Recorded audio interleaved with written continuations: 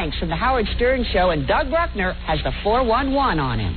This man looks harmless enough, but when he's armed with a phone, he can really do a number on the media. Hello? Rosie O'Donnell? Howard Stern says you're a fat pig. You know that? Who did what? He's Howard Stern's loony lieutenant, Captain Jenks. He's a kind of telephone terror, tormenting television with all sorts of tomfoolery.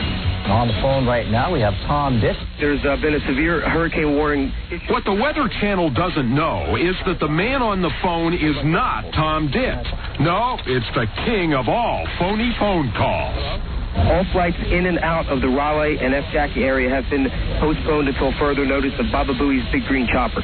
How you like them apples?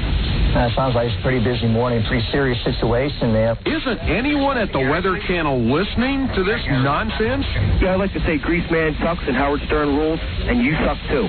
Okay, I guess we got a wrong phone line there. Score another one for Captain Jenks. Howard Stern's hippie disciple has made it his maniacal mission to worm his way all over America's airwaves. I don't even think it's what I say to them that makes it funny. I think their reactions are what make it funny. His real name's Tom Cipriano. He's 30 years old, and he's developed an annoying and hilarious habit of making media people look stupid. Hello, phone person? Hello. Rosie, this is Mayor Rendell. Like the time just last week when he convinced the people at Rosie O'Donnell's show that he was the mayor of Philadelphia.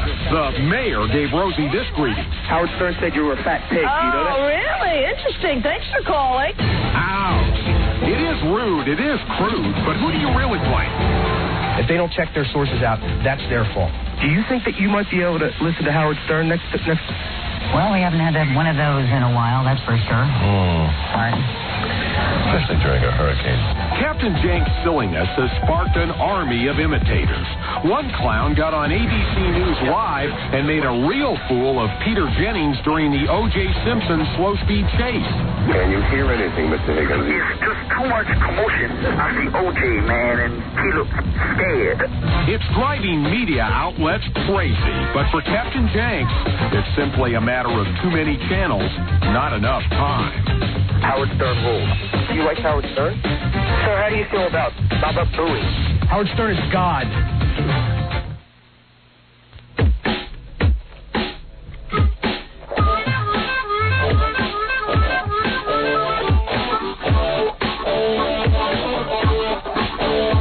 I'm jamming with these guys, and I'm writing a song. If I could, I surely would. Stand on rock that mother stood. Whoa, boy, don't you lie on the track. Like a whoa, boy, don't you lie on the track. Whoa, boy, don't you lie on the track. Like a whoa, boy, don't you lie on the track.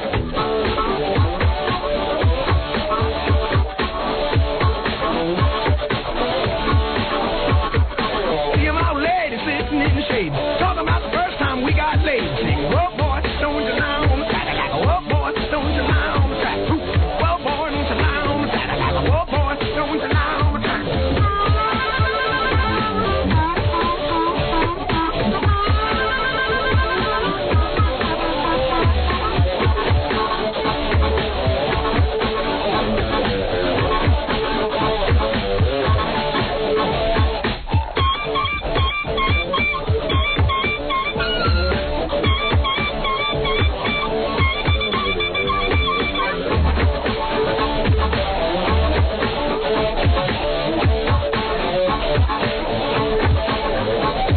Hangman waving at the market day, wondering if I ever was gone away. Sing, whoa, boy, don't you lie on the track. Like, whoa, boy, don't you lie on the track.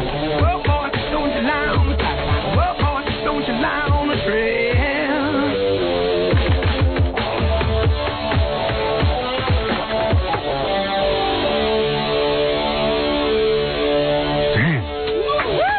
Yeah. Wow. Call him raunchy, some call him brilliant, others just call him. But to his, to his millions of radio listeners, there was no one quite like him. Now the most controversial man on radio is finally getting his own TV show on WWOR-TV this summer, and I hope he does just incredibly well because I adore him. Will you please welcome the outrageous, the unpredictable, the very funny, I'll be the judge of that, Howard Stern.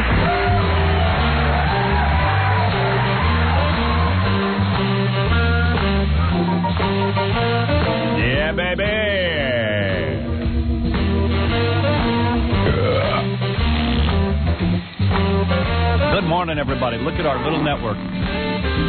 Growing by leaps and bounds. Yeah. Want to give a shout-out to my boys in Memphis at WMFS, WBGG in Miami, and WBOB in Minneapolis, St. Paul. Yeah. Want to give a shout-out to all those boys out there and girls.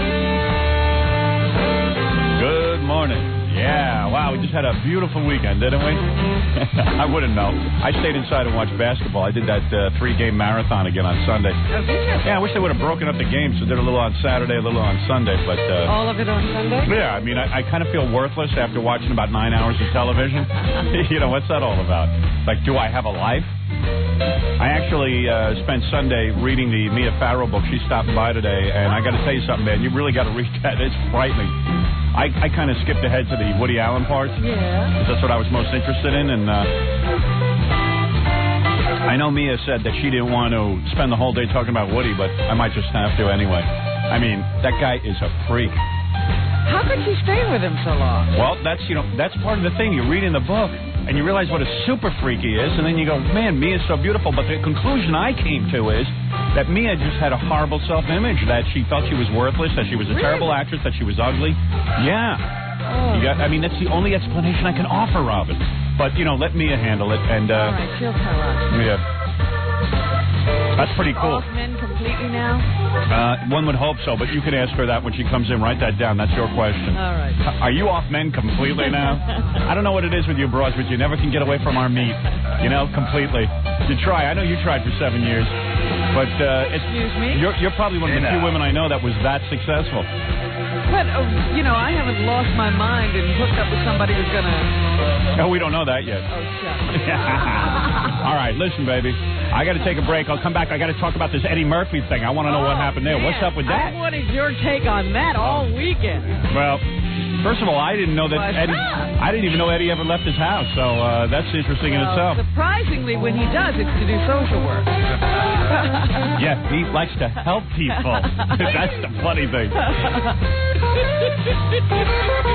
Well, I mean, if you ever do anything silly like that, please come up with a better excuse. Yeah, well, let's talk about it. I got plenty to say right after these words. Love having you with us. Howard!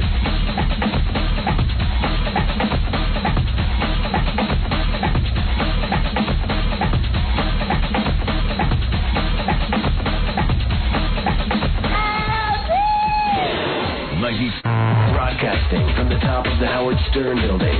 You're listening to The Howard Stern Show on the Stolen Vehicle Police Recovery Network. Yeah, I got to remember that. Stolen Vehicle Police Recovery Network. Stolen Vehicle Police Recovery Network. Stolen Vehicle Police Recovery Network. And now let us tackle that topic known as Eddie Murphy.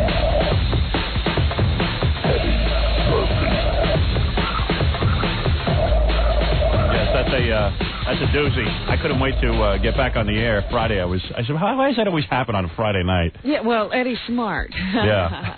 He said, let me have this break on a day when Howard's not on the air. You know, I had heard rumors that for years that Eddie was gay, but I've heard rumors that every actor in Hollywood is gay. But we also heard rumors that he liked transsexuals. Yeah, but you know... That's a different kind of rumor. Yeah. That's not just that you're gay. Yeah. But anyway, if you're going to get popped for being in the car with a guy dressed up as a woman, the best time to do it is Friday when the weekend newspapers come out. Because, let's face it, Eddie still has his timing. Yeah. You know what I mean? You can say what you want about Eddie, but he still has his timing. Brilliant. Yeah, brilliant, brilliant timing. Hey, Jackie, baby, it's good you didn't give Eddie any help in your basement making a CD. You got to be careful. If Jackie says Jackie and Drag, he wouldn't have asked. I love the picture they have of him in the post, though. It's the picture of most possible oil in his hair, so he looks the The gayest. Yeah.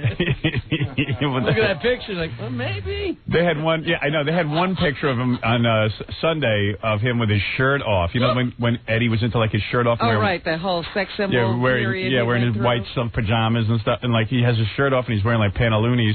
Guilty. And you're going, hey, you know, hey, maybe. But I had heard rumors. I mean, I've heard rumors about, you know, you name any actor in Hollywood. I've heard he's gay. Remember, right, I'm going to try to name one you haven't heard. I can't think of one that I have. Like one time a guy came in here and told me Harrison Ford was gay. Remember that? Oh, sure. Yeah. I know exactly who that was. Right, and he's not gay. You know, well, I've heard everybody knew that they heard the Richard Gere story. Richard Gere, Tom Cruise. Have you ever heard that Mel Gibson was gay? No, I never heard that about him. You can start that. We can start that. Hey, now. He might be one of the few I haven't heard that about. Because there are a few that it never comes up about. I mean, like, I remember reading on the air here, like, John Travolta stories of him with some guy and stuff. Oh, yeah. But I'm talking about, like, there's no evidence that Tom Cruise is gay. And there's no evidence that... No, not one guy has ever come forward and said he made love to Tom Cruise. Yeah, and there's no evidence that Richard Gere is gay. Seriously. The gerbils are not speaking. Yeah, I mean, yeah, I heard that whole gerbil rumor, but I've heard that about a million guys. I remember, like, there used to be one about Rod Stewart. There's no evidence that he's gay. There was a rumor years ago that Rod Stewart was rushed to the hospital and they had to pump 4 quarts of sperm out of his stomach. Like, where would he get that? Yeah, I mean, come on. It was like the most outrageous rumor, and you go... Where do you get 4 quarts? Yeah, and it was, like, tagged onto the guy, and, you know, you let's can't face get rid of it. You know, that stuff sticks to you, and you can't shake it. It sure does stick to you. There's no way a guy wants that being said about himself. And I heard stuff about Eddie Murphy and stuff, and I just put it down with all the rest of the stuff because the guy's married, he's got kids, he's. But this was like even before he was married. We used to hear these stories. Well, and then like one friend of mine said to me after they heard about Eddie Murphy, she said to me, "Well, there you go. That of course he's gay." And I go, "Well, what do you mean?" She goes, "First of all, why would Eddie Murphy get married when he's got the whole world at his fingertips? He needed a beard." I go, "Get out of here." He had plenty of them. Yeah, but this is how people think. This is the narrow-minded people in our society. I did, because immediately, of course, because Eddie's been touting himself as the family man now. Yeah. They had all these pictures of him and the wife and the kids. Yeah. And I'm looking at her and going, she could be transsexual. Yeah. Now everybody looks like a man in his life. There's a room. Yeah. And, this kind of thing is bad for you because, like, now wherever Eddie goes, everyone's going to go, look at that. Eddie likes boys dressed up as girls. The worst part is, because, what was it, yesterday or the day before? In one of the papers, they said that he has a foot fetish, that he would go over to the woman's house. Well, he would go over to the guy's house. The guy's house. And the guy was dressed up as a woman. Yeah, well, I call it a person. Right. And he would make them take off their shoes and he would stare at their feet for $500 an hour. Yeah. So now everybody's just going to be sticking their feet in Eddie's face. Now he's a freak. Meanwhile, Betty, my director on Private Parts, is working with Eddie right now on Dr. Dolittle. And that's what everybody's saying. He's holed up on the set of Dr. Dolittle. Like they're under siege.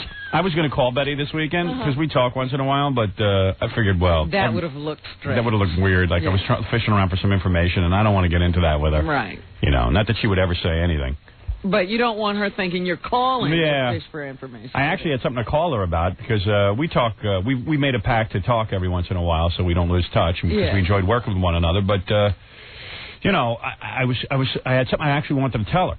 I had a little bit of gossip on somebody, and then I said, "Wait a second." See, that would have been I got some gossip for you. Have you got anything for me? Yeah, right. So I wasn't going to do that. Yeah. So I just kind of stayed away from that. I'll wait another week. And then I'll call her and ask her for some gossip. This story isn't going to cool down. No, but she's pretty professional like that. She would, like if I got busted with a guy in my car, talk about it. She wouldn't have talked about it. I can respect that. But I thought, now what's going to happen? I said this to somebody on Friday. As soon as I saw it, you're going to start seeing tons of weirdos coming forward who've had freaky experiences with Eddie, like the woman or the guy who just showed him his feet. Well, we don't even know if that's true. That was put in. That was in a London tabloid or something. But now I understand, and this is the thing that really happens every time something like this occurs. Of course, this person is going to be approached by everybody under the sun with money for a story. Yeah. Now, according to Eddie, this is pretty funny. First of all, I'm surprised Eddie left the house. That's, because according to what I've heard, Eddie just doesn't leave the house, but he evidently does. And this is like the worst excuse a guy could come up with. Yeah, I don't know who cooked this up. You know what they did? They rushed too fast to come up with it. He should have kept quiet and really thought it through. Right. Now, I don't know. Maybe we could come up with a better excuse for him, but let's read the article together, okay? Because I don't know how you spin this one any better now. Stunning photos emerged yesterday of the looker hooker at the center of the Eddie Murphy gender bender scandal. Evidently, this girl's... why am I not seeing these pictures of her? I'd like to see pictures of this girl that he picked up. There was one. I mean, this boy that he picked up. But everyone refers to her as a girl. Yeah.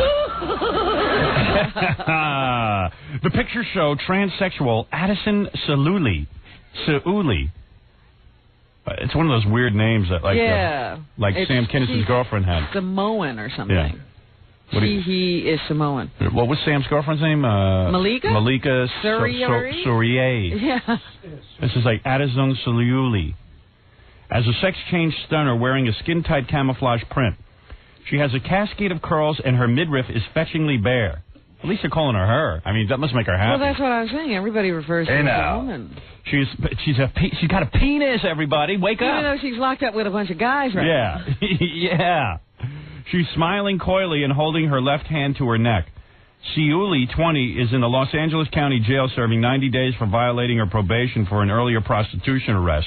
Seuuli began doing the time Saturday, a day after she was arrested in Murphy's Land Cruiser near a notorious sex supermarket in West Hollywood.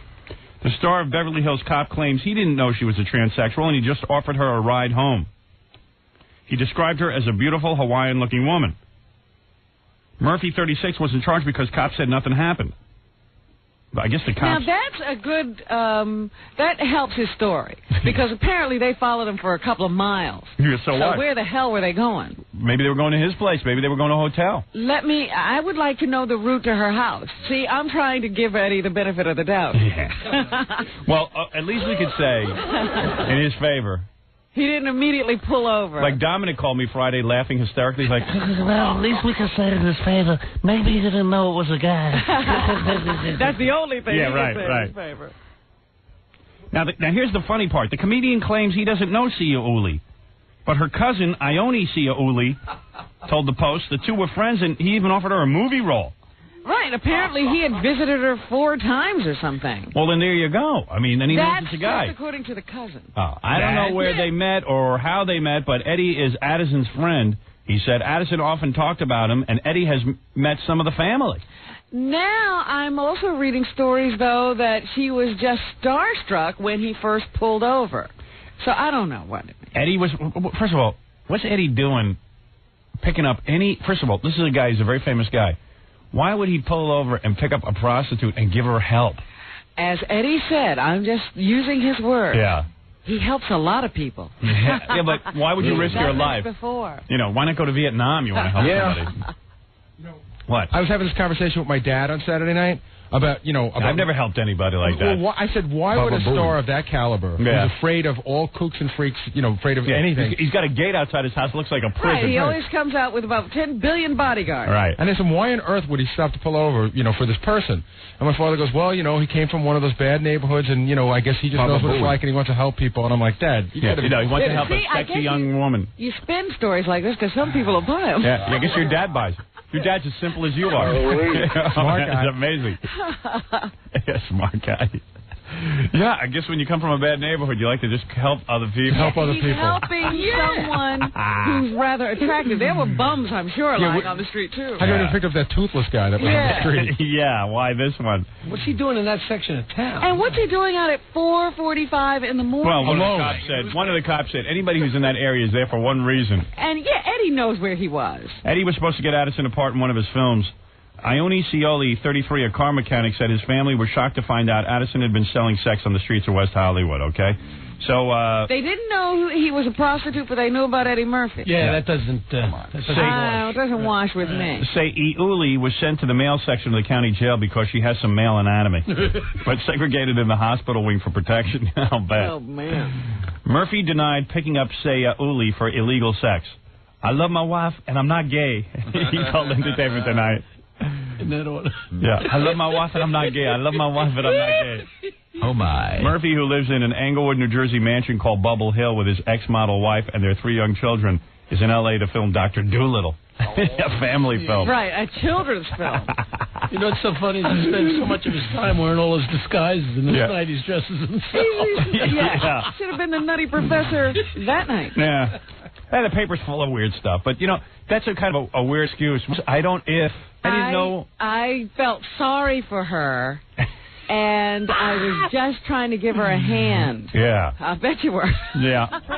I mean, come on. Was the premise that he just pulled over on the side of the street and He said, hey, you claimed need some he help? was stopped at a stoplight, and that she approached the car. He saw that she looked a little bit tired and beat up from a hard night. So naturally you would say, get in. Yeah, you'd want that person in What are your you car. doing out here at this time of the night? You could get hurt. Get in the car. I'll take you home. Wow.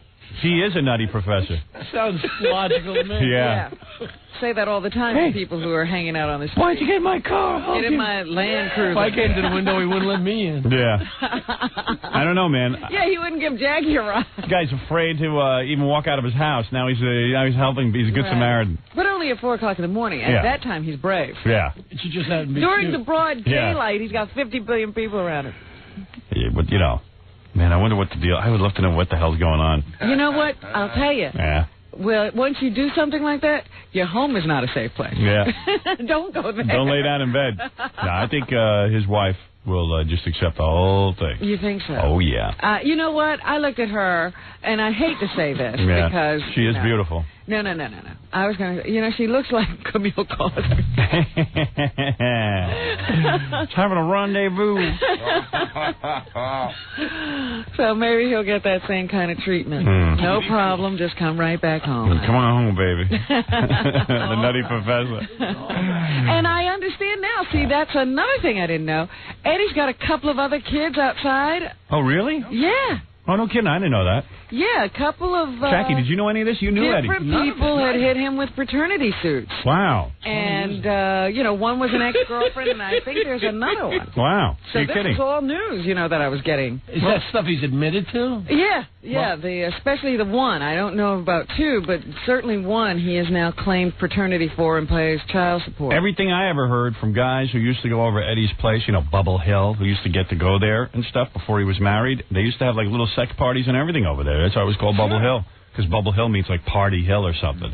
So I've never heard that, I always hear every guy in Hollywood is gay, but I've but always Eddie heard... was having nothing but women. Yeah, that's what I we never heard. heard those were gay parties. I just heard there was a lot of... Women. Women, yeah. Right. He was having a lot of booty calls. A lot of babes. So I wonder what's going on there. I don't know, but I wish Eddie would call in and tell me. Why not explain yourself here among friends? People who admire your work. That's all. Settle it up, pal. Call in. You're listening right now. You know what? He hasn't played a nice joke on anybody in a long time. You think this was his attempt to get back into comedy? Now there's a theory that I could buy more than like I was just driving around trying to help people. Right. I'm a social worker. See, I would say, hey, look, man, my last movie Metro didn't do so good, man, and I've helped a lot of prostitutes get off the street. Yeah, that's what I do in my spare time. I've taken a major interest. Because that was sort of part of the excuse that he does this a lot. Helps other girls. When he sees them in distress. Yeah. But the two versions of the story now, the police say I want to help some girls. that Eddie pulled over to her. Yeah. He says he was stopped at a stoplight. Mm-hmm. He was taking her home? Yeah. That's what he says.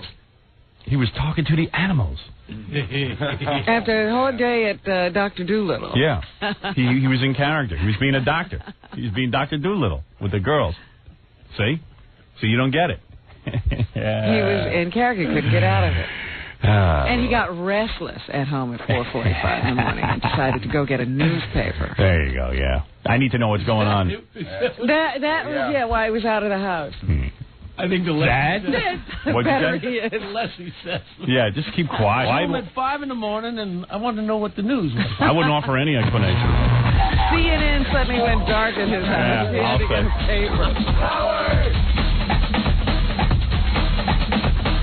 All right, let's see what we have on the line here. This is Tom. Tom, how you doing? Let's see if I can get these phones working. Tom? Yo. Yeah, what's up? What's up, man? I give up. What? What do you want? I wanted to know if you ever did heroin. for? Have I ever done heroin? Yeah. Oh. You thought you did. I know I did, but yeah, I've done it once, but just by accident. He never shot it. Right. Why? Is that what you're on now? Yeah. I can tell. Was this your first time? Nah. Oh, you're my fifth time. Oh, yeah?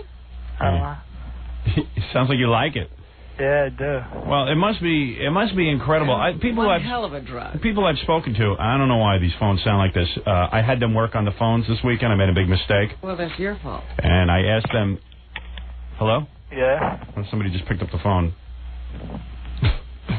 Anyway, do you hear how bad the phone sounds? Yeah. Yeah. I asked... tinny sound to you. I asked Gary and Richie to work on this weekend and just make sure... People are having trouble hearing me. My father called up and said, I can't hear you when I call in on the show.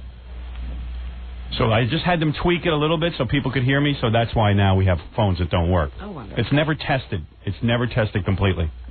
Now you can hear... This place is such a garbage dump, I can't even begin to tell you. I don't know why I waste my time coming in. I've had it with radio. I've had it. Yeah, these morons working for you. What do you want? Yeah, we should have you. Yeah, Mr. Heroin. I could be the new crackhead Bob. And Tom Chiasano, I hate Tom Chiasano, my general manager. Can I just say that? I hate him. Yeah. Because he's such a thick nitwit. I wish he would get a job somewhere else. Why doesn't he buy a radio station? Why doesn't he become an entrepreneur and get out of here already? I can't stand him. And don't come in here. And then he comes walking in. What do you mean you can't stand me? With that smile. He knows why I can't stand him, because he's incompetent. I tell him to do something, he can't do it. It takes him 17 years to figure out how to do it. Yeah, I tell you. Why can't he get a... Could somebody hire him and then fire him? Just lure him away from here. Just somebody lure him away, make him a job offer, and then, 2 weeks later, fire him. So you don't even have to pay him or anything. Just do me a favor. Like ABC, hire him to run the network and then, fire him 2 weeks later. Yeah, hire somebody else to do his job after you hire him. It's really wild. I was reading how they have this woman over at ABC television, Jamie Tarsis. They just hired her away. She had a really good job. At NBC. At NBC. She was she helped create Friends and Seinfeld or something like that. You know what I mean? She was involved in all of that. So they hired her away at ABC, and it probably was a big decision for her because she was very comfortable where she was. She was thought highly of. And she was under contract, from what I understand. It was difficult. Yeah, it was a whole thing, but she's like a wonderkind, you know what I mean? She was a young woman, pretty, the whole thing. I'm reading this in the paper today, so imagine that, right? You're at NBC, everybody at NBC loves you. You create Friends, you create Seinfeld or whatever. And you're at the #1 network. You're at the #1 network, everything's cool. ABC calls you up on the phone, they say, listen, we're getting rid of this kid, Ted Harbert, that we hired because that was a mistake. We want you to run the network. We want to have you just run the whole goddamn thing, pick all the shows for late night, for television. It'll be your thing. It's your baby. Ship, yeah. Okay? You won't have to have anybody above you. You'll get all the credit. Yeah. That sounds cool. Yeah, so you think that sounds cool, right? So now I'm reading, it's she's been on the job 6 months. And now ABC wants to fire her because they haven't had a good season so far. And it's well, dude, I mean, to build a whole network, doesn't it take more than 6 months? Why don't you give her a chance? If you believed in her, and then all of a sudden now she's and she'll be tarnished forever. She'll be the failure. It's amazing in this town. It is amazing to me that a person can build an entire career and then they can get rid of them in 2 seconds. So now they're talking about hiring the woman who started Nickelodeon. Evidently, she's like some kind of brain. Oh, I'd stay away from ABC if I was her. Yeah, I mean, I'd make them give me a 30-year contract. I wouldn't leave anywhere. Yeah. It said in the paper that the spring schedule has failed for ABC. Yeah. But that she inherited the schedule. Yeah, it doesn't matter. But it had nothing to do with her. But it said it was her job to sell it. Yeah, friends of Tarsis, that's her name. She's pretty cute, too. So she's getting the blame for a mess she inherited and needs more than a single season to prove her stuff. Yeah, I would think so. Most of these guys usually take more than a season. You know what I mean? Usually. Well, these phones are going to be fun today. That's great. Sounds better and better. Heroin dude. Yo. Yeah, I don't know, man. Sounds like you're addicted already. You love it too much. From what I understand, heroin is one big, long-lasting orgasm, and it must be because That's why what else? I hear, yeah. Why else would people get addicted to it? It better be damn good if you're going to ruin your whole life over it. It's so good you forget where you live, who your children are. You forget everything. It kills the pain, right, dude? Yeah. No what pain. What were you in pain about? Huh? What kind of pain were you in? Everybody's in pain, Robin. Not really. He's not in any pain now. He's on heroin. I can't remember. Now, how long ago did you shoot the stuff into your arm? About 10, 15 minutes ago. All right. Now, how long will that last, that euphoria? About an hour or two, I guess. An hour or two, you'll stay high? Yeah. And, like, what does it feel like? Like you're in a dream state? Yeah, I guess.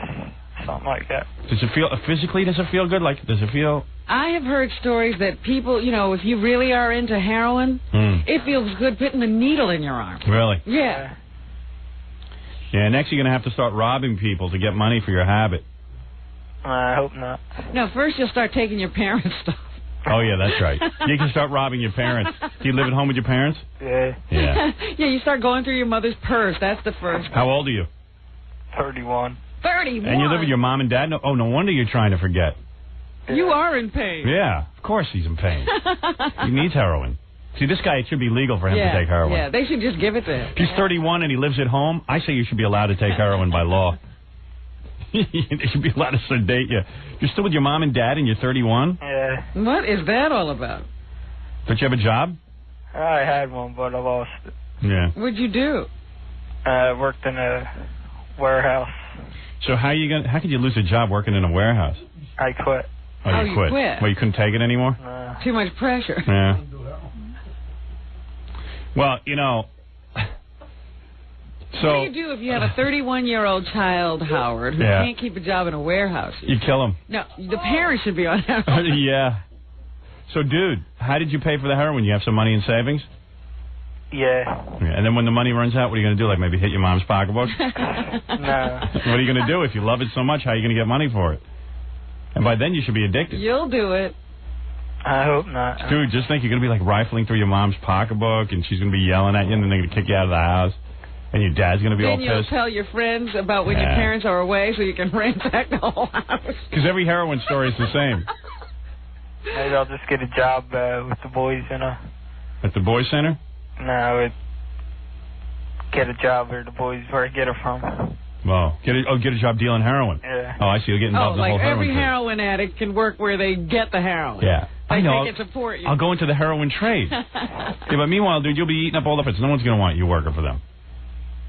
Well, whatever. All right, man. Well, enjoy yourself. All right. All right, dude. All right, dude. Yeah, all right, dude. Have some fun, man. I don't want to bring your head down while you're, you know, the guy, listen, the guy's on heroin. He's having a great time. Why should we bring his How head much down? does it cost? Yeah, how much is that little teaspoon? Do you have a teaspoon? Do you have a set of works yet? Yeah. How'd you get that? Does the heroin dealer give that to you? No, you got to buy it. You got to buy works? Where do you get that? Same place you get the stuff. Oh, no kidding. Like, you go to the heroin guy and you go, hey, listen, like, where can I get some works? Yeah. You know, because let me see what works are. A teaspoon, a lighter, and that little rubber thing you tie around your arm? No, it's just a needle. Oh, that's all you got is a needle? Yeah. Do you use the same needle over and over again? Yeah. Don't you have to have a syringe? Yeah. Yeah. That's what he means, I guess. All right. What about that thing? What's the thing you tie? The tourniquet. The tourniquet. What do you tie off with? Nothing. Oh, you can see. You don't need it. Your veins are still good. You're very vascular. Yeah. Right. You can see your veins right through the skin. Yeah. So, the first time you shot up was when? I guess about a year ago. Oh yeah, and who taught you how to do that? Because you got to know how to do it. A friend of mine. Did he inject you, or did you inject yourself? Nah, he did. Yeah. And now you figured out how to do it on your own? He died when he did his. What'd you say? He died after he did his. Really? Yeah. Lucky you didn't. I know. Yeah, but that's the best thing about heroin. You know, you'll see somebody die, and you'll take some more. Yeah. Oh, it must be good. I know it's good if you'll do that. Are you gay? No. Yeah. Hell no. You might be soon. You might be. That stuff will make you do anything. You might have to start turning tricks. No, I don't. Listen, if you do, I might want to give you a ride home one night and help you out. What corner will you be if in? you get in trouble. Yeah, all right. So you were there when your friend died, like he shot up and then he keeled over? Yeah. Right after he shot up. You do. Easy with the language. Hey now. Your friend shot up right in front of you, and then he went thump. He keeled over and died. Yep. And then you, and then you just were high. So did you have to call the cops? Yeah. I got a couple neighbors around the corner, and they called the cops. And did you get in trouble? No. You got out of there. They asked me if I shot him up. I was like, no, he shot me up. Right. Oh. And they took your word for that. Yeah, I guess. What'd your parents say when they heard about all this? I didn't know. That's cool. So they still don't know you do heroin? Yeah. Well, they'll know. Once he starts... Oh, they do know. Yeah, OD'd a couple times. Oh, you OD'd a couple of times? But you're not very good at it. I mean, you've done it 5 times and you OD'd already? Yeah. Dude, why don't you talk to some professional about how to do it? Yeah, sure. Like, who would that be? Where do you call? Is Keith that Richards? Page? Call Keith Richards. Yeah, I mean, like, there were guys who took heroin for years. They never OD'd once. I don't know that Keith Richards didn't OD. I don't know, man. I mean, this guy's done it 5 times. And what, do you want to die or something? I guess you do, huh? Sometimes. Yeah, I guess you don't care. Well, I guess that's the best way to go out if you're going to die. Yeah, be happy. Well, okay, douchebag. What can I tell you? I mean, not everyone's meant for this world, I guess. Not everyone can handle it. I mean, it's so wild because somebody once told me, crack must be very good, too. Yeah. Because somebody once told me a story about someone they knew who they were in a crack house. Yeah. And they had just done crack. Yeah. And a guy died. You know, he just fell on the ground, had a seizure, and died. And everybody scattered, but this guy stayed to go through his pockets to see if he had any more crack. And he got his crack. Yeah, that's how it goes. Yeah. So did you go through your friend's clothing to see if you had any more heroin? No. Oh, well, that was good. So you only got one needle, so you have to keep using the same needle over and over again? Yeah. Yeah. All told later, so. Right. Till later. Do you ever share your needle? No. I love the, and heroin addicts, they always say, now remember, you can't share your work. Yeah, right. Funny. Oh, man. All right, dude, I got to go, man. All right, Howard. All right, you'll be dead soon. All right. All right, bye. All right, Nice talking to you. He will be dead soon. That guy wants to die. He wants to die, In a though. mess. So let him go. One less guy in the world. Who cares? But, it's really funny because, people on heroin are so crazy. Sometimes, you know how they got to draw the blood and make sure they're in the vein to shoot that stuff in? If they don't shoot it all the way in, they get too high before it all goes in. Somebody will take the needle right out of their arm and stick it into their own arm with their blood in it. Ugh. I don't want to talk about it. Oh, it's terrible. Come on. I don't want to talk about it, man. I'm trying to... Yeah, I'm trying to work into a Monday. We got to take a break. We'll be back right after this. Hi, Stephen Hasselhoff from Baywatch. Baywatch. Yeah. You're listening to the Howard Stern Show. My favorite. We're back. The Howard Stern Show. Yeah. Now you're rocking, baby. Mia Farrow's coming in, which I'm pretty excited about because, first of all, I never figured she'd come in. She's promoting her book. I read it over the weekend. It's real good. And Woody Allen is a sick prick. That's all I can tell you. That's what I got out of the book. And Mia, I always thought she's part of that crowd that hates me, so that's why I dig that she's coming in. She's part of that intellectual, fancy schmancy crowd. She probably did hate you one time. Yeah, but she's in the movie Private Parts. For those of you who saw the movie Private Parts and didn't sit through the credits, you never got to see Mia Farrow, but she has a really cool scene in the movie. Except it happens during the credits, and some people actually walked out. They didn't realize there was more movie. Yeah. So there you go. And plus, I've always had a little crush on Mia. But I have a whole bunch of theories after reading that book I got to ask her about. It's a pretty wild book. She wrote it herself, too, which is good. I kind of admire that. She didn't have like a ghostwriter or something. And hey, you know what happened on Friday? Marla Maples Trump and Donald Trump announced that they're splitting up. Yeah, they announced that they're having some kind of divorce. And I heard every theory that, Donald bought the Miss Universe pageant and therefore his wife was hosting it and he was afraid no one was going to watch it. So they'd stage this whole divorce proceeding so that the ratings will go up. But they really go through with the divorce. Yeah, because it'd be cool.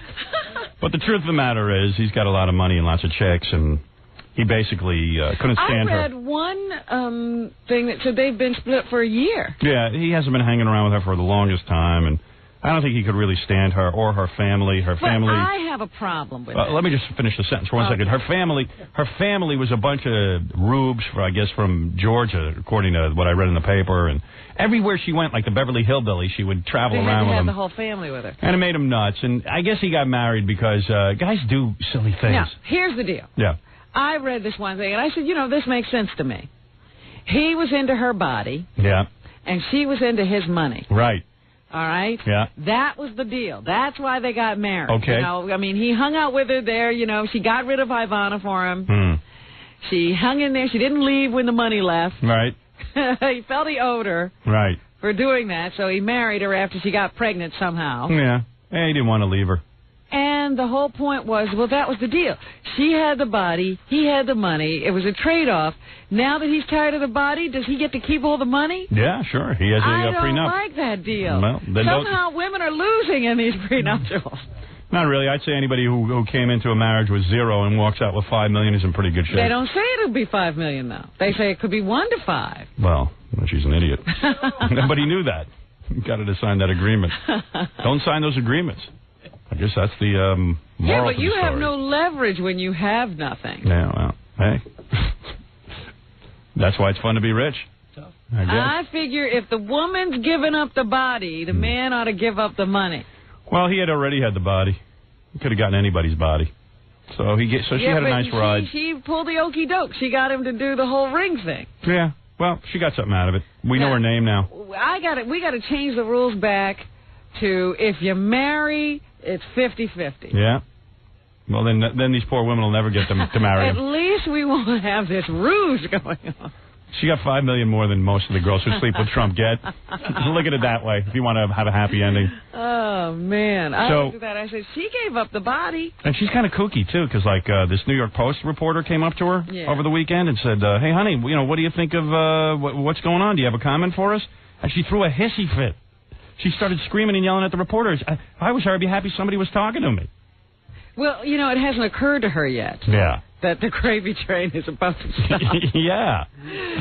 That nobody's going to want to talk to her once she's the ex-missus. Yeah, they actually say that she was on Saturday driving around in a limousine coming out of Trump Tower and the whole thing. She had it pretty good. And now all of a sudden she's, I think she should be happy to talk to a reporter. That 15 minutes is going away soon. That 15 minutes of fame. I guess he had to get rid of her because of the doubling of the money. Yeah. Or whatever it was after this 5 years or something. I saw in the paper that LL Cool J, the rap star, bought $64,000 worth of audio equipment at Sam Ash and Forest Hills. I'm just wondering, what could you buy for $64,000? I bought stereo equipment. You buy top of the line everything. Yeah, wow. I mean, I'd like to know the laundry list of stuff that he bought. But, there's equalizers that cost, Really? $5,000-$6,000. I guess, man. God. This is Debbie, ex-cop. Yes, good morning, Howard. Yeah, now what is this? You have Eddie Murphy information?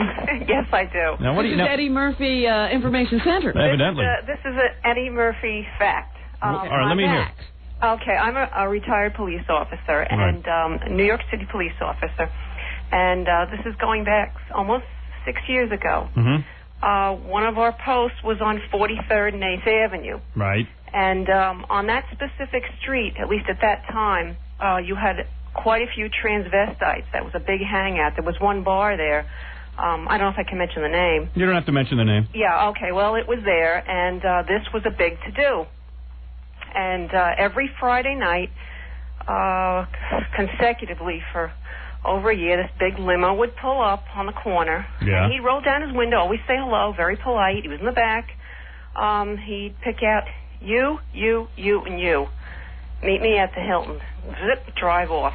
This went on consecutively, and we didn't know what it was about. And No, wait a second. You were a cop at the time, and you didn't know what it was about? well, yeah, I mean, he would talk to these people. We figured it was just, he knew these people for whatever reason. Who knows? I mean, Wait a second. Let me get this straight. You're telling me you're a police officer. I'm just trying to understand this story. Right. Well, And and you're claiming you saw Eddie Murphy pull up every Friday night and say he to would whores, pull up, at least when I was on and say to whore, these were whores?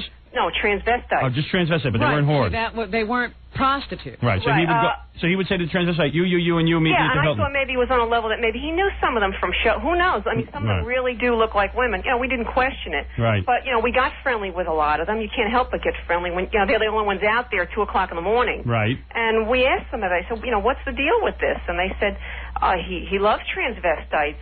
His theory is he loves chicks with dicks. Really? Yes. Well, but did they say they had sex with him, or did they say they just rode around with him? Apparently, one. I don't know. I don't know. I didn't. go any further with it because a lot of times they, you know, a lot of them can make up stories, but they were saying how they would have parties in the room. They did specifically say in the Hilton also. They said they would pick out, you know, a couple of guys, and he loved it. Well, let me say something. First of all, this is all hearsay, and I said to Robin, once this story came out, now you'd start hearing 10 billion different stories. Right, well, but we did see him. He would pull up, and he did talk to them. Yes, that's fact. I saw him. You would testify to this in a court of law. Yes. Yeah, because it's going to be a big trial. Wow. But that doesn't, like I said, I mean, you know, when you talk to somebody, that Jackie, all the years you knew Eddie, did you ever hear any of this? I never heard any. I don't even remember hearing this 10 years ago. Right. You know, really? I heard he was crazy about girls, and I knew they had wild parties, but that was before he got married. I mean, I'm not protecting him. I just never heard this stuff. Right, well, you know, a lot of them... Then again, I mean, when you realize... A lot of them really do look like girls. Yeah, then when you think about it, Jackie wouldn't really be privy to anything. Because Jackie wasn't in any inner circle. But you'd think that rumors would get around. Yeah, that's true. I just don't see him having to go... Well, he can have his choice of women. So if you knew all this, how come you never, told anybody before? Well, you know, it went around. People would... Right. But, I mean, nobody, you know... Nobody cared. Yeah, I mean, you know, you always see odd things anyway in that kind of a job, so you really never questioned it. Yeah. And, you know, but he did pull up quite a few times. Right, and they weren't prostitutes. Oh, so. no, a lot of them did look like women, though, I have to honestly say. Yeah, but he must have known they were guys. Yeah, it was a regular transsexual. Well, if he didn't then, I'm sure he found out. Yeah, well, up at the Hilton he probably found out. He sure did. Yeah. Because some of them are really, I hate to say, some of them are really beautiful. Yeah. They really look like women. I worked with one of my partners was in love Let's with be honest. A lot of them are better looking than most women. You know what? She just said one of her partners fell in love with one. Yeah. That must have gone over big on the police force. Well, yeah. Well, we used to talk about, you know, where I used to always ask them where they got their clothing. They had the greatest outfits and boots. Yeah, they go to Patricia Fields. That's where they go to get that stuff. They had a great lingerie outfit and clothes, everything. Yeah, and you said, hey, wait a second, I'm a girl and I don't look that good. Right, and I don't know where to find it. It was depressing. Yeah, I mean, women hate that. Well, my biggest thing is I wanted to know how they hid being that they still had the genitals. They tuck them. How did they, that was my thing. Where did you put it? Because, I mean, these were skin-tight jeans, skin-type... They tuck it. It's very painful. Is it painful? I was going to ask you. I mean, is that arousing or painful? Well, I had to do it once when I dressed up in drag, and what you do is you tuck everything back. I know a lot of transsexuals. Or transvestites. And it hurts? Yeah. Because they'll sit there and cross their legs and stuff like women. They don't care. They want to look like women so bad, they don't care that it hurts. And they don't care that it hurts. Yeah. But they said they didn't want to give that up because they said they had the best of both worlds. That was their quote. Right. Well, they don't want to give up some sensation. I mean, when they get rid of that, there's no sensation anymore. Yeah, we learned that when these women cut off their penises and go the full plunge and try to become real women, they never have any sensation down there. It's almost like getting just castrated. And those fake vaginas these doctors make suck. Well, anyway, I thought I'd share that with you. All right. And that is fact. Thanks. Okay, thank you. Bye-bye. All right, so far we have learned nothing. Eddie Murphy would pull up in a limo and talk to transsexuals. Who knows if we even learned that?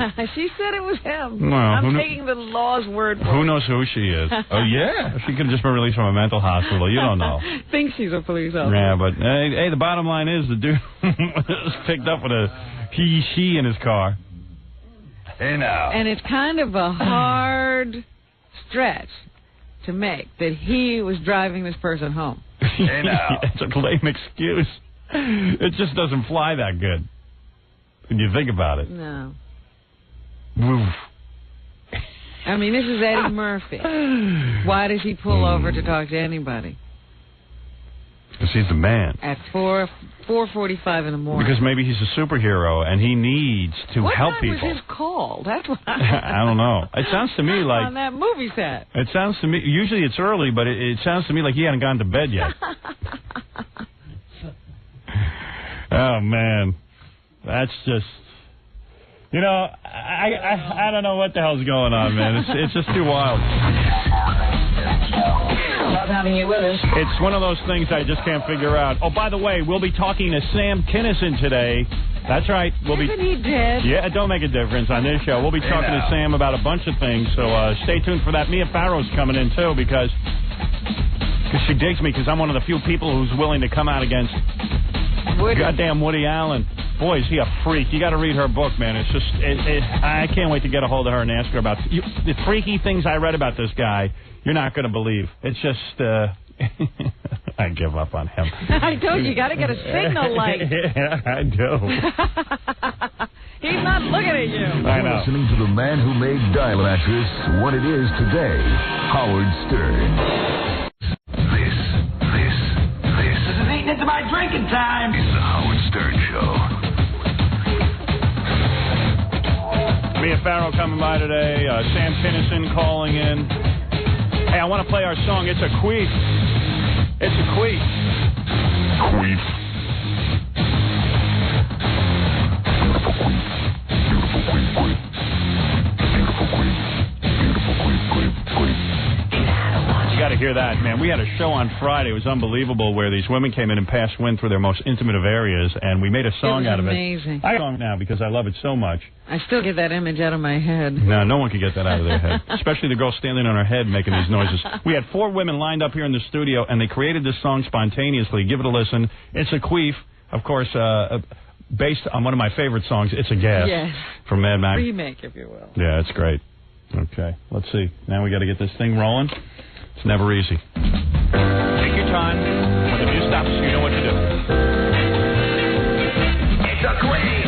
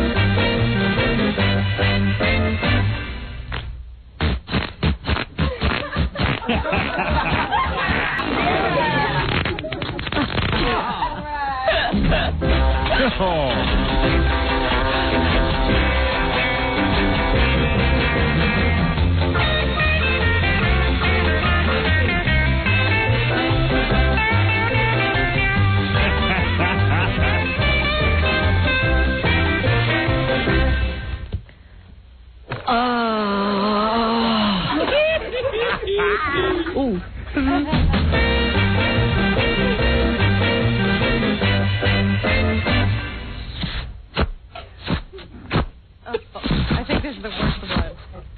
Is this the last one? I can't tell.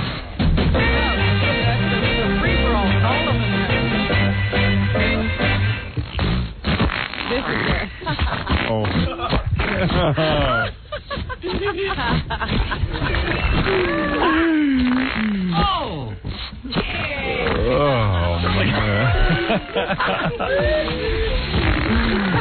Wow, that doesn't stop, does it? Oh my goodness. It's like a herd of elephants after dinner. Another part of your body. What'd you say, Robin? I said, unlike air passing through another part of your body, you can't just suck it in and then let it out. So you have no control. This could go on forever. Think Mia Farrow can do that? I doubt it. Oh, man. I love that. Hey, you know, just because I like to get credit for everything I've ever developed in my entire career, I was watching Saturday Night Live about 2 weeks ago, and Norm Macdonald was doing my Larry King bit that I did on Channel 9 for years. So now, do you think he remembered it from there, or that he was just inspired all of it? Oh, sure. Norm's a thief. Don't you know that? You're inspired. So anyway, they had him sitting at the typewriter like I used to do. I can't show it to you visually, but I can play it for you. You want to hear a little of that? Sure. This is Channel 9, 1980-something. I don't know. Whenever we did that show. Did we do it in the 80s or in the 90s? 89. Yeah. 89. 89, 90. All right. Here's a little bit of Larry King from the Channel 9 show. Welcome to the Larry King Show. Now, here's Larry King. Good evening, this is Larry King. How are you? Women in the entertainment business who sing, act, and read scripts. If you want to be in showbiz, you'll meet 3 women who have done it all, baby. 3 of the prettiest little monkeys you'll ever meet. Tonight, 3 young starlets, and I mean hot starlets. Where's Baba Booey, get in here. This isn't the one. He is retarded. I don't even think Baba Booey listens to this stuff when I ask for it. He's an idiot. Gary, where's the one where I'm doing... The column. I don't want that. What are you doing? You're completely out of sync with me. You did it twice on the channel. Twice. Yeah. Which one do you think I want? The one that's completely visual with the Kielbasa Queen? Well, the other one's with John Stamos and some other people, too. Where's the one where I'm reading the headlines? I do a whole bit where I'm just reading headlines. I did that on Channel 9. I think it's coming up on this one. Okay, well, why don't you go find that for later? I can't be smooth on this show.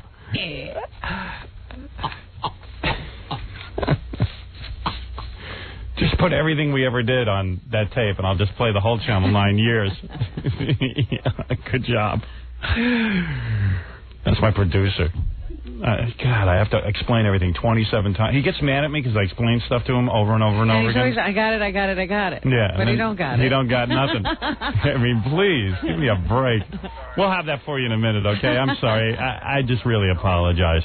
I'm trying to be smooth, and I can't. Yeah, hi, you're on the air. Thanks. Yeah. Hello? Yeah, hello. Hey. Yeah, Howie, how you doing? Long-time fan. Thank you. Since 84, NBC. Right. You got me through some really great times, man. Really tough times, I'm sorry. Yeah. Look, I just want to confirm what that cop was talking about Mr. Murphy there. How do you know? I've been telling people this for years, and no one will believe me. I used to drive a cab in the night shift during the late 80s. Okay, and I've seen Eddie numerous times. He owns several Corvettes. He owns a Rolls Royce or 2, and I've seen him with various TVs or transvestites, if you will, in his car. And I've seen him cruising around the areas which they frequent, 43rd Street. How could this stuff not have come out before, if that's the case? I don't understand. Why would everybody know it, and yet nobody wrote about it? I mean, the cops know about it, the cab drivers, and you know how people squeal on everybody and always call the Inquirer and the Globe. How come this stuff never came out? Let's call Mike Walker and ask him why he doesn't... Hey, Gary, get Mike Walker on the phone. Have this story on in his Baba paper. Booey. Yeah, I mean, I don't get it. Because now they'll write it. Right. But we already know. But your Mike will say he knew for years. I knew for years, but no one would believe me because Eddie's, he's a good-looking black actor. Okay, he's successful. Nobody wants to tarnish his image, and I can understand people keeping him. Well, I think today everybody wants to tarnish everybody's image. The president's not safe. Yeah. Why should Eddie Murphy get a break? Well, well, at that time in the late 80s, he was on a roll. He was a powerful... I guess there was nothing they could prove, really, just because some cab driver says, hey, I saw Eddie Murphy. Wouldn't you think, transsexuals always need money. Yeah. Howie, 90% of the TVs in New York know of this. Yeah, but listen to me. Listen to me. Been with him. You own the Inquirer, right? A transvestite comes up to you and says, hey, I was just in a room with Eddie Murphy staring at my feet. And they go, do you have any proof? And they go, well, no. And they go, well, we're not going to print that. We don't want to get sued. But what about those girls that wind up in the paper? Just not too long ago, one of the tabloids had a story about a woman who claimed to be one of the Friends guys' girlfriend for a couple of years, and she's talking about all the sex she had with him. Well, because that's probably documented over a period of years. You know what I mean? A transvestite... I didn't see any pictures.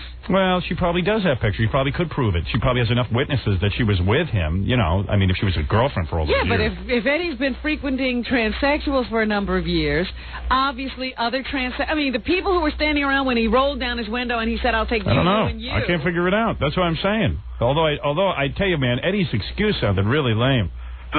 I'm driving around trying to help people at 4 o'clock in the morning in a whore district. Now he's laughing in the paper. He says, I can't believe this made the headlines.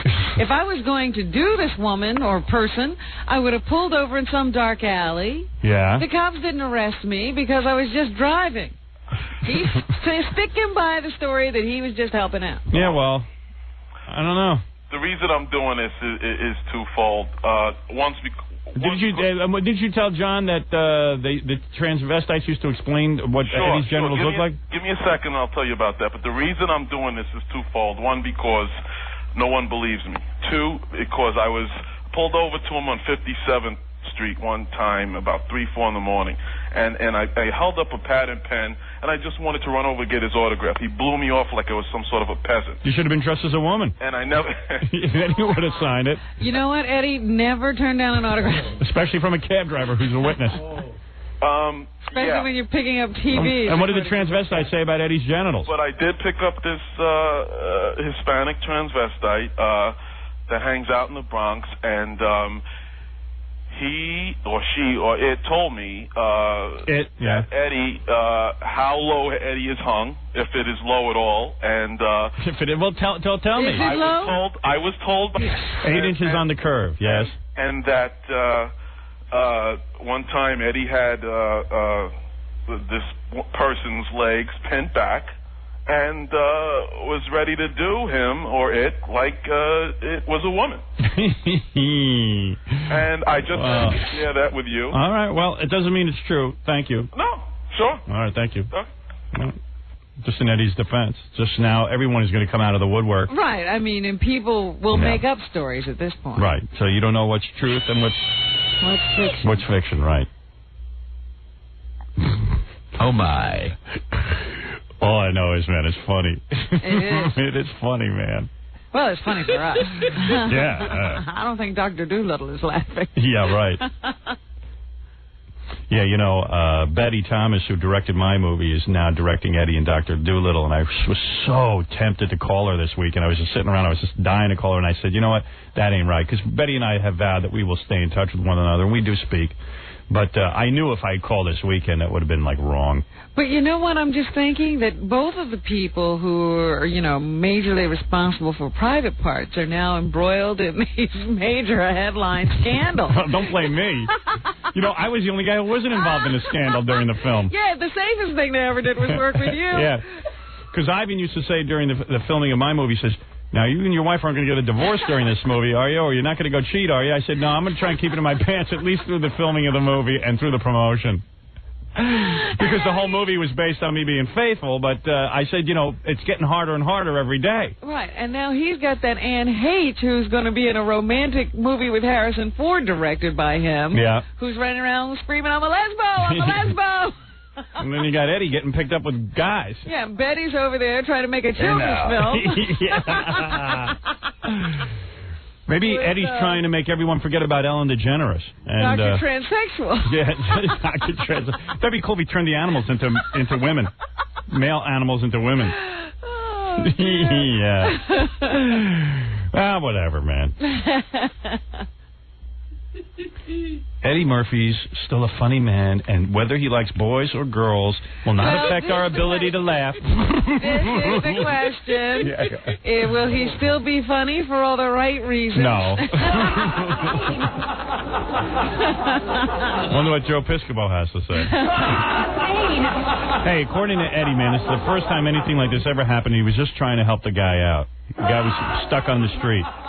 Don't help anybody. You're Eddie Murphy. But I'm also reading in the paper that this guy at the newsstand says Eddie stops by there a lot at night. There you go. Wait a minute. You just hit on a premise there. Right. Did he think he was helping a guy or a girl? I think he's saying he thought it was a girl. Yeah, he says he didn't know it was a guy. He says he thought it was picking up a beautiful Hawaiian woman. Yeah, what's he doing that for if he's a married man? Hates to see a damsel in distress. I guess. Yeah, you're on the air. Hey, Howard, how you doing? Okay. All right, listen, the big question here is, how big is the boner? Happy. Anytime there's misfortune, Jackie is happy. Let me tell you, man. I'm happy. It gives you an hour and a half worth of material, but I'm happy. Hey. Jackie's so happy. Let me tell you, going back, I used to work at the White House Inn on Hicksville Road, Massapequa, with Jackie knows back in the mid-'70s. Hey, all I know is it never happened for me, but at least I'm not getting picked up. What I would have heard. And when that's where, that's where Saturday Night Live picked up Eddie Murphy. Yeah. And he was into feet then. Let me tell you. I know back then he used to... Now everybody's coming out of the woodwork. Now he's a foot fetishist. This is going back to like 74, 75. He used to be in an act where they used to do the identical triplets. Jackie can verify it. Right, that was with Billy Crystal. Well, we know that. Yeah. What's that got to do with feet? He was into feet then, man, because I was trying to break in then, and this guy was really, really weird. Hello, Howard. I just want to say that I knew Eddie Murphy 10 years ago when he was a mass murderer. He killed like 17 people, and now it's finally coming out. He buried them with their feet sticking out of the ground. What he would do is cut off their feet and eat them. Eat the feet and then throw out the rest of the body. At least Ted Nugent, when he makes the kill, drinks the urine and everything else. Eddie was into pickled people feet. Yeah. Waste. I like them toes. Hey now. Hey, listen. One other thing. I happen to be in a park. Right, who cares? Yeah, he was the bartender at the White House, and he knew Eddie was into feet, just none of the comics know. Yeah, right. Oh, he was and he has nothing to substantiate that story. I knew Eddie was into I could just look at him and see he was into feet. There was a time I was tending bar, and Eddie would stare at my feet for several hours, and made me quite uncomfortable. I'd never come forward before. He was undressing my feet. Yeah.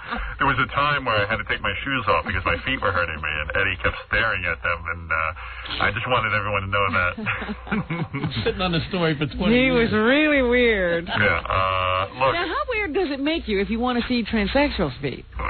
Very weird. Because, I mean, at least go have sex with them. Don't stare at their feet.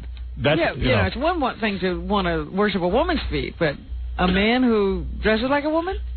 Woof. No. There's a category. That's being way out there. A lot of explaining to do.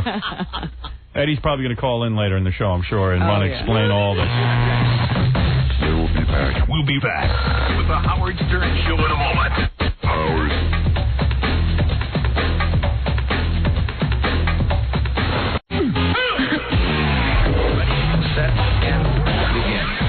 Back with the Howard Stern Show.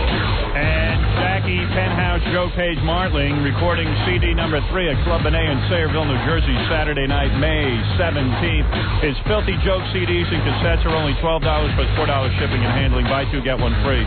Call 1-800-323-KING for information and jokes. Visit JackieJokeman.com. That's JackieJokeman.com. His absolutely filthy. Now because filthy joke show. Because this is a miracle, this show, because I can do just about anything due to the miracle that is the power of this radio show, I'm going to now contact the life form known as Sam Kinison. We've spoken to him before. He's dead, so it's got to be just an energy. He's a life force, life force known as Sam Kinison.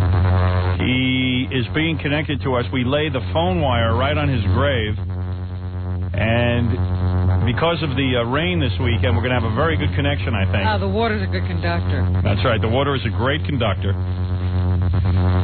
He is in hell, as you know. Sam did not make it to heaven. So then you know all about the afterlife. There is a hell. Evidently there is. Oh, Sam, come in. Sam? Hello, Sam. Howard. Yeah. Hey, how you doing, man? Howard, it's Sam Kinison. Yeah. You know what amazes me is Sam doesn't even, there's no weakness. You know, he doesn't have any trouble getting through. Oh, no. I always have the buzz on. The buzz makes me a little bit lubricated, and it helps you get through a little bit. I see. Hey, Sam. It's good to... Long time no speak, man. How you doing? Can you hear me okay? Yeah, I can hear you okay. Oh, good. Okay. All right, good. I didn't know. Sam, we have limited time because we always lose the phone connection and we miss you so much. But let me just rush into it because I have a million questions for you because I miss you. I mean, you're always up on current events. Sure. All right. We just miss your take on things. So let me get right to it. I don't mean to cut you off with the niceties. Small talk. No small talk. What do you make of this John Benet Ramsey case? Oh, John Benet, man. You know, I actually just got done talking to little John Benet. You just She's with you? Yeah, she's down there. Cute little kid, man. She's real sweet, man. I mean, that whole thing is a tragedy. You know, I mean, that thing is it's a bigger tragedy than Jackie the Joke Man's career, you know? Now, look, good. I'm glad you're up on current events. No need to attack Jackie. Hey, what about Ellen? You're telling me John Benet's in hell? That's what he just said. What about Ellen DeGeneres? Oh, Ellen DeGeneres, yeah. Yeah, this girl's a lesbian. Boy, there's a big surprise, huh? You know, there's a joke running around down in hell right now. You could take Helen Keller, throw her in her trunk, all right? Throw her in her trunk, put her at the bottom of the ocean, and even she'd be sitting there going, hey, who's the partner on her? You're saying everybody knew that Ellen was gay. Oh, come on, man. You know, she actually almost blew her face off once chewing on a Farrah Fawcett blow-up doll. Oh, man. You mean the Farrah Fawcett blow-up doll almost exploded in her face? Almost exploded in her face. Horrible tragedy. Now, what about... I see. All right, listen to me. Did those Heaven's Gates people end up down there with you? Because, I mean, God could not possibly have wanted those people in heaven. Oh, well, God, you know, Marshall Applewhite. Does that guy look like he's a gay porno star or what? Yeah. Hey, David Koresh makes fun of this guy. You know, the thing about Marshall Applewhite, the thing I love about this guy looks like the kind of guy that would be wearing hot pants in the men's room at a Star Trek convention going, oh, I'm a nasty Spock, Now, what about Jackie Robinson? How's he? Jackie's pissed. Why? He's down there. Oh, man, he's pissed. Satan screwed this guy bad. What did he do? Well, he's the janitor down here in hell. Oh. Jackie Robinson is a janitor in hell? They haven't broken the racial barrier down here in hell. I mean, he's sitting there running around going, Jesus, when I was alive, I was one of the greatest baseball players that ever lived. I didn't even know what they were. Oh, you tags.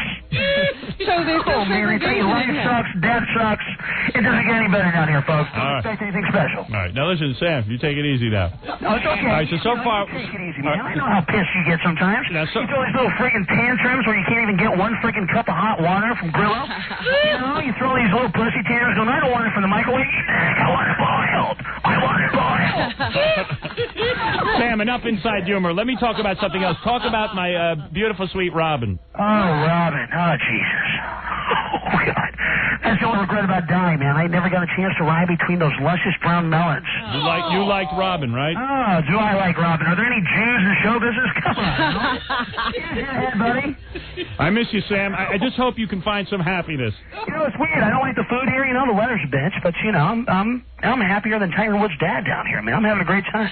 Did you meet any of the 39 cult members who killed themselves? Oh, screw these AOs, man. These guys were dicks, man. They chop off their nuts, right? Right. Chop off their nuts before they get to this pleasure palace, you know? Yeah. I met some real stupid bastards in my life, man. But these guys are some stupid bastards. Let me review here for a second. So far we learned that everyone knew Ellen DeGeneres was a dyke, even Helen Keller, and she blew her face off chewing on a Farrah Fawcett doll. It's a great education, isn't it? Right. And then we learned that Jackie Robinson is a janitor in hell, and he can't even drink from the white people's water fountain. And Jackie's career is a tragedy.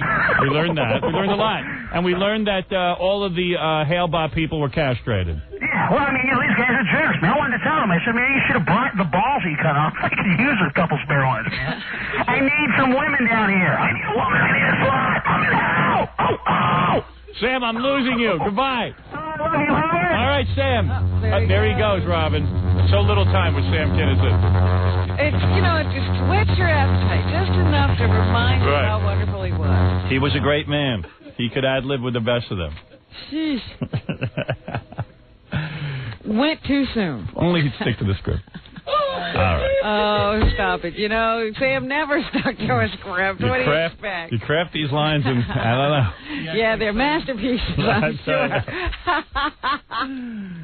He's a character, all right. Hey, here's something wild. I mean, there's a million wild things that go on just over the course of days, and I try to bring them all to you. How do you get the script to Sam in hell? No, don't ask. Don't ask for specifics. This is wild. This came out. Somebody just faxed this to me. I guess this came out this week in something called the Weekly World News. Everyone's read it. Don't tell me you don't read the Inquirer, and don't tell me you don't read the Globe, and don't tell me you don't read the Weekly World News. But this is unbelievable. I'd love to get this reporter on the phone. His name is Lesky Pinson, who is a reporter for the Weekly World News. Who knew there were real reporters for the Weekly World News? Well, listen to this. This is unbelievable. You got to pay attention. Weekly World News reporter in critical condition after attack by snake. Now, this report, listen to this. Weekly World News reporter Lesky Pinson is in critical but stable condition in a South American hospital after being attacked by a 14-foot-long boa constrictor while on assignment in Venezuela. Now, you're saying, well, Howard, that isn't so wild. Listen to the next paragraph, okay? Pinson, 37 years old, and there's a picture of him right here, was traveling to a tiny village outside Elorza to investigate reports of a tribe of savages who worship a faded photograph of American shock jock Howard Stern. Come on. Honest to God, that's what it says. You believe this? Oh, come on. What would a bunch of savages be doing with a photograph? Unfortunately, well, obviously somebody left it there. Unfortunately, Pinson never made it to the assignment. Oh, darn. We're not going to find out about this great story. My photographer and I were walking through some heavy brush when all of a sudden I was sinking into the thick muck, Pinson recalled. I darted off in one direction to get out of it, but further I went, the deeper it got, and then the snake came along. According to a guide and photographer, Arcalis Yanez, who was on solid ground, the snake quickly pulled Pinson under. And there's actual pictures of Pinson and the snake. And the snake. It's a true story. They never got to follow up and find out whether or not these savages are worshiping my picture out there. But if that is true, I am planning on going on safari. Go. I am going to go. You could be God coming to your people. This is finally coming true. This is finally coming true. You're going to be like Marlon Brando in right. Apocalypse Now. I'm going to have these mutants following me around. Pygmies. Oh, that's funny. I am a god in Africa. That sounds like Venezuela, Howard. That's not Africa. No, Venezuela, it says. Yeah, right. Whatever. Same thing. Primitives. Can you imagine if one of my press photos has been dropped off? For some reason, somebody, a fan or a reporter or somebody, dropped a photo of me. These barely human savages find it and begin to worship my picture. Why do they worship you?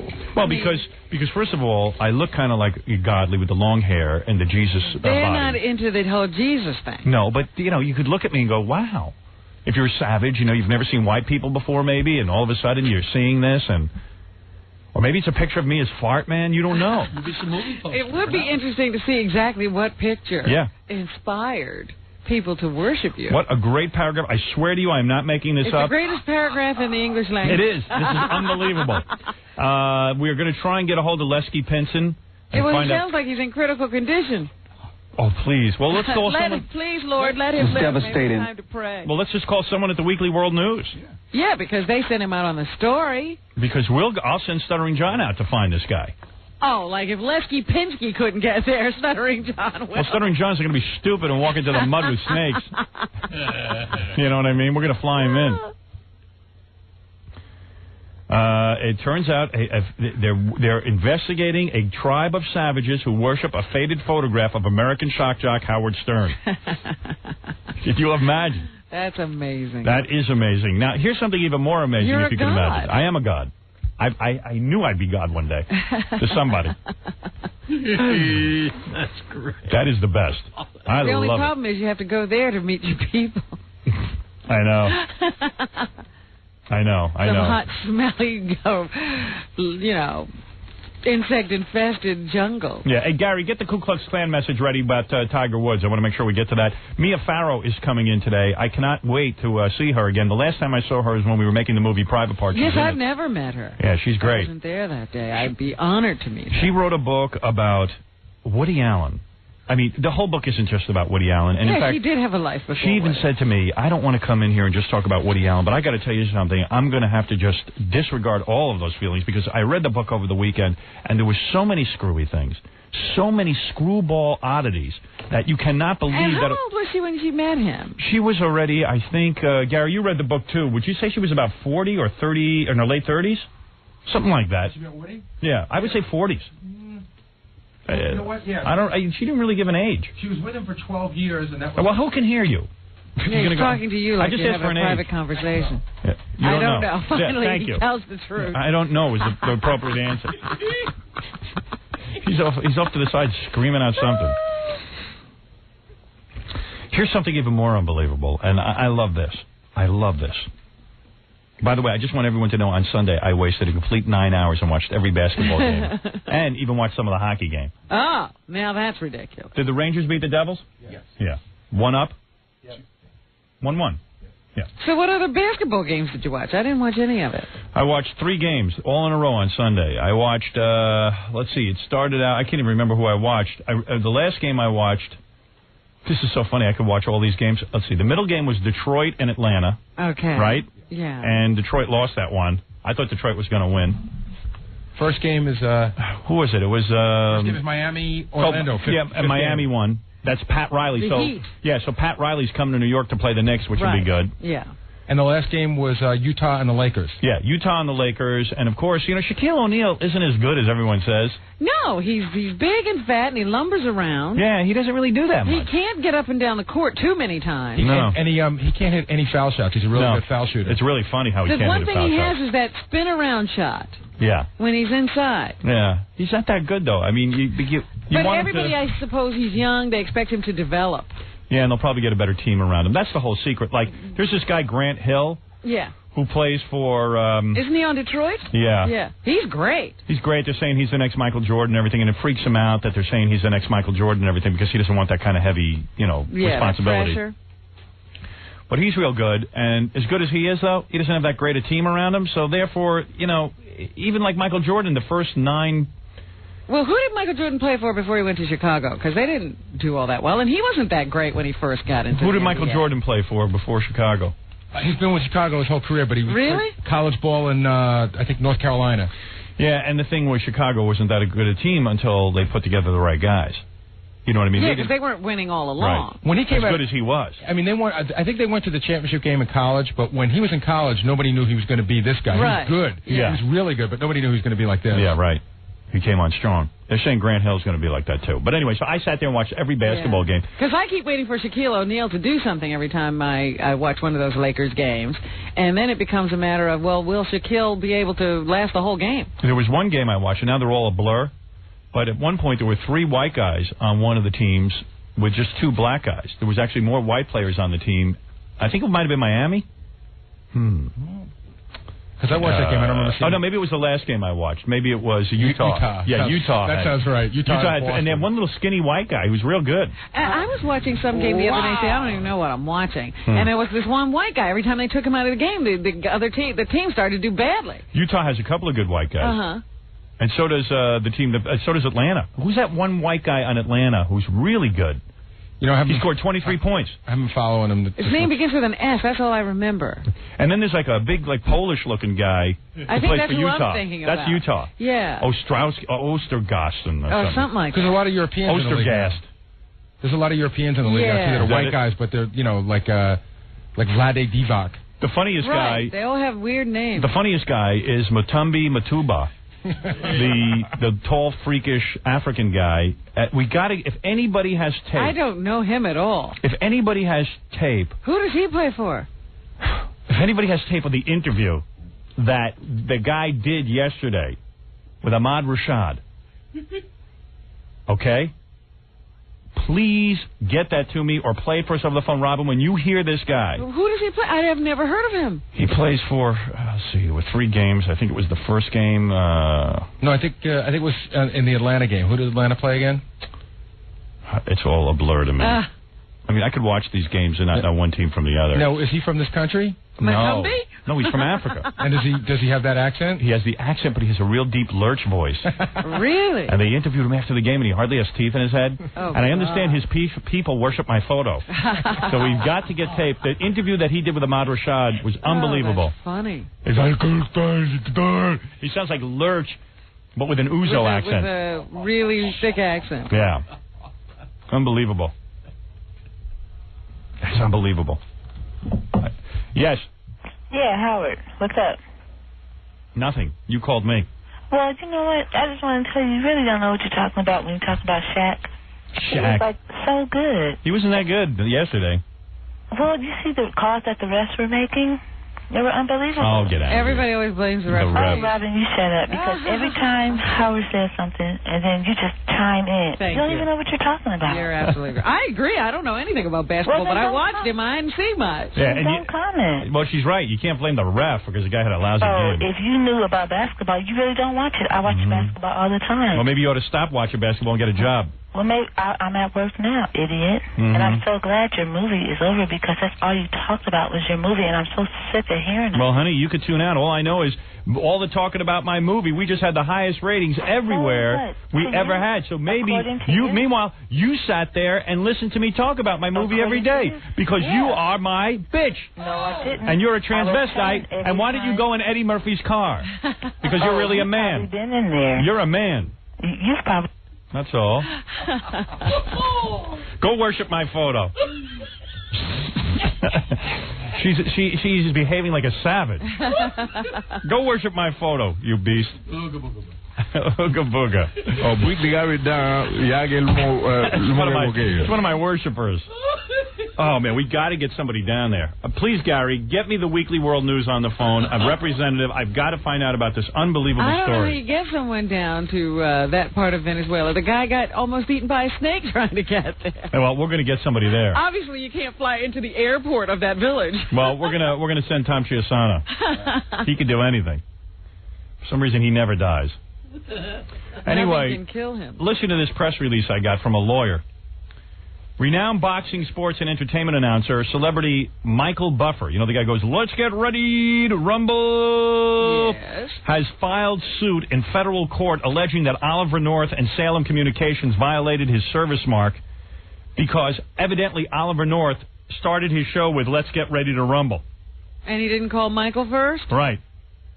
Now, evidently, Gary tells me, because he talks to Michael Buffer, that Michael Buffer owns the expression, let's get ready to rumble, and he will sue anybody that uses that. Wow. And now, ladies and gentlemen, let's get ready to smell each other's farts! Listen to Does he this. own that one, too? Yeah. Oliver North repeatedly used Buffer's famous service mark and reproduced or replicated his voice without Buffer's authorization or knowledge. Now, how much do you think Michael Buffer is suing for? That's the thing. Okay, the guy used it repeatedly? Yeah. $500? That's what I'm saying. It doesn't say here how much money. He had 2 other lawsuits, Howard, with movie companies, big movie companies, and one of them was settled at a court, but I think it was with Booty Call, because Booty Call was using it in their commercials. They Really? Let's get ready to rumble to introduce their commercials, and then another movie company was using it, and they're still in court. Bruce Buffer, Michael Buffer's manager. And son, right? Brother. Okay, I knew he was a family member. What do you say? I think Michael Buffer needs to say something. Hold on, go ahead. Say it, Michael. Go ahead. And now, ladies and gentlemen, here on the Howard Stern Show, let's be ready to be stupid and clueless like Fafa Fooey. Bruce Buffer, Michael Buffer's manager, stated that Michael's Let's Get Ready to Rumble is not a mere boxing announcement, but a clarion call to the integrity and dedication of the pure competitive spirit. What? We do not want Michael Buffer or any part of his valuable message associated with Oliver North, Robert Dornan, or any of their prior activities.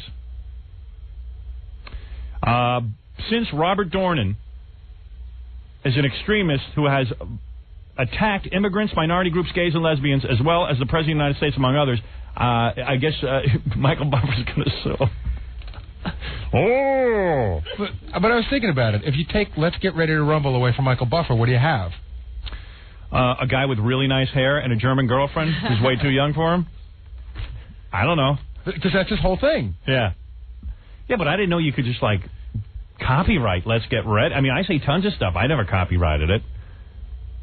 I mean, I've never copyrighted... Would you know what parts to copyright? Well, let's copyright my whole show, because then we could sue half of the disc jockeys in this country who steal from me every day. Like that idiot in Minneapolis, St. Paul, or the queer in Chicago. Any of them.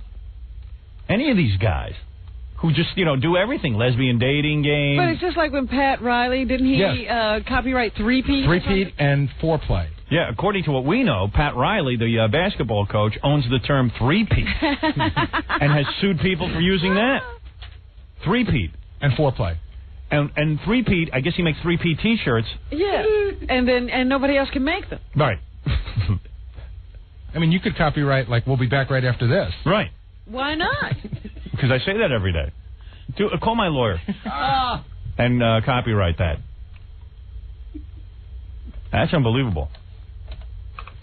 But as you say, if you take away Let's Get Ready to Rumble from Michael Buffer, what do you have? I say you have Matt Lauer. But who knows? No one can figure out what you have, quite frankly. We'll be back with the Howard Stern Show in a moment. Howard. Mia Farrow is going to be here later, and we're going to talk about what a freak Woody Allen is, too. On the Eagle. Broadcasting from the top of the Howard Stern building. You're listening to the Howard Stern Show on the Stolen Vehicle Police Recovery Network. I'll say. Anybody feel like hearing It's a Queef again? I could listen to it Yeah, again. me too.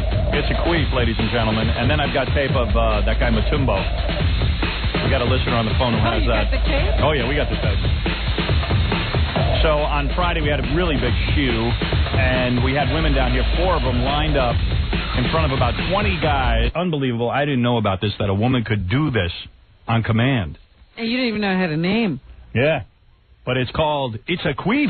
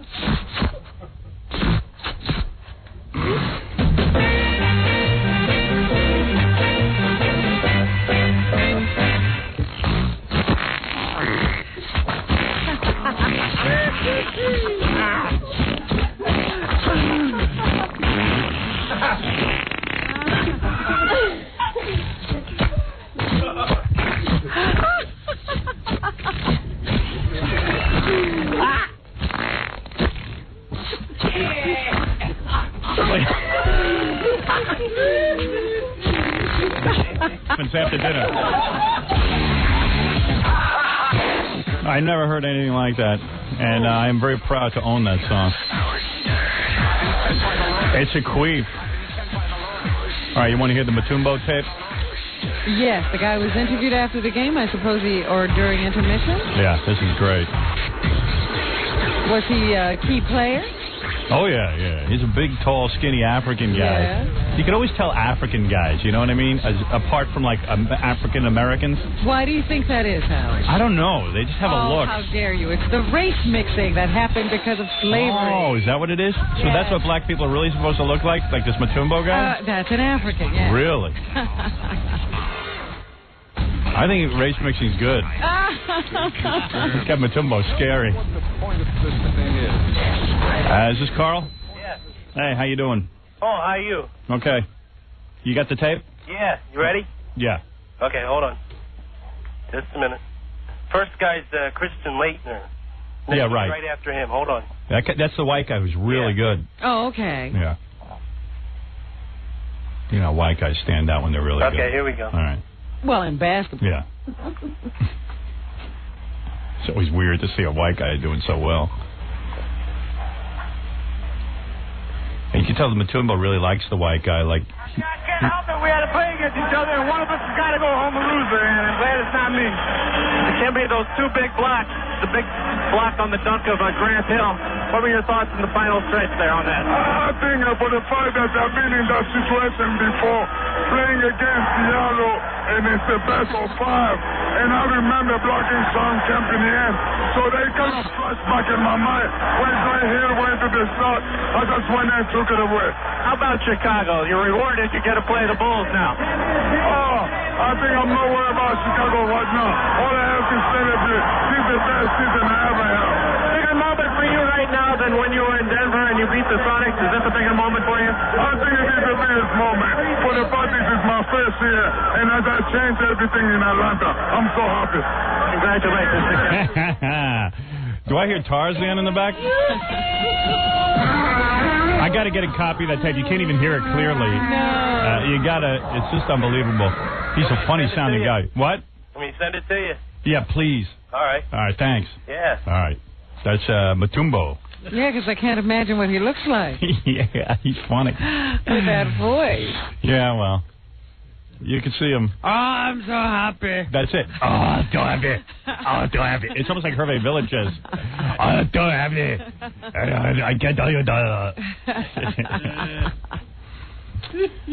But it's pretty cool. I also like when the white guys do real well and the black guys hug them and stuff. It makes you feel like, wow, there's some harmony in the world somewhere. Oh, stop it. I love seeing that. Isolated incidents. It's nice when, like, black guys are hugging and slapping each other five with white guys and everything, You know what's annoying, too, during these basketball games? Every time a guy does a foul shot, whether he hits it or he misses it, everyone on the team has to slap him five to show their support. Really? And it just slows they slap everything you down. five even if you miss? Yeah, to show, hey, we're with you, man. Don't worry about it. It's no big deal. Shaq gets slapped five a lot for missing. No, for no good reason. Yeah, it's pretty wild. I don't know.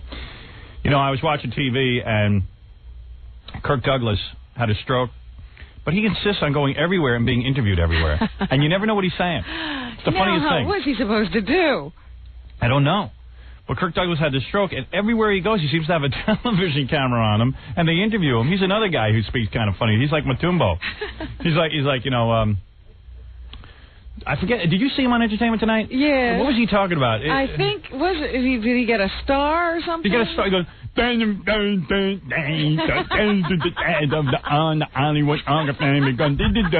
Hollywood made everything in my career. My God. It was just like, shut up. He's more annoying than Christopher Reeve. Christopher Reeve, I cannot sit through one of his interviews either. Hey, shut up. Oh, my God. Shut up! Shut up! Shut up! Shut up. That's exactly the right. The guy's not supposed to talk anymore just because he had a stroke. We're in the middle of tracking this story down. The reporter Lesky Pinson, who works for the Weekly World News. Have we called the Weekly World News? As a matter of fact, we have. Gary has had dealings with them in the past where we've asked him for information, and believe it or not, he had Lesky Pinson's home phone number. You're kidding. Because Lesky Pinson sounds like a wacky name. This guy has helped us out on stories before. He's a real reporter. The guy is not at that number. I thought that was totally made up. So did I.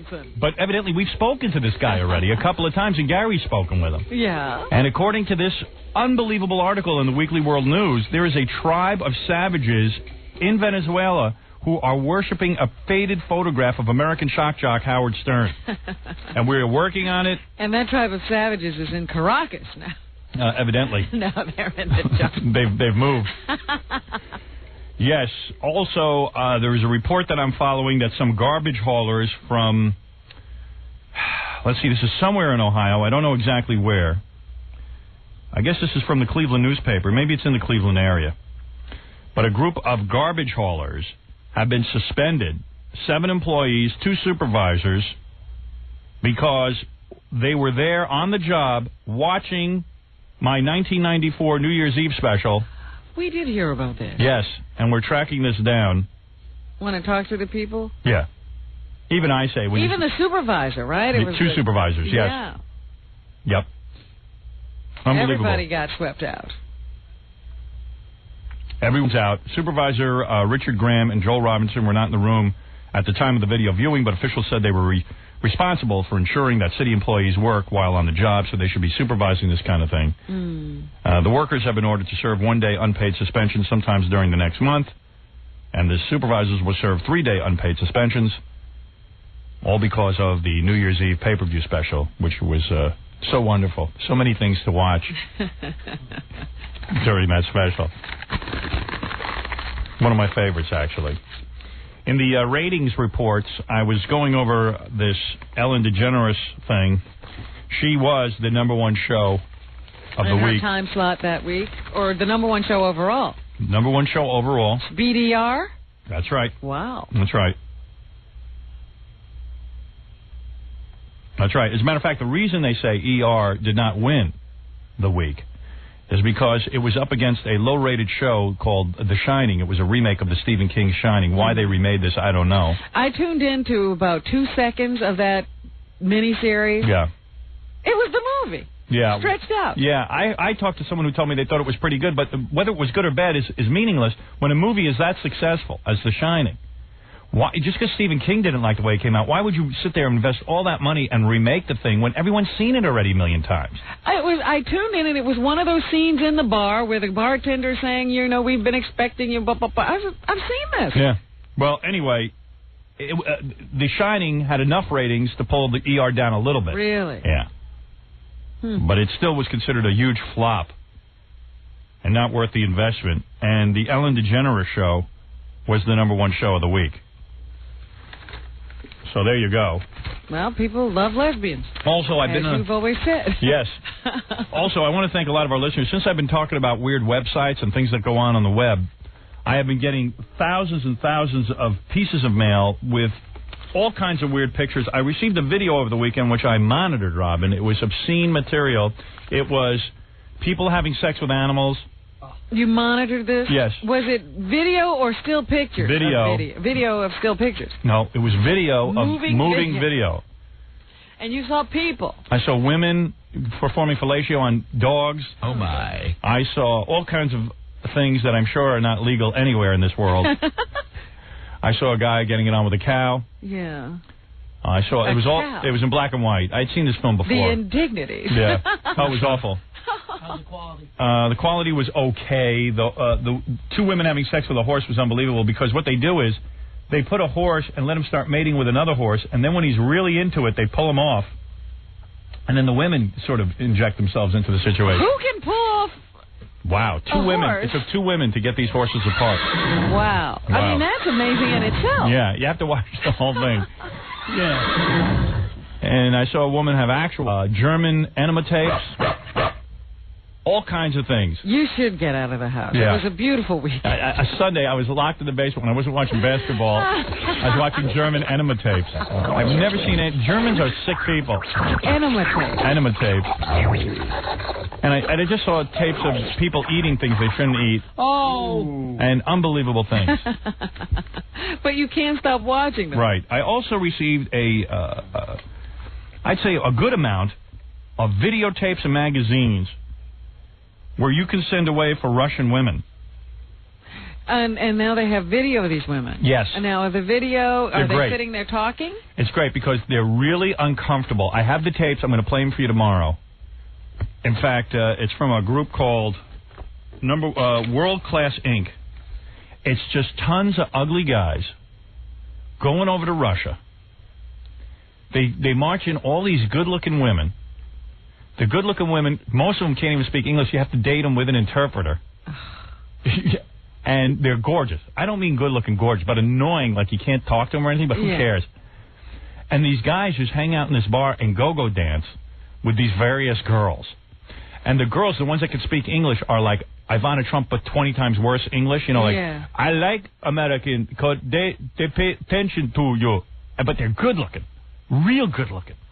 And you got to hear them talking and stuff, and they stand there stiff as boards because, like, the camera's on them, and they're probably afraid they're going to go to jail or something, just because it's Russia and you go to jail for anything. Well, not anymore. Yeah, well, I don't know. They all seem scared, like you know how a model knows how to stand in front of the camera. Well, you're shell-shocked from all those years of living in a communist nation. It looks like you could offer these broads a potato, and you might get some sex from them. So you got to hear the whole tape, and you got to hear the woman announcing it. Potato. You come to Russia in a beautiful plane. When you land, you have beautiful accommodation, and they're showing the accommodations. It's like a stink. And that's not so beautiful, but who cares? It's just like those Filipino tapes. And then they have then the guys are all sitting there on like a bleacher, and there's a woman instructing them who says, and it's cool that it's a woman. She goes, "Look, we know why you men are here. Don't be embarrassed. You guys are here to meet girls. We're going to march the girls into the room now. We're going to play music. Try to dance with every one of the girls, because this is your opportunity, guys, to sample every one of the women to see which ones you like." Now, are you sure this isn't prostitution? No, I don't know. I don't know what goes on. And then they show them. See, I don't know if it's prostitution. They show them walking around on their dates once the guys choose who they want. Is the premise that they're shopping for wives? Well, or shopping for a woman to bring home? No. The premise is they're shopping for girls to correspond with. Okay, that's the premise. So they meet them, get to know them, then go home and write back and forth. Right. Because I have heard that prostitution is rampant in Russia now that communism has fallen. Well, as far as this companies, they seem to be pretty much on the up and up, this World Class Inc., because they're just saying, hey, we're going to take you over, you meet girls, and what you do afterwards is your business. But they're not prostitutes. That's the escort ruse. No. Right. Well, they certainly don't say that this is about sex, and when you go over there, you're not guaranteed sex, but it looked to me like you could offer these girls a potato and they'd do something. Because, I mean, why would girls want to dance with a bunch of ugly guys who, just got unloaded off a plane? I think they want to marry these American guys so they can get into America. But if they can't marry them? Well, they got to win them over. That's the fun part. So they're really cute, but... Well, you know, this is a situation that every ugly guy has always wanted to be. They got one guy. He's sitting there, right? He's kind of ugly. Not kind of. He's ugly. And there's this girl who looks like Pamela Anderson sitting next to him. And he goes, you know, I liked her. I chose her because I like her personality. Sure. So then all of a sudden, the interpreter goes, and the girl goes, they didn't even know how to speak to each other. It was so crazy. I like the personality. Yeah, it's really funny. So I'm going to bring the tape in, okay? Oh, I'm excited. Mia Farrow's here. She's here already. We really clicked when we made the movie, Mia Farrow and me, and it was really a coup to get Mia in the movie. I mean, I was really excited that she agreed to be in the movie. How was the approach made? Well, what happened is I heard that she appreciated the comments I made in my book about Woody Allen. Right. I cannot believe, after reading Mia Farrow's book, that the whole world doesn't just take Woody Allen out, strip him, and like, hang him. You know what? It's very funny because a couple of weeks ago I was reading the National Enquirer, and there was some woman who was sitting by a pool on vacation reading, you know, a star. Yeah. And she was reading Mia Farrow's book. I can't remember who it was, though. I got to say, it's a real good book. So people are reading it. Everybody in Hollywood is reading it. I read the whole second half of the book in one sitting, and I had to close it. It got so disturbing during the Woody Allen part that 2 times I got disgusted. For me to get disgusted, I like to watch German enema tapes. Right. You just think of what he did over the weekend. I mean, but when I describe to you what Mia says, unless, you know, it's just unthinkable. It's just unthinkable. Tell me that the relationship was good at least a little while. It was. Oh, real good. Because Woody could be real generous. Oh, well, like he'll put you in a private plane and fly you around and take you on vacation. Where does he get all this money? He evidently that's what I'm going to ask Mia. He must have $100 million. Because, I mean, private planes are expensive. I'll tell you how whacked out Woody Allen is. He will build an entire house.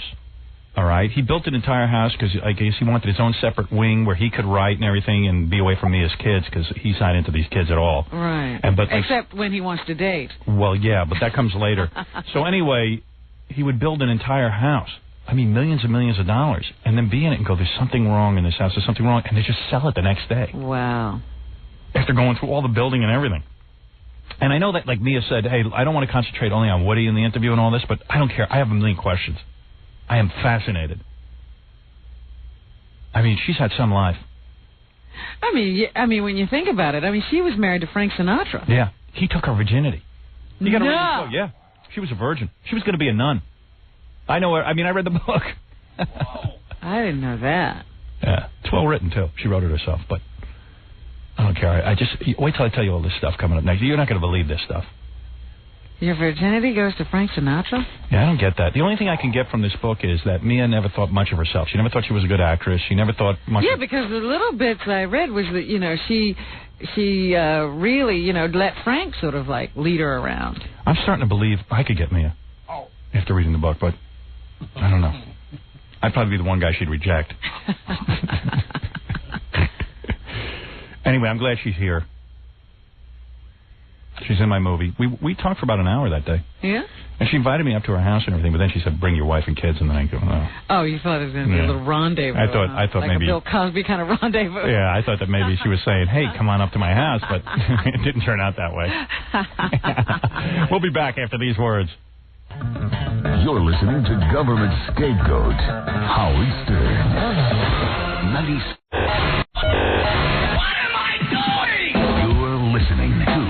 Long-haired, loudmouth radio personality. To the window. Yeah.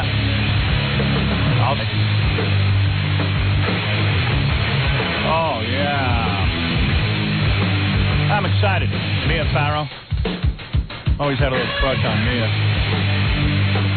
She's a hot minky. What can I say? Well, Mia said, you read my book before I come in, Howard. Make sure you know of it. Make sure you read this thing. And I'm glad I did, actually. I wasn't going to read it because, like, I'm such a lazy reader and stuff. I'm pretty sure I have attention deficit syndrome. In fact, I have a doctor who says you definitely have ADD. I must have it. And he wants to come in here and tell you all about yourself and how to cure yourself. Yeah, bring him in. I want to be cured. I want to get on Ritalin. I hear it's really cool. Ritalin is cool for adults. Yeah, it makes you high. Yeah, well, that's what I'm looking for. I'm looking for a legal high. A high I can handle. Oh. Anyway, Gary, bring in Mia Farrow. I've worked with her in film, I must say. We did a whole day of shooting together. She was real professional. And she had like 50 of her kids with her. 50? Literally. And plus, when you read the book, you lose track of how many kids Mia actually has. I don't think there are 50, Howard. There might be as many as 50. Here she is. Wow. Look at you. Wow. Mia Farrow in my studio. Isn't that cool? Hey, Mia. How you doing? Good to see you. Hi, everyone. Hey. Good to see you. I read your book. You. Yeah? Yeah, well, you know, because you said, hey, read the book. If I'm going to come in here, read the goddamn book. I worked very hard on this thing. Read it. Is that unfair? I got to admit, not only do you write, she writes a really good book, because you wrote it yourself, right? Right. Yeah, it's really a good book. Thank you. And what's even weirder about it, I mean, I have so many weird questions after I read it, but I started from the middle of the book. I know I shouldn't have done that, but that's the way I read. Because I'm Did you ever get back to the beginning? Yeah, there was one point I got so disgusted I had to close the book. I mean, for me, I watch German enema tapes, and I don't get disgusted. And I got so disgusted with Woody Allen, I threw the goddamn book down, and I wanted to smack him. I swear, if I ever see the guy, they better restrain me. You might hurt him. Yeah, I mean, the guy's the lowest scumbag on the planet. That's all there is to say. What can I say? Unbelievable. And I was restrained. Yeah, I just can't figure out. Oh, you didn't say exactly everything you really? could say? I was restrained. No kidding. There's Hi, I'm over here. Hi. I want to beat him up for you. You think I could beat him up? Him I could beat up. I don't know. I could take him. He might kick you in the knees or something. Oh, really? Really hurt you. Or maybe he does karate or something.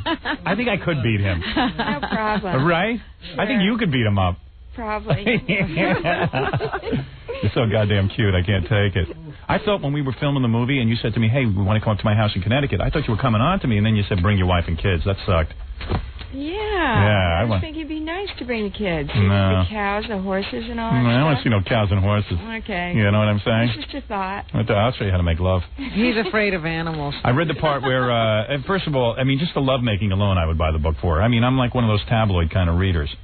And they're sexy? Yeah. Well, no, but your virginity was taken by Frank Sinatra. That's right. I can't believe... You know what it is? I decided with you, you must have had a bad self-image. That's all there is to it. I think you even say that in the book. Because you never thought you were a talented actress, and you're so goddamn good. And then you never thought you were pretty, and you're so pretty. I mean, you look in the mirror and you don't think you're pretty? I don't even look, you know. Really? You won't look in the mirror? No. Oh, goodness. Not if I can help it. Oh, my goodness. Only if I'm going on television. You know what? I do think you're right about Mia, because I remember her going on the Merv Griffin show years ago. Here she was this huge star. She was on Peyton Place. Yeah. And everybody wanted to know her and see her. And here she gets invited onto a talk show. And she comes in, she sits down, and she says to Merv, I really don't have anything to say. There's no reason for me to be here. So I brought on someone who actually has some talent, and she introduced this guy, Ronnie Dyson. Who's that? He was a singer. Really? That was smart of me. And I thought, we wanted to hear Mia, now this guy's singing. I bet Merv never hit on you. No, he didn't hit on me. He must have been pretty grateful I brought someone on anyway. Yeah. That's very gracious of you. Yeah, she didn't want to be interviewed. She just brought this other person on so people could find out who he was. Because you're like a hippie chick. You don't care about, like, your looks or anything, right? But no, I care. You do care? I'd like to look great. You do look great. Are you vain or anything? I mean, you strike me as not being vain. Like, you're so cerebral, you know what I mean? Yeah, you know, there's too much going on to think about the other stuff. And I really, you see, but on the why one would hand... I have to ask you, why would it mean a low self-image to go out with Frank Sinatra? I'll tell you why. Okay, here's what I think. Because after reading the book, I started to tap into this. I said, wow, I felt sad for you, and I also felt... I admired you. I said, there is nobody on this planet more giving. I mean, I've got kids. I got 3 kids, right? Yes. I can't spend 10 minutes. And these are your kids. Yeah, these are my own flesh and blood kids. I can't, I lose patience. And I identified a little bit with Woody in that respect, that it's hard to, be around children. But I don't like avoid kids, you know what I mean? But, I mean, it's very hard to take care of children. I'm very career-oriented. I know that. My wife is 10 times more giving to the children than I am. But I'm pretty good when I'm with them, I think. I think I'm a pretty good father. Yeah, but you limit your experience. Well, yeah, I'm not the kind of guy who could spend all day with children. But I said that going in with my wife. When we had kids, I said, let's have kids. I said, but I think one of us ought to stay with the kids. I know I don't want to spend my life at home with children. You said one of us ought to stay with the kids, and I elect you? No, I said, do you want to do this? I don't think it's right for both of us to be out of the house. And not. If we're going to have kids, someone's got to raise these kids. I said, I want to have children, but I think there's got to be a primary caretaker, and it can't be a housekeeper, and it can't be anybody. Oh, you did say you wanted to have them. Oh, I always wanted kids. Oh, I didn't know that. Yeah, but I didn't want. Yeah, but I didn't want to. I didn't want to stay home and be like a house husband. Right. So they have Allison. They have Allison, so it was cool. Mm-hmm. So the thing is that when I see someone like you, who not only has her own children, biological children, but takes these kids and goes to Vietnam, takes in blind children, I'm telling you, man, I got unbelievable admiration for you. There's no way I should sit in judgment of you. There is no way I can sit in judgment of you. I mean, you are so goddamn giving. I saw her on the movie set. She sat there with these kids. She took these kids who had no life. I mean, they were going to have no life. They were going to be dead. Mm-hmm. Sun Yi was going to be dead. I mean, she would have ended up a street hooker or something in Vietnam or something like that, right? Yeah, they were going to put her in a shoe to make shoes, sandal factory at 14. Oh, then she would have been working for Kathy Lee or something. Yeah, right. Well, that's not so bad. She would have worked with Kathy Lee and Frank Gifford. No, but I mean, there is unbelievable admiration that I have for you. Well, then how does Mia take it when people criticize her and look for some kind of psychosis in the fact that she adopts all these children? Well, because they can't even fathom it. It's like you can't fathom Mother Teresa. You're like Mother Teresa. Oh no. No, you can't. Yes, you are. You can't. She listen. While she's working for Woody Allen on the set all day, acting, she's still adopting kids. And taking in kids, I don't mean adopting some nice little white baby. I'm talking about she's going out and going to Vietnam, taking blind children and raising them, saving them. How did you get into that? Because we'll never get into that, right, Robin? Yeah, I want to know, how you something like that happens so you can avoid it. You're an amazing woman. Well, the first child I adopted was in the Vietnam War, and then I got very in tune with the orphanages over there and became aware of all the kids that would never find homes, especially the handicapped ones or the older ones. Amazing. And I just started trying to do things for the orphanages, raise money, send supplies, stuff during the war. And I had twins and then one beautiful daughter, and it seemed Andre and I wanted a larger family. You got to read the book because all of a sudden you can't even keep track. I've talked to 3 people now who've read the book. Yeah. It was me, Gary, Kathy read the book too. We can't even figure out how many kids Mia has after reading the book. Because every couple of weeks, there's like a new child, kid. Yes. Well, it's not quite that bad, but it's 14. But you got to understand, the oldest one's 27. I got a lawyer and a computer analyst. And these kids were considered losers by society. Now they're all like Harvard students and all kinds of stuff. So, I mean, you're incredible. There's no way I could sit in judgment of you. No way. I'm scumbag compared to you. But she didn't answer the question, Right. I mean, because there is criticism People say it's sick. leveled at her that there's something wrong with her because she does this. Have you heard that? Yeah, I have heard that. I think that wasn't that a lot of Woody Allen propaganda? It could have been. I mean, it was just showing up in the newspaper at the time of all the problems. Yeah. Yeah. And I thought, wow. Well, you either understand it or you don't. Yeah. Either you're a giving, loving person, or you're empty like Woody Allen. I think it's not for everybody. Right. I mean, but maybe it should cross a few more. I mean, I think a lot of people would get a lot of pleasure out of it. I mean, I get such deep happess and satisfaction from it. Yeah, really. You ought to try it, Howard, because you're not a very happy person. No, I'm not. I'm a very sad person, but at least I know it. At least I wallow in my sadness. Because even through all the crap that you go through in this book, and I mean, you go through some crap, especially with Woody Allen, which I want to ask you about, but you seem to always get happiness from these kids. Yeah, it's amazing. They give than you give to them? I could possibly that I could ever give. Wow. To them. Yeah, so wait a second. So I'm reading the book, and you've had an amazing life like nobody's ever had, and I'll go back, but this Woody Allen, I got to tell you something. I want to strangle this guy. So here's this beautiful spirit like Mia Farrow, right? Okay, you start out like in any relationship. You guys started out good. How did they meet? Let's see.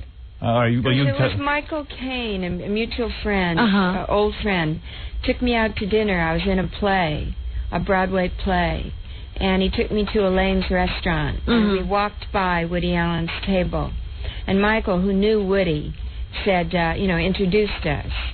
And then, like, a few weeks later, I got an invitation to a party, a New Year's Eve party that he was given. Yeah. And then a couple months after that, his secretary called to ask me if I would have lunch with him. Oh. And Woody is such a mishkite He's such an ugly prick.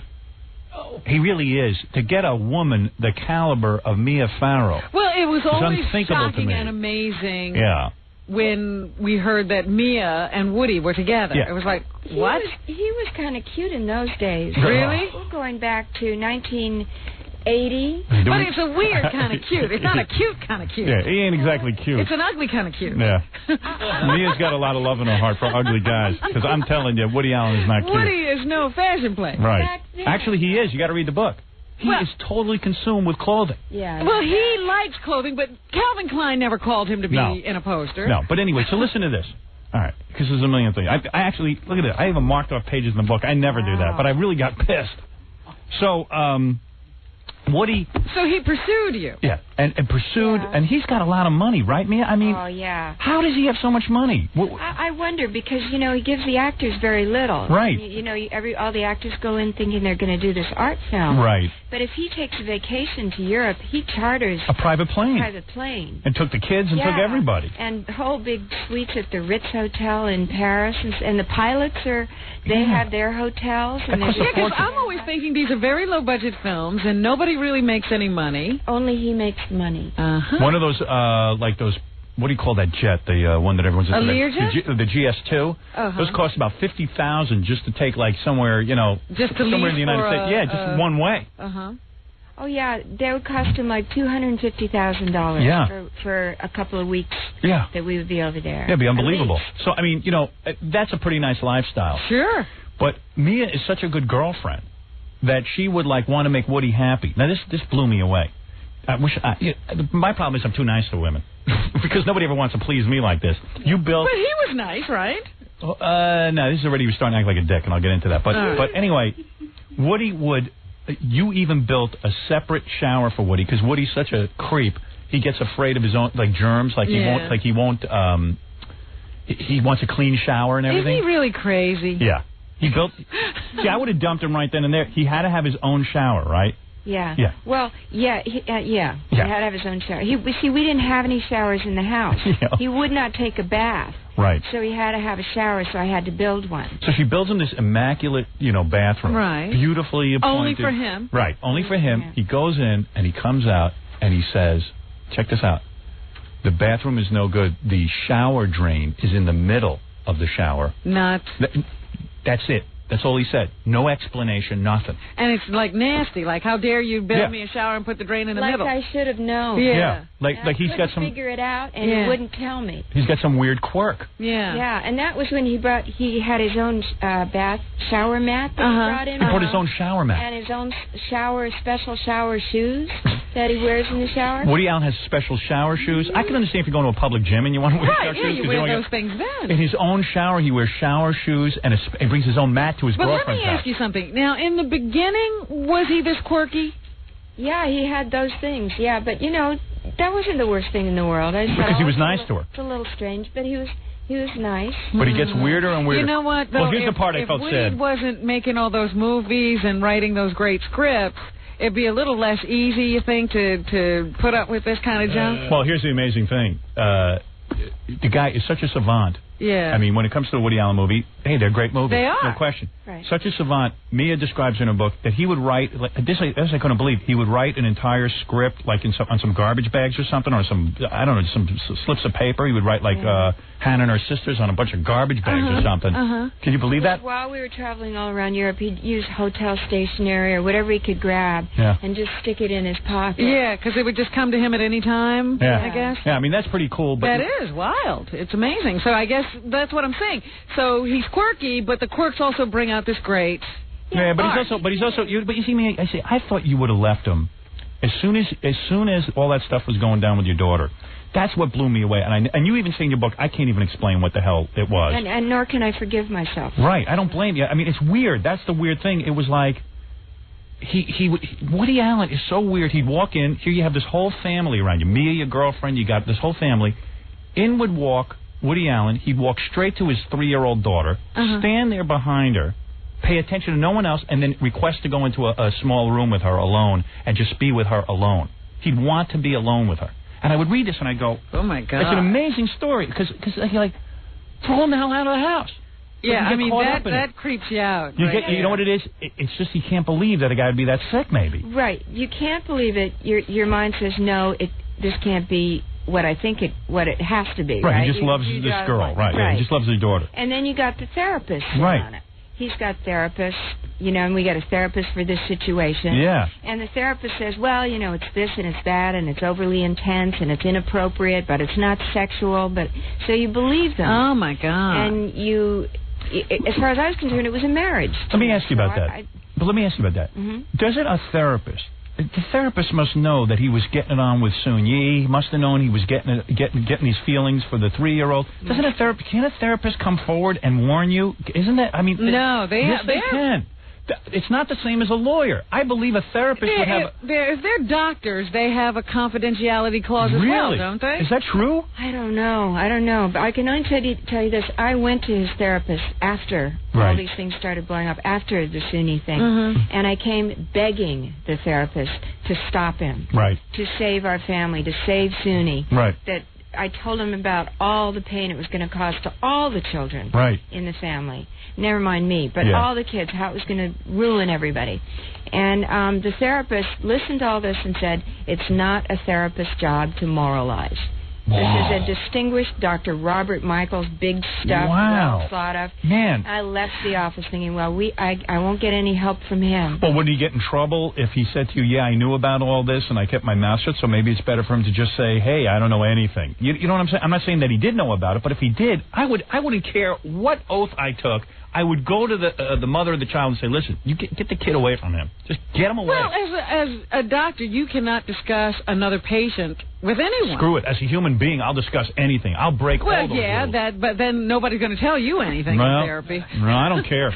I wouldn't care. If I knew a little kid was getting diddled by dad, you know what I mean? I would just get him. I wouldn't care. My contention has always been that people like Woody Allen have a very difficult time getting any help because their therapists become enamored of them.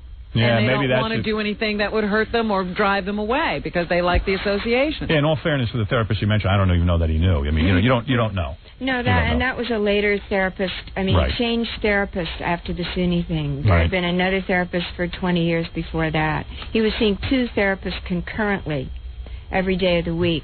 And why does he see all these therapists since he's not getting any better? Well, that's the point. That's the point you say in the book too. Yeah. I mean, you kind of wonder what the hell's going on. Yeah, but then you have to think, well, maybe he would have been an axe murderer. Yeah, that's true too. That's true. Maybe they have been helping. Yeah, maybe. Is he on medication? I don't know. Maybe he should be. Meanwhile, so here's the other thing I didn't understand. So you come home. I mean, when you discover the pictures of the naked pictures and everything. It seemed to me in the book that as pissed off as you were, you did go back with him for a while because he kept coming into the apartment and he had the key and all that. I was surprised by that. That surprised me. Well, here's how it feels at a time like that. First of all, I was completely traumatized. Yeah, I can imagine. And we led a very isolated existence. It was him and me and the kids in this virtual bubble. He was your whole life. For everything. Right. So he, at that time, oddly enough, he was also the person I most needed. Right. And he was also saying to me, I'm sorry, I lost control. It will never happen again. Yeah. And for a time there, he sounded like he was everything I needed. Yeah. He was, it was real hard. Yeah. And I'm a different person now. I'm much tougher. Yeah, I now know what I do. But, then I... Could you ever trust another guy again, you think? It'd be real hard for me. Yeah, I can imagine. Have you been in another relationship since then? A couple, but I kept it light, and as it got serious, I just... Backed off? Sorry. I don't blame you. Forget guys. Guys have weird thoughts or something. I mean, hey, not all of them. Well, not me, but I'm one of the few. Don't include yourself. Please, I'm trying to get a date. I'm one of the few good guys. You know what I mean? I like to think that I would know if there was somebody I could really, really trust. Don't. You know what? Bring him to me. I'm a better judge of this than you are. I'm telling sure you. Anybody would be a better judge than me. Because to me, it's kind of thing, too. But you see, when I'm reading about your past, your dad was a really weird guy. He was sneaking women into the house, right? And he had a separate entrance. Wasn't that the whole thing going on? Yeah, I started to read that part. I'm not all through that yet. But he was a weird guy, so maybe your whole image of men is weird or something. You know what I mean? I hope not. I don't know. Well, it often happens that way if you have, because your father is your identification and you're learning about love and all of that stuff from your parents' relationship. Yeah. So subconsciously you might think, well, you're supposed to ignore all this. Right. And I think when you're a kid, or at least when I was a kid, I was just so grateful that somebody would love me, that I just loved them in return for the fact that they loved me. And you ignored, what they might be doing or who they might be. I was assuming they loved me just like I loved them, and that basically they were like me. Yeah. You know what's the worst thing you wrote about Woody Allen? What? The whole scenario you described when actors would work for him and he would berate them. He would tell them, ugh, your acting is like what I see on a soap opera. When I've only done one movie, but I got to tell you something. Betty Thomas was so careful not to bruise my ego. Right, it's very difficult because you're very vulnerable. Well, I know there were times I tried things in front of the camera that were totally wrong, but I kind of knew it halfway going through, but I felt loose enough to be experimental. Right. And she would say to me, you know what, I don't know if I'd go that way. Maybe I'd do it this way. And if somebody had knocked you down because of that, maybe there would have been no experimenting, and some of it was good. Oh, I would have died. If Betty Thomas hadn't been so nice to me, I know I couldn't have gotten through that movie. I would have crumbled. I mean, I really would have, because I remember the first 3 days on the set, I didn't know what I was doing. Well, I certainly know there were scenes that I had to, actually evoke emotion, and that's, for a non-actor, when you've never done that before. It's tough. And you've got a ton of people watching you. Well, you got to read like a real jackass. You got to read me his book, man, because Woody's just like brutal. I mean, and who the hell is he? He's not the world's greatest actor. He's just playing Woody Allen. You know what I mean? Right. That's weird. That was hard. I mean, did you notice that he treats men and women differently? I just wondered about that. He doesn't like women. That's what I got from him. I really have always felt that from his movies, but I was just wondering. I don't know that he likes men any better. Right. I don't think he likes anybody because his parents are whack. They're not even wacko. He can't stand where he came from. I guess, they seemed like nice people to me, but... You know what's weird about him? This is really weird about Woody Allen. I'm going to close the topic on Woody. I used to go see his movies early on, and my mother would never go with me. And my mother would say to me, I can't go see his movies. This is now going back to, like, the comedies. I mean... Right, like Bananas. Like Bananas and stuff. I go, well, why is that? She goes, he's a sad little man. I said, well, Mom, what are you talking about? He's playing in a movie. She goes, no. There's something so sad and ugly about this guy. And not physical. She said, there's something so disturbing. There's something so sad. He's such a depressed man, and he hates himself. That is my mother saying this. And I never could understand it. But boy, oh boy, she must have been clairvoyant when it came to Woody Allen or something. Well, I always thought exactly that, but I thought he was being very funny about hating himself. Personally, I just felt like I was better off than him, so I'd go see his movie. You feel better about yourself than him. No, I think that's true, and I think that, he's not shy. It's contempt, self-contempt, and then contempt for everybody else. And even like Frank Sinatra taking your virginity, that really bugs me for some reason. I can't stand that. I know you dig him. Guy, though, yeah. Really? Yeah. But then he didn't want you to have a career, and then he divorces you publicly and has someone come and tell you. What kind of guy is that? Well, that was a weird relationship too. I mean, you really have involved yourself with men who really are power crazed. Yeah. Yeah. Interesting, huh? Yeah. Boy. Well, what can I say? Mia's ready to hang herself. No. I mean, it's fascinating. I mean, these were very interesting men. It's a real honest book. Yeah. I dig that. And I have to applaud that because a lot of times people would forgive themselves for any mistakes they make, and you are honest and just say, I can't believe I did this. Right. It's taken me this long to, and I have no answers for some of it. Well, I'm going to tell you something. I don't care about anything other than the fact that these Hollywood cretins who sit and critique everyone, who sit and go to charity events all the time, worried about children, and are passing judgment on everyone and else, everything, have never once spoken out against Woody Allen. Yeah. It's completely accepted because when you are a rich, powerful man in Hollywood, you are excused anything. And I am telling you, this is the truth. You can get away with anything. Well, they still go to France to work with Roman Polanski. If Woody Allen was a woman, he never would have gotten away with this. And if Woody Allen was a rich, powerful man, he'd never get away with this. That's right, he'd be in jail. He'd be in jail. I'm telling you. This is unbelievable to me. And the only other person I've seen actually say a word about it is Rosie O'Donnell. Not that I'm any fan of hers, but at least she opens her mouth about it. She's great. She's got some balls. everyone else, Goldie Hawn goes and works with him. Madonna, any of these people. Madonna. Oh, Madonna worked for him before she knew. Oh, is that right? That was the movie I was in. Okay. She did, well, I wouldn't know if she did it now. Wish you hadn't said that. We wanted to blast her. Yeah, really. We were having a good time there for a second. You know, she was really nice when I worked with her. She was so nice and so sweet to my little kids. Oh, yeah? Oh, no, that's couldn't nice. have been nicer. Yeah. I really liked working with you. I mean, not that I got to really do any heavy scene with you or anything, but you were real nice to me, and I appreciated you being in the movie Private Parts. That's really kind of cool. I loved being in it. I can't wait to see it. You haven't seen it? I haven't out my way yet. Oh, you're kidding. kidding. Litchfield County. It hasn't come to Richfield County? Litchfield. Oh, Litchfield. Oh, you're kidding. What are you doing? You spend all this time on the farm now? Yeah. That's what you do all day? Now, I mean, have you had problems working since this whole thing? Since Woody thing? Well, there are theories that there was a sort of blacklist in Hollywood. Oh, that's nice. They did that to you. I don't know if that's true. Yeah. Mm-hmm. I've done 4 movies, so that's good. 2 have been in Ireland, and I'm hoping to do another soon. Right. Do you like acting? Yeah. Yeah. I love it. Don't you love it now? Yeah, I thought it was great. I just got the sort of impression that you felt like you weren't very good at it or something. Yeah, I That's worried kinda sad. about that. You know, it was all the, all the years with Woody, I think. Yeah, well, he's not real encouraging. He's real cold. That's horrible. I can't believe you could work with him all day and then you have another life with him and he would never throw a compliment. Hypercritical and. Yeah, and as long as you're talking about his movies and his next script, his next project, you're okay with him. But if you talk about anything, like your children or anything like that, he'll freak out. He doesn't want to hear any other. Yeah, I just don't sounds see, like somebody else I know. I don't see how you could put up with that. Seriously.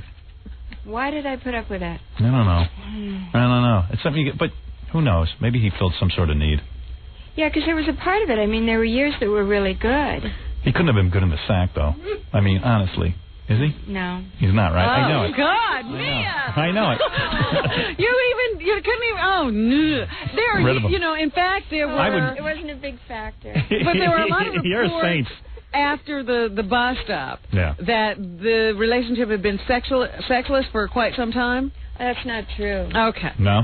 No. Yeah. But it sounds like I'd rather not have sex with him. Probably you would have preferred it. Just, after Frank Sinatra, Frank was good? Great lover. Yeah? Yeah. I figured Frank would be good. Why do you figure that? Because, Italian man. He practiced a lot.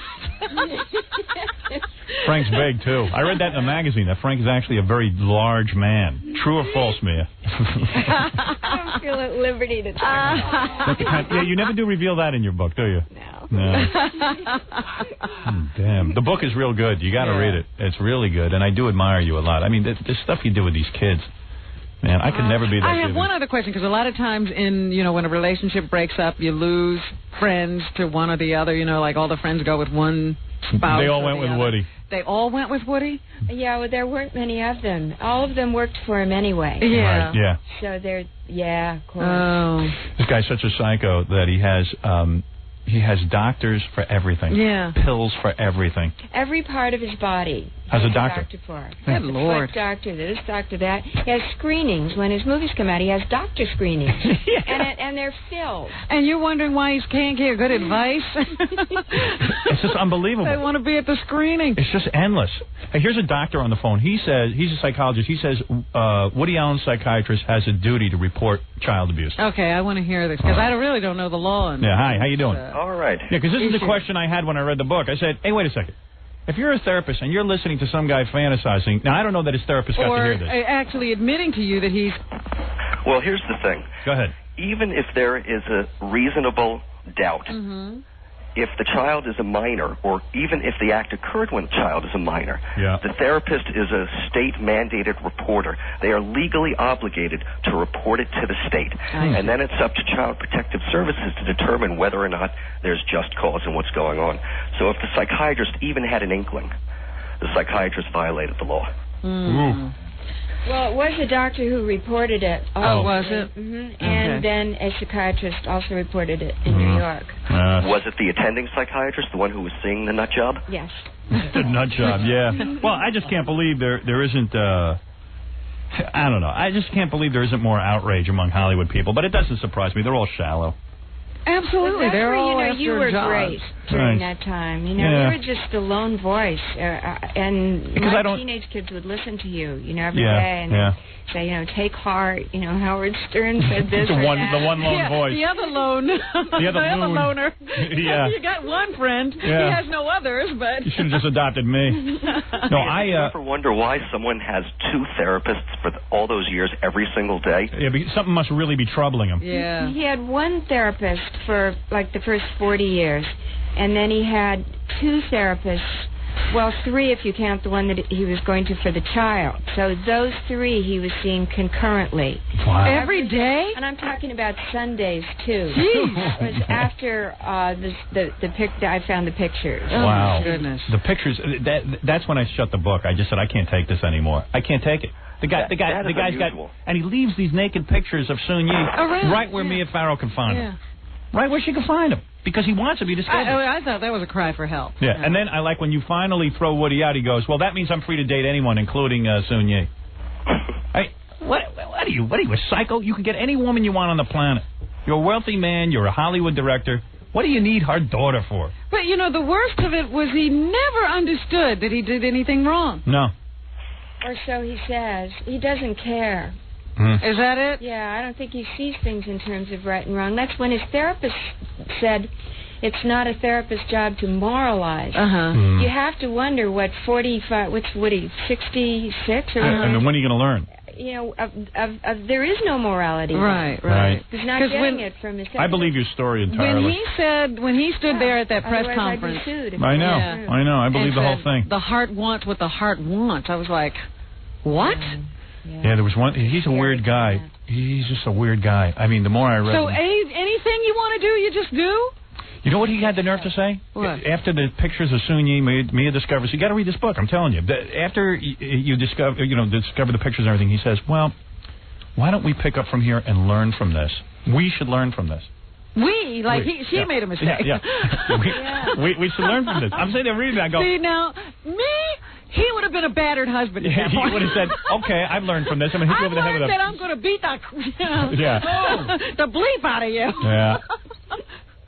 Yeah, and you've lost contact with Soon Yi, of course, your daughter. Of course. Yeah, I tried. They ruined that. For the first couple of years, I tried to get in touch with her, and I wrote to her, and I sent her stuff, and I sent her old scrapbooks and pictures of us and the kids and stuff, but I never heard. I kind of got the impression from the book, too, that she had like a learning disability or something where she could be easily taken advantage of. Yeah. Oh, that's too bad. I know. It's kind of a sad story in a way, but you're an amazing person. I mean, you... Well, that's one thing I would always say when this whole thing, started. I said, Soon Yi will be the one who's hurt the most. Oh, yeah. Because eventually he's going to go on to someone else, and she has no support system. No. An alter cock-a-meeshkite like you, Woody Allen. Shame on you, you dick. You are. You ought to release that girl. You maniac. What's the matter with you? You should be ashamed of yourself. You dick. I would never work with you. Never. Ever. You're nothing to me. You're garbage. You're garbage. You're human waste. Take a woman's daughter out of her house. You are garbage. And also to rob that girl of her family. Yeah, it's just unbelievable. That's all. I read the book. I went nuts. But you wrote it so well. Thank you. You wrote it so well. It's really good. I mean, it's... And it's about a lot more than Woody Allen, too. It is. Well, you've had a very rich life.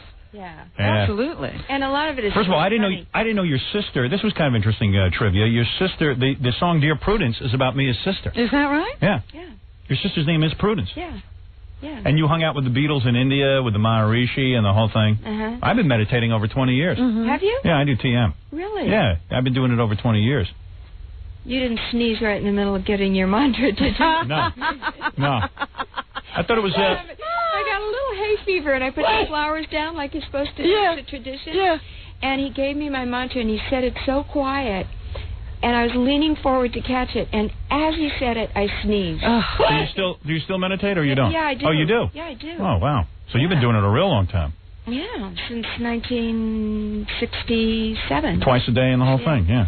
No, I don't do it twice a day. Do you do it twice a day? Oh, yeah, I'm kind of religious about it. I should be. Yeah. Yeah. I do it in a crisis. You ought to get Woody to meditate. Maybe he doesn't want to be in a room alone with himself. No, because I think deep down he's shallow. Yeah? Yeah, I don't think he'd have anywhere to go. Maybe there's no soul there. Yeah, he'd sink right into nothing. I'm surprised you never dated one of the Beatles. Oh, I would have in a flash, John. Yeah. But they were all married or had girlfrigirlfriends. Oh, and the girlfriends were there with them? Yeah, Cynthia was with John. That's how far back that was. Right. And Paul had Jane Asher. Right. Ringo had Maureen. Right. And George had Patty Harrison. But you were attracted to them, right? I would imagine a woman would be pretty taken with the Beatles. I was real attracted to John, and he was the first, because my marriage with Frank had just broken up, so he was the first guy after Frank that I was really attracted to. But did you sense that he was attracted to you as well? I didn't sense it. No? Cynthia was right there anyway. Yeah. Anyway, you know, he was married. I didn't allow it to get... He was a flirt, though, wasn't he? You didn't pick that up? I didn't know. Really? No. He flirted with me quite often. Yeah. It's amazing how you always hung around with like famous people and dated famous people. But she lived in that world all of her life. It was like normal for her. I think it's a world where most of those people hate my guts. Yeah. You know what I mean? It's a world I'm not part of. I'm kind of happy those people hate my guts, quite frankly. Now you're a big movie star, though. Yeah, but so what? I had a you know, I mean, being in the movie crashes those barriers. Yeah, but because they start to say, well, you know what the hell, he could give me a job. Yeah, my life doesn't change from that anyway. Oh, it does. You just don't go out. Right. I stay home, so I don't know what's going on. Everybody would be real nice to you in Hollywood. Oh, would they? Yeah. Yeah, screw them. I don't care about that. You know what I mean? I just care about the work. Are you going to do another movie? Yeah, I'm going to do another movie. In fact, I kind of have a pretty interesting script right now. I don't know. I don't know. So you got a big announcement for us soon? No, I don't know. I want to have the summer free, though, unless something really cool happens where I got to start doing it. But I did like acting, man. That was good. It is fun. And then when the New York Times and stuff all said I was a good actor, that was really pleasing. Everybody said you were good. Yeah, that was good. That was good to hear.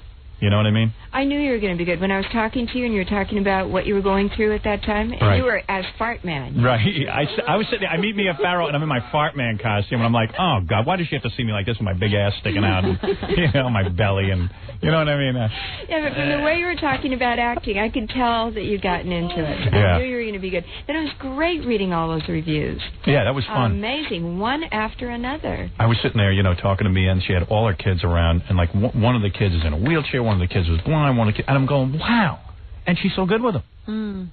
It's like, man, I'm so shallow. Well, she manages to work and be with her children. I don't know how you do that. Well, I bring him with me. Yeah, I know. They're everywhere. He won't bring his. No. Well, he's got out. I need a wife. And it's you a need good a wife. thing, too. That's your problem. And you know what's weird, too, in the book? You kind of, like, lead me to believe that you don't really have that much money. You're sort of, not in poverty. But the apartment that you had in Manhattan was really a rent control apartment. Yeah, that my mom had for 35 years or something. You don't have that anymore? No. No. Well, you know, rent control was changing, and we wanted to get out of the city. I didn't want to be here anymore. Yeah. It's better for the kids, you know. They got their horses now and everything. Yeah, sounds pretty cool. She's got like a farm or something. Yeah, we have a real farm now. I'm going to come up and visit you, but I'm not bringing my wife and kids. I just want to hang with you and get to know you a little bit. You know what I mean? I would suggest putting him to work. Yeah, I want to do some farm work. Yes. Yeah. I told my wife, I said, yeah, Mia Farrow invited us up to her house, but with you guys, so I'm not going to go. You guys can go. I'm not going. I didn't realize you were invited. And so now you have this quiet country life. Yeah. You just kind of hang out. Yeah. And that's and it. you don't have to work, do you? Oh, yeah. Oh, you do? You can't have this many children and not have to work. I mean, you should see the expenses. Oh, I can imagine. I'm going through this thing. It's unbelievable how much money you got to spend. Because a lot of the kids have special needs, too, right? You know, talk about like when you're writing a book, like just to go, and let's say everybody wants a sandwich for lunch. What do you got to go through, like 80 loaves of bread or something? Yeah, if everybody wants a sandwich, it'd be like 2 loaves of bread. If everybody wants spaghetti, it'd be 4 packages of spaghetti. Yeah, it's not cheap. It'd be like 3 cans of tuna if everyone wants tuna. Everybody wants eggs, that'd be 3 dozen eggs. Wow. Yeah. That's like feeding a team. It's like having Walter Hudson in your house. It's outrageous. It's like, you know, your house, your house, your family consists of a football team. It's a camp. It's a summer camp going on there. So you got to make these large orders of everything. Don't you ever get? I get the impression in the book you don't ever get drained and you don't go, oh, I've had enough of this. You must have a lot of help. I have a woman who comes in from 9:30 to 4:30. That's it. A woman? Yeah, one woman. Oh, no. She must really hate you. What a life. Get someone else. Get Oh, me no, some help. it's lunchtime. Christ. I thought you had an assembly line in the kitchen. But they're all at school now. Oh, Even okay. the baby, who's Oh, 3, okay. goes 2 mornings a week. Uh-huh. She's great. Thank God. She's my friend Judy. Yeah. She loves the kids. But, the one other thing we haven't addressed is, Satchel. Yeah, well, he gets 1 week, an hour a week visitation. An hour a week Woody with Allen. Woody. Which Woody hasn't taken him up on. Right. Oh, really? Woody hasn't seen him for 2 years. See, that's why you got to read the book, because if he can't see the little girl... He doesn't want to see anybody. Right. He says, I'll see the girl with Satchel, but if I can't see them both, I don't want to see them at all. That's what I'm saying. You get disgusted. You want to take the book and throw it out the window after a while, but it's cool. Oh, nothing happened there. Yeah. That's amazing. What a nut. It's not even funny. Sheesh. But isn't the beginning part of the book, isn't there a lot of funny stuff? Yeah, no, there is. But it's a cool book. Trust me. It's very cool. Thank you. It's a good book. And I Because can't you know why you remember- were honest in it. I'm sick of these books where, I don't want to read about comedians and their stand-up routines. I want to read about people's real lives, because I'm a yenta. Yeah. Right. I want to know. Yeah. I want to know what's going on. And I can't remember who it was, but I did in one of the tabloids see somebody, was on vacation and they were lounging on a, one of those chaises or something, taking the sun, and they had your book. And I think it was Sandra Bullock or somebody like that who was reading your book. She's a yenta, too. On vacation. She's a big yenta. Sandra Bullock. Well, anyway, the I book... was afraid nobody would buy it. Oh, no. People are reading it. No, people are reading it, believe me. You got plenty to say. Mia Farrow, a memoir, What Falls Away. Big picture of me in there. There's even pictures for you guys out there. I know that my audience likes pictures. Mm. We found that with my book. Every page I put a picture. Make everybody happy, you know what I mean? I loved your book. Thank you. Thanks. I can't believe you didn't see the movie. I will. I'm waiting for it to come a little nearer. Oh, no excuse. I could have set up a private screening, baby. You know what I mean? I should have come to the premiere all dressed up. Yeah, where were you? I don't know, out of the country. Busy on that farm every minute. Yeah. Got to get off that farm. You didn't have a doctor screening? Yeah. My doctors all showed up. I actually don't have any doctors, do I? No. No. And I'm staying away from therapists. I can see they don't do any good. Anyway, Mia Farrow, great to have you here. Thank you very much for having me. I'm glad you came in. I know there was some hesitation at first, like maybe you shouldn't come in. The people we called up and said, hey, would Mia Farrow come in? And they said, oh, we don't know. It's a whole big deal when you come somewhere. So I wanted to see you. I'm This glad is good. I'm glad you came in, and the books Thank are real you. good. I recommend it. Mia Farrow, What Falls Away. When's the last time I read a book? Yeah, it's been a while. It's been a while. It was raining Saturday. I just sat down in my chair and I said, let me see this. And I start reading. I go, oh my God. Oh my Lord. Oh man. Oh God. Did Allison read it? Not yet, no. I told her about it though. She wants to. I got her interested. She's a real top yenta. She's into that social work stuff. Oh yeah. She'll have an analysis. Oh yeah. Oh boy. Oh, she would analyze you in 2 seconds. Wouldn't be right, but she'd analyze it. Well, she'll analyze Woody as well. I would. Oh yeah, she would. Robin, one question. Yes. Are you seeing Christopher Darden? No, dear, I'm not seeing Christopher. Please. Because I watched the show. I watch it all the time, and you two are so perfect together. Really? Really? Well, there you go. Well, you know what? You've been made some really bad choices. I'm not letting you choose for me. You're right.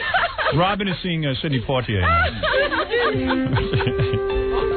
And Mia made some good choices. Oh, well, of course. I just can't think of them right now. I don't think we ought to let her choose men. Frank Sinatra walks into your room the wedding night, and you gave yourself to him. You gave your virginity to him. I can't believe it. I never had a virgin. Was he singing? Did he sing to you? Or? Yeah. Hey, baby, I'm here. He's a cool guy. But he was so old. He was so much older than you. He was 50, but he was great looking. Really? Yeah. You're into older guys. I was then. Yeah. You're into that whole thing. That's like you looking for your father. So they say. Yeah, Who there's knows? worse things to look for, right? Right, exactly. What do I know? I'm not a therapist. Unbelievable. How'd you stay a virgin through Peyton Place? That's what I can't figure out. Well, I met Frank at the beginning of Peyton Place. I just turned 19. Right. The Peyton Place was like school. Right. I'd ride my horse in the morning. I'd go to Peyton Place. Did you get dressed up for your wedding night? Like, did you put on like a silk, a peignoir or something? No, I didn't. It wasn't a wedding night. We'd been going together for like 3 years when we got married. Right. I didn't get married till I was 21. Right. So, no, I visited him in Palm Springs. Right, and that was it. And that was it. Hey, baby. How long did it take? Before we actually... Yeah. Did you hold out? Well, it was a funny thing because he invited me to see a screening of his movie. And I went and I sat with him, and we were watching the movie, and I can't remember a thing about the movie, but that we were holding hands. And after the movie, he said, will you come back to Palm Springs with me? I'm flying back tonight on my own plane. Oh, God. And I just babbled. I said, oh, you know, I haven't got my pajamas. And pajamas? And I have this cat, and he'll only eat baby food. And thank you very much. And, I'm sorry about the hand holding. And just, I thought I was forward, that I shouldn't have done it. And he said, no, well, then come tomorrow if you're more comfortable. I'll send the plane for you. And I thought, he's going to send the plane for me and the cat? This is incredible. So all that night, I said, okay. And that night I just couldn't sleep at all. And the next morning I couldn't decide how many jars of cat food to bring. Baby food. Because if I stayed for the day, that was 2 jars. But if he thought I was going to stay overnight, then I'd have to bring 4 jars. And I brought 4 jars. It was like the boldest thing I ever did. Wow. We didn't make it through the afternoon. Oh, boy. Really? I got there and he showed me around the house, and he had a separate room for me. Yeah. And then just see, that's the best move. What is he? He has a separate room. And then in a separate room. Right. And I was holding the cat. Yeah. And I said, I better get a cat box because we'd flown all the way from L.A. Right. I get a cat. Can I set up my cat box now? Yeah, a litter box. And he gave me a really great kiss. Wow. And that was it. With the cat in your hand. Yeah, I had the cat. He put the cat down. He was like, hey, let me pet your pussy, and then and they meant the pussy cat. No, that's the old line from the Johnny Carson show. Remember that? No. That's what happened on Johnny. Josh Gabor came on with a cat. Yeah. And Johnny said, "Can I pet your pussy?" You don't know that one? That was a all-time great line. That was really cool. First time you ever played a compliment to Johnny. Yeah, it was the only good thing Johnny ever did. Yeah, bastard. Another creep. All these Hollywood creeps. So, and then he kissed you.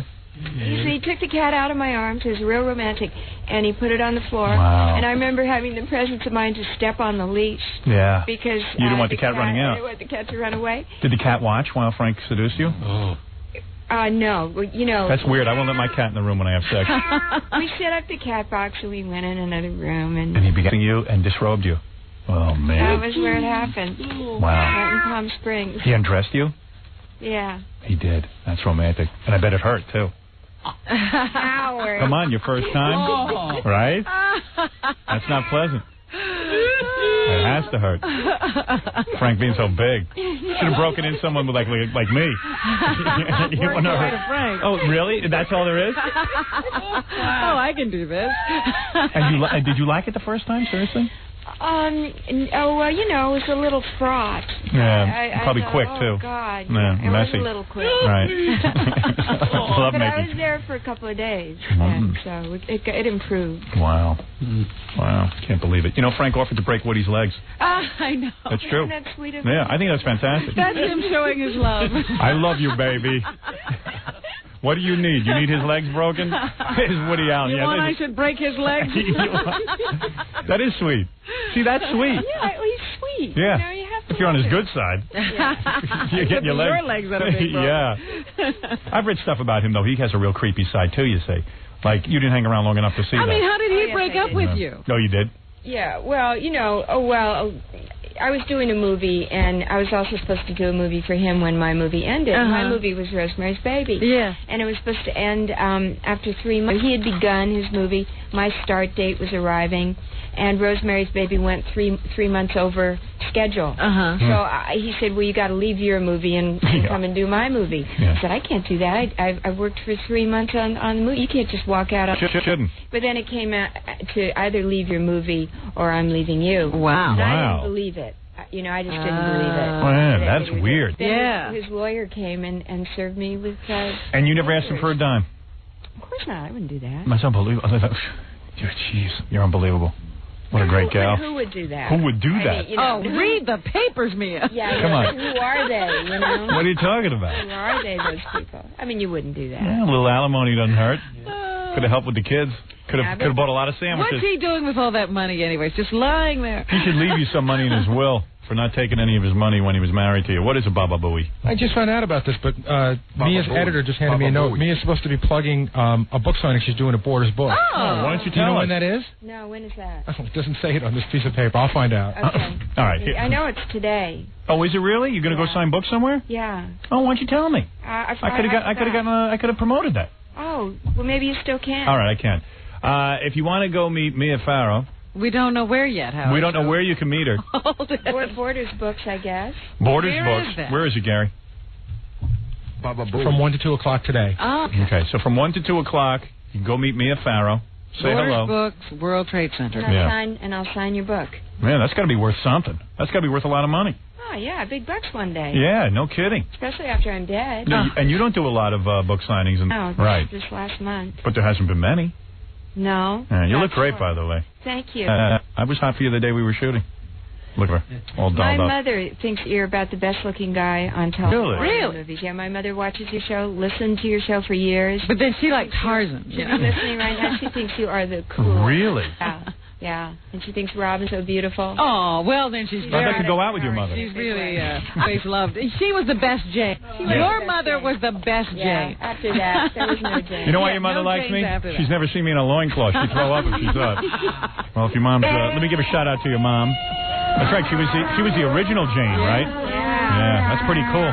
Mom was the original Jane. And you see some of those early films. She was in a really racy outfit. Yeah, my dad... They toned it down after a while. The first one had open side. Right. My dad and I, every weekend, would sit and watch Tarzan over and over again. My father's a Tarzan freak. Yeah. And we would just have to sit there and watch Tarzan. But I loved it. I mean, we would just watch Tarzan. And he'd analyze Tarzan, everything about Tarzan. My father's like, Tarzan. Yeah. But I saw, like, the very first one, and I was like, whoa, look at that outfit. It's falling off. Hey, did your mom visit Johnny Weissmuller when he was in the old age home and he thought he was Tarzan? Yeah. No kidding. Oh, I wish I had tape of that. Yeah. Wasn't he running down the hall screaming the Tarzan yell? I would have loved to see that. Yeah. Did they bury him as Tarzan, like Bela Lugosi was? I don't know. Like in the loincloth? I don't know. Don't you love guys who in Hollywood who flip out and become their characters at the end? That's like Bela Lugosi had to be buried as Dracula. Is that true? Isn't that unbelievable? And Johnny Weissmuller's the other guy. He was running down the halls of the old age home as Tarzan. Yeah, well, Clayton Moore isn't far behind him. He's still He's the Lone Ranger. And I'll tell you something. They used to have to say, hey, Tarzan. If you said, hey, Johnny Weissmuller, he wouldn't answer. He wouldn't answer. It would be like, Tarzan, come in. Oh, ugh. I mean, I would have... If my mom comes to New York, let her come and do 10 minutes on please. her visits to please. Johnny Weissmuller. I would kill for that. I would kill for that. I'm not kidding. Goodness. I'll break Woody Allen's legs if you bring your mom. Mia Farrow will be signing copies of her book, What Falls Away, a Borders book at the World Trade Center. Go over and say hi to her today from 1 to 2 p.m. She's really an unbelievable woman. Yeah. And she has to go. Okay. Where's she off to? I think she's doing like one of those satellite tours. Oh, are you? Okay. Yeah, those are real fun. Are they? Yeah. Ask your mother how Cheetah is, by the way. I'm very concerned about him. She hated Cheetah? Yeah. Good. I hate Cheetah. She called Cheetah that bastard. Now she calls Woody that bastard. There it is, Mia Farrow, What Falls Away. Make sure that you get a copy of this book. It's an incredible book. It's really good. And thanks for coming on the show. Yeah, love seeing you. Thank you, Mia. And thanks for being in my movie, too. I really appreciated that. Pleasure. I can't wait to see it. Yeah, well, come on already. That's ridiculous. Yeah, I know. All right. We got to get her a special copy. Yeah, we'll be back right after these words. More to come when the Howard Stern Show returns in a moment. You're back. The Howard Stern Show. Yeah, I am psyched. Guess who's on our phone right now? Lesky Pinson, the reporter who traveled to the... Let me make sure I know what I'm talking about. Traveled to Venezuela. I have him on the phone, unless anyone thinks this story wasn't true. Lesky, how are you? What's happening? How's it going? I'm all right now. I'm better than I used to be. Good. Lesky, you are... I heard you were critical. You are a reporter for the Weekly World News. That's right. You know who we are. We're the black and white tabloid. You know, we're the only one that's black and white when you see it in the supermarkets. Right. Lesky is an unusual name. Describe that to me. Is that what is that, an Australian name? Well, actually, no, the doctor was going to deliver me. His name was Liskie, L-I-S-K-I-E. But right. He said, let's spell it Leskie, L-E-S-K-I-E, give him a name that's all his own. That's my own name. Lesky Pinson's my real name. Yeah, this is for those of you who didn't hear this earlier, this is the amazing story of Lesky Pinson, who, never mind the fact that he was tracking his story in the wilds of Venezuela, and that he got attacked by a snake and almost killed. That's not the most incredible thing about the story. We don't even care about that. Well, I know what you care about. Come on. Let me read it. Pinson, 37 years old, was traveling to a tiny village outside Elorza to investigate reports of a tribe of savages who worship a faded photograph of American shock jock Howard Stern. That's right. We'd heard about the story. Someone, apparently what happened, maybe some tourists went down there to go outside of Lorza, and they were traveling around. And what we think happened is the savages might have eaten the tourists and kept the photograph. Is this really true? Are you serious? That's what we think happened, but unfortunately I didn't get to see the story, I didn't get to see the savages, because when I got off the plane, the very first thing that I stepped in, actually the second thing that I stepped in was a big pile of quicksand, and I went down in a hurry. There was a snake all over me. It was the worst thing ever, Howard. I'm telling you, it was frightening. Let's set this story straight, though, for a second, Lesky. How did you find out about this? Yeah, first of all, but let me back up. The Weekly World News, some people will say, hey, they make up a lot of these stories and things, but you're an actual reporter, and you really do follow through on these things, right? They're all stories that you have to track down. We confirm them all. You know, we get hundreds of calls every day, people telling us crazy stories. We had one the other day that said Liberace was alive in New York. We called her back on it, to confirm the story, and come to find out, it was a hoax. So we couldn't run that in our paper. If we have 48 pages a week. If we have one story that's phony, that's going to throw away 47 other pages. We don't want to do that. Right. So we'd be crazy to do that. You track down every story. We do as much as we can. I'll tell you, the fact is this, if someone like a farmer in Iowa says, his turkey's possessed by the devil, for heaven's sake, Right. If they call the local newspaper, they'll hang up the phone, they'll throw the phone down, they won't pay any attention to them. Call the Week World News, we let our readers decide for themselves, and we give people a forum to voice what they think might happen. If he thinks his turkey's possessed by the devil, I say, send me the picture of the thing. Let me see what it looks like. All right, so when you got a report, how did you get this report that there were savages in Venezuela actually worshiping my picture? We take 350 newspapers a day from all over the world, all over the country, bringing the newspapers in here. They throw them down the floor. We read through them. Right. And apparently it was just a little short. Some newspapers run the best stories they have, a little short thing on page one, just a little two-graph. They call it a short talker at the bottom of the page. Right. On the left-hand corner, a little two-graph. We had a story about a woman in Arizona who nearly died on a 10-pound hairball she had in her stomach, had to have it removed, and it's an emergency. She'd taken it in, chewing on her hair for years. She had a 10-pound hairball in her stomach, nearly died because of it. They ran that story in a Phoenix newspaper, two graphs at the bottom of the page. That's a big story for us. We read that full page. You're into the unusual stories, obviously. We like the wild stories. So you were going through all of these newspapers, and you read in one of these newspapers that there are savages worshiping shock jock Howard Stern's picture. We saw your picture at the bottom of the page, a little thumbnail picture, like a little tiny picture at the bottom of the page. This was a Venezuelan newspaper, I take it? A Venezuelan newspaper, so I said, I can't read this. It's in Venezuelan or whatever foreign language they speak down there. I gave it to someone else. They were able to translate it for me and said Howard Stern is very popular in the outback here in Venezuela. Wow. So, to the best of your knowledge, from what you had read, you seem to think that a group of tourists were down there. They could have been eaten because these are cannibals? These are cannibals. All right. Then why would you go? That's what I'm saying. Now, when you go down there, did you take, guns with you and stuff? I mean, you must have been scared. Well, I had a guide with me, a tourist guide with me, who ended up taking the picture that you see here in the paper. Yes, the one with you wrestling a snake. Here I'm wrestling a 14-foot snake all over me. This guy's taking pictures of me. I asked him, why did you do that for? Yeah. He says, I figured you want me to document the event. And that's ridiculous. Get the snake off me. First, I'll pose to the fake snake if you want me to, if you want to document an event. So you were trapped in quicksand and all that stuff, and you never got to the village. I'm trying to scream for help. The quicksand's in my mouth and my ears. It's kind of like that. Remember Ovaltine? Right. Now, it's like Ovaltine, the top of Ovaltine. Now, so when you went down there, were you very far away from this village of savages? Will you go back? Will you try to track this story down? From what I understand, I was 3 miles from the savages, but, going through heavy bush and heavy brush and everything. So it'd take me another hour and a half, perhaps. Wow. But we hope to go back down there. I don't understand why he thinks that they wouldn't eat him because he has a guide. Yeah, that doesn't make sense to me either. That's kind of tricky, isn't it? You got to be careful. Right. I try to catch them after dinner is what you try to do. Try to go at a time. They've already eaten. They're not hungry now. But I'll tell you what. No, but wait a second. Is someone going to track down this story? Because I would love to. Are you going back? I would like to go down there and imagine I walk in. If they're worshiping me, I'm like God to them. Well, yeah, but you might be dessert to them also. You got to be careful. I was going to say, he's not sure they were worshiping him. Well, what are they doing with this picture? In other words, does anyone know what the picture is? Is it my publicity photo? I mean, what do we know? We think it was a photograph that came out of a British newspaper. I see. Maybe a newspaper photograph that's been carried around. It's British tourists that took it over there, and it was hanging up. They think it's hanging up in the center point of their little village down here. They're all dancing around it at night. Every night they have a dancing ceremony. That's what I wanted to confirm. I wanted to get pics of them dancing around your photograph. Right. That would have been cool. That would have been hot. That would be unbelievable. I got to get confirmation of this. I tell you, there's a better Howard Stern story than this coming out in our May 27th. Really? What's that? Oh my gosh, we got a full-page Howard Stern story coming out. You're kidding me. In the May 27th story. No, what did I do? It's May 20. It's nothing you've done. Something that might surprise you. For a matter of fact, it's coming out in the edition 2 weeks from now. It comes out on May the 20th. And what is it going to say? Yeah, well, I can't tell exactly what it says, but I can give you a clue. It has to deal with you and, let's see, a famous French general that always has his hand stuck in his shirt. That's all I can tell you. A famous what? French general who had his hand stuck in his shirt. That would be Napoleon. Napoleon. That's a possibility. You and he and a story and the picture on it. You're going to love this picture. Our staff artist, Dick Culp, drew this photograph.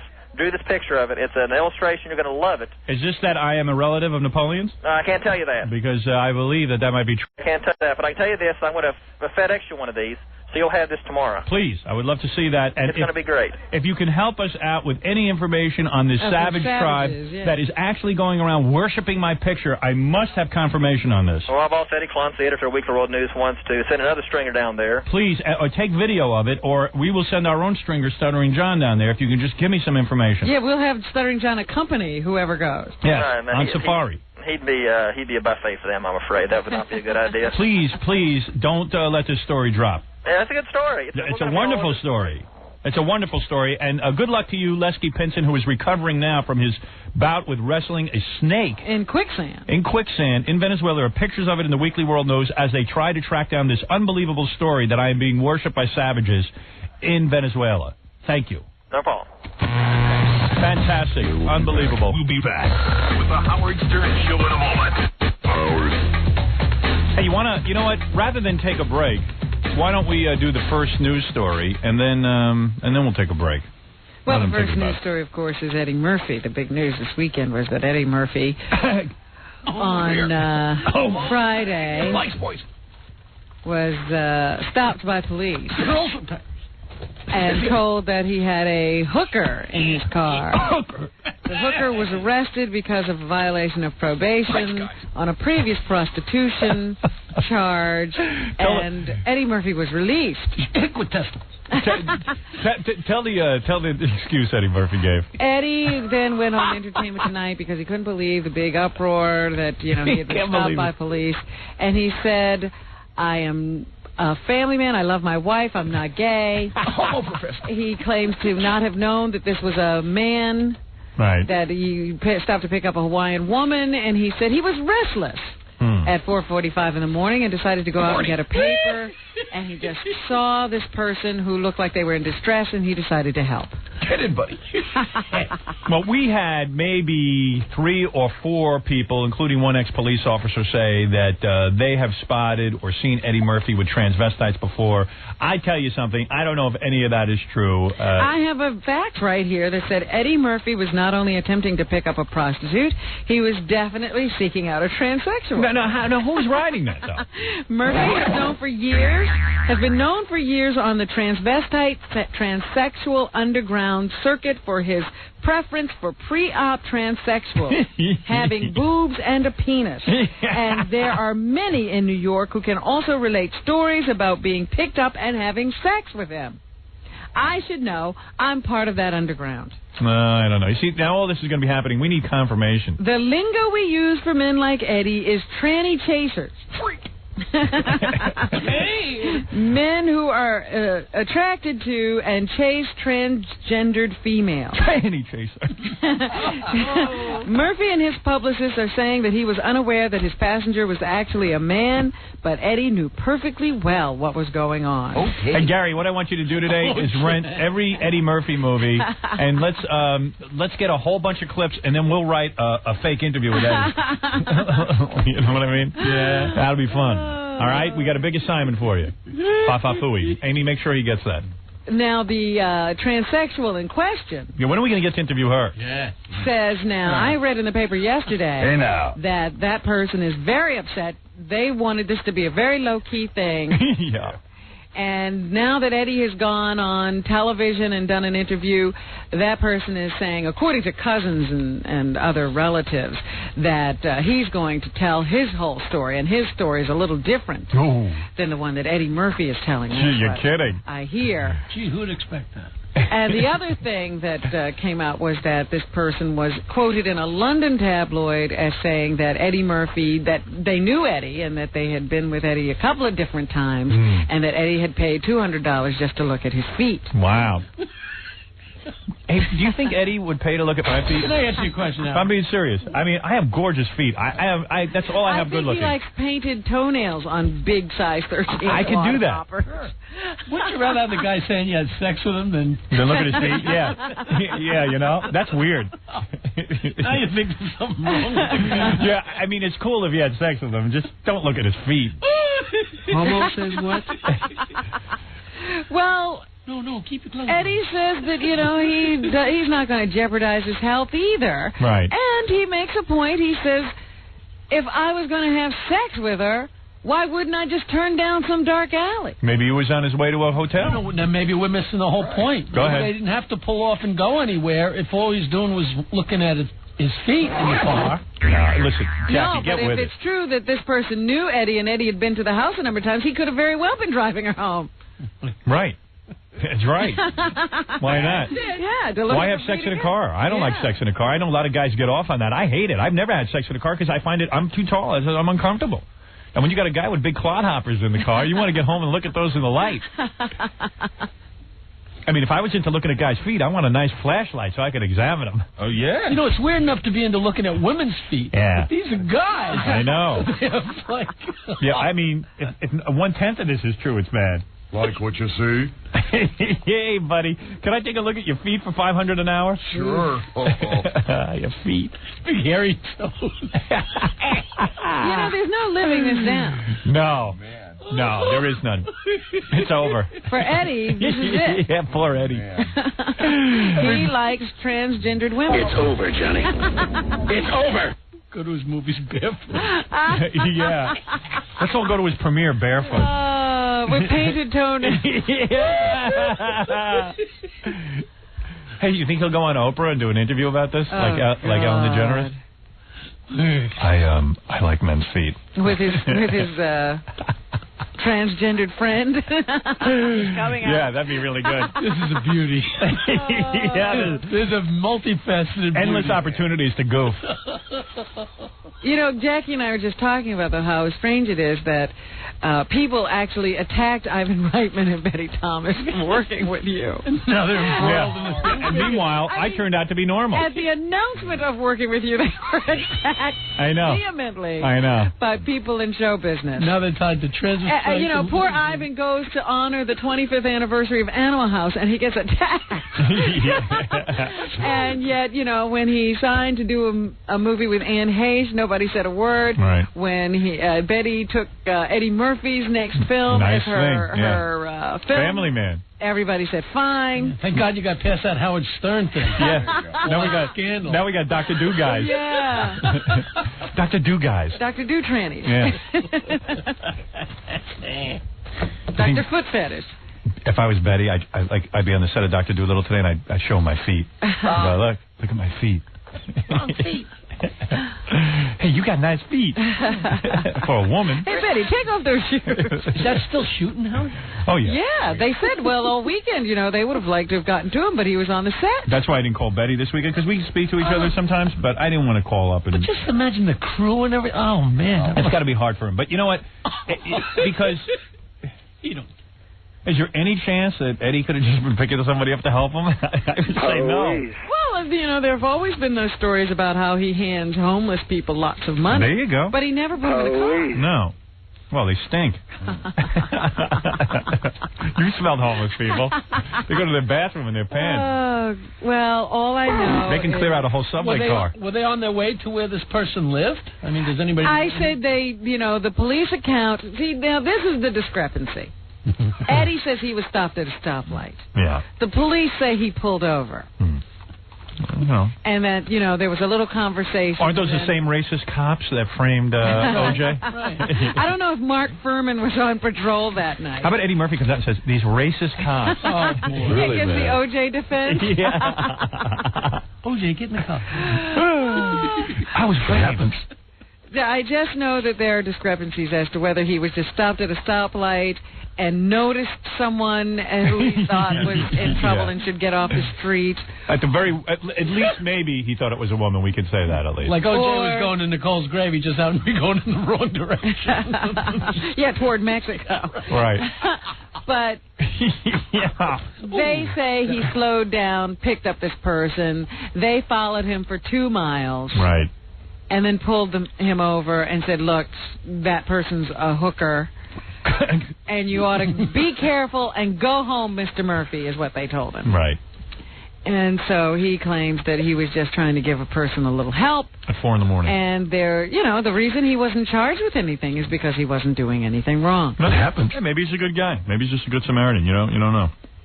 I guess in the next couple of days we'll be seeing lots of different stories, and I think Eddie will call in tomorrow and settle all this once and for all. Well, I also say it's time for all transsexuals to come forward if they have Eddie Murphy stories. Eddie, call in tomorrow. Straighten this thing out, for God's sakes. Come on. What's the matter? Cops couldn't have had any idea it was him till they pulled him over, right? Well, I don't know. Maybe they know his plates or something. Yeah, it says 48 hours on the back. Beverly Hills Cop. Yeah. Really, man. Otay. Gumby. Or Velvet Jones. Right. Gumby 1. Beverly Hills Tag. He says he's not gay, Jackie. No, Jackie. Of course he's not gay. Of course not. He might be a little mixed up. Homo says what? When you knew Eddie, did you ever look at your feet? No, not that I remember. Right. But he liked girls. Because you know what? If he saw your feet, he probably wouldn't be into feet anymore. You know what? He was so young, he wasn't even into that craziness about girls. He was just so into doing what he was doing. Of course he wasn't crazy about girls. They didn't have a penis. Hey, just because he picked up, doesn't mean... Well, listen, let's just say in all fairness to Eddie, it doesn't mean he's... Look. All right, ask yourself these questions. You never went out at 4 o'clock in the morning to get a paper and came home with a girl that had a penis. That's what I was going to say. I never had that happen. All I know is there are savages somewhere in Venezuela worshiping me as we sit and make fun of Eddie Murphy. And you know what? That's not as weird as the Eddie story. No. But, this happens to a lot of guys who, sometimes they take their very, very expensive vehicles and they stop somewhere and a woman leans into the car and then they get caught. Yeah. And they always say, I was just sitting there. Right. I didn't do anything. Joey Buttafuoco said that. Seriously. Didn't he say he got arrested? Fooling around. I was just having a good time. Right. Entrapped. Joey, though, was at least with a woman. And, the newspaper man who Eddie goes to buy the papers from. Mm-hmm. Now, this is a known area where transsexuals and gay men hang out, yes. Who prostitute themselves. Yeah. And he says that Eddie comes down there quite often. Okay. He's a news hound. What is he, with the FBI? He's got to monitor stuff? Well, he's like the Weekly World News. He has to read all the papers. Well, Eddie's well read. Mr. Murphy, this is the 5th time today you've been here for the same newspaper. Well, I like the news, but it's the same goddamn news. So you got to wait. New edition. You have a copy of Homo Life? And he says that, Eddie's down there at that time of the morning, 3 o'clock in the morning, and the guy says, as far as he's concerned, this is his own personal opinion. Right. You come down to that area for a reason. See, this is just is this close to Eddie's house? There are a number of questions. Yeah. Or is Eddie driving out of his way to get there? Eddie, please call in so we can just straighten this whole thing out. For God's sakes, we'll ask the questions. You just answer them simply. For God's sakes, the longer you wait, the worse it's going to get. Just call in now. Clear the air. Yeah. Because as we turn this in our mind, it just looks worse. Right. Call in and clear the air. We got to, I don't know what we got to do. Don't know what to do. We'll be back with the Howard Stern Show in a moment. Howard.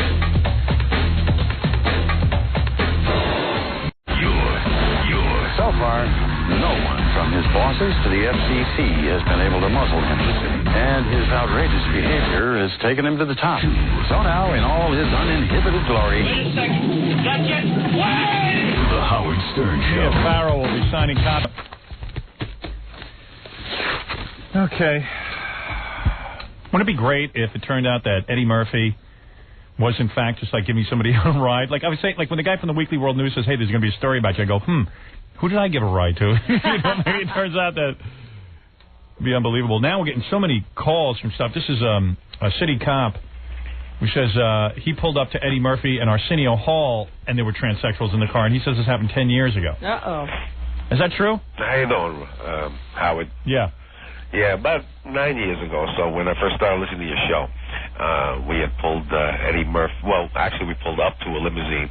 Eddie Murphy and Arsenio Hall were in the car together in the limo, and they had a couple of transvestites in there. And, instead of making a big thing about it, what we used to do was arrest the prostitutes down on 11th Avenue. So, but they weren't prostitutes. They were just transvestites. They were transvestites, prostitutes, like that. Everyone in Manhattan knew. Now, how did you know they were transvestites? Because these are guys that you see on the regular beat? Yeah, we'd see them when we, rode around and stuff. So, yeah, these stories are coming through like crazy. But now this guy's saying everyone knew that Eddie was into this. Yeah, so why wouldn't this surface? You see, that's why I never, in all fairness to Eddie What Murphy. What else do you know that we don't know? Yeah, like I had called your office. You're like, why don't we know? You had called. Give us another scoop. Gary did confirm this. This guy did call us 9 years ago with the information. Really? Yeah, but of course, we couldn't confirm that this guy was even a cop. Not only that, it wasn't a subject you guys were talking about that day. So yeah, well, we could have made. We could have made room. Yeah, well, I tried my best. The point is, though, we're not like the National Enquirer, where we have reporters who are equipped to go out and handle these stories and find out if they're true or not. Maybe we have to start building an investigative team, so when we get these calls, we can go stake out this situation. Well, let me ask you something, officer. Do you think he really is into feet? Because that's the weirdest part of all of it. I don't know about feet, but he's definitely into transvestites and male prostitutes. So you say? Yeah. Oh, well, I'm telling you. All right, well, I'm just saying, there's no way I can confirm that your story's true, and now it's now he's an easy target, and everyone's going to be, trying to... Without a doubt. On another occasion, he was riding around, he had a black Mercedes, and he was riding around, and we even pulled up to him, we talked to him, and, he kind of shook it off, was laughing, like he was... Wait, you tried to warn him not to do this? No, we saw it was Eddie Murphy, we wanted to talk to him and stuff, we talked to him, and he was trying to give us a story, he was on... Why wouldn't you guys bust him if he was picking up a prostitute? Well, the thing is, we didn't see them actually get in the car, they were already in the car. Oh, I see. You have two... Eddie's good. How's he get him in the car without, the police can never catch him. I know, I like that. And that's my story. All right, thanks, man. All right, thanks. All right. Again, we don't know if that guy could be a garbage man for all we know. We don't know if he's a cop. Although Gary confirms he did call him like 9 years ago with that story. See? Now there's years of evidence. Eddie, please call in and stop all these guys from calling. Would you just... How's he going to do that? He'll explain the whole thing. I know it. Don't tell me you're into feet. Is that a bad thing? I mean, that's a bad we've thing. We've been having the argument as to whether it would be worse to be having sex with trannies or just looking at their feet. It's worse to be looking at their feet. Yeah, not if you're Eddie's wife. I wonder. Wouldn't it be great if we found out that Eddie's wife was a man, Robin? I really did. I started examining her yesterday. I said, wait a minute. Is she a man? No. No, I know she's had a couple of kids, so she can't possibly be. But then I started to look at her, and I said, she looks like a transsexual. Do you think Arsenio's a man? Yeah, he's a man. I think so. Yeah. But you can't stop this kind of stuff once it gets started. Yeah, that's why I'm telling them to just call in and straighten the whole thing out. I mean, don't you think that Hugh Grant is still seeing hookers? Oh, I think so, yeah. Police. Whenever you see it, what do you think? Hey, you want to hear a bitch of a story real quick? What? Henry Hill was on our show Friday. Yes. And he came in and he didn't have a thing to say, and he was just like, he was just like in a coma. So, you know what was really funny? I thought about that tape. He was supposed to be giving us a video tour of where bodies were buried, and it turned out to be a real estate film where he showed us houses. Well, anyway, so Henry went on Geraldo after our show, broke down on the show, and his girlfriend admitted she was a heroin addict. You're kidding. And then I guess Henry admitted that he had some drug problem. I read in the paper that he admitted that he was wasting away because of his alcohol and drug addiction. Yeah. And they did have the pictures of this big fat Henry Hill in a beard, with dark glasses, the guy we were used to seeing. And we, of course, flew him in and did all the, have had Henry on the phone. Like, if he's going to give an exclusive, why didn't he tell us? He won't tell us anything. No. Breaks down for Geraldo. Yeah, for Geraldo. Break down here. For Christ's sake. Where is he now? Who knows? Pat it with him. That's it. You can't trust these mob guys.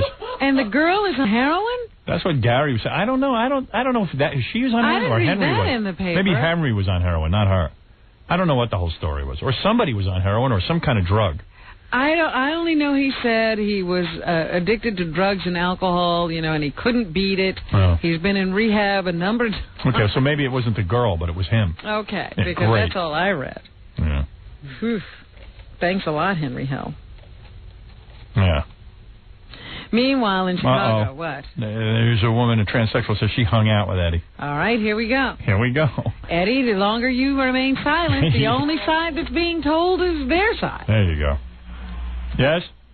Howard. Oh, this is not even a transsexual. Are you? What are you, a transvestite? I'm a pre-op transsexual. You are a guy who is trying to pretend that you're a pre-sexual. No. Come on, man. Let the guy talk. Robin, hey, come on. Listen to this. He hasn't taken one hormone. What are you, the FBI? Robin, be nice. Let the guy do his thing. Yeah, so what happened with you? Well, Your voice is cracking. Yeah, what? When I was with Eddie, he does a very interesting thing. Want to see your feet? No, besides that. He starts making out with me. And then he screams, a Baba Booey, a Baba Booey. See, we're being Baba Booey. I know we are. So what? It's funny. He's a good lover. So after he'd yell out Baba Booey, what did he do? We started to watch some of his old movies. That I don't believe. It's true. I believe everything else, not that. All right. Silliness. Silliness on this show, ridiculous. Worst voice we ever had.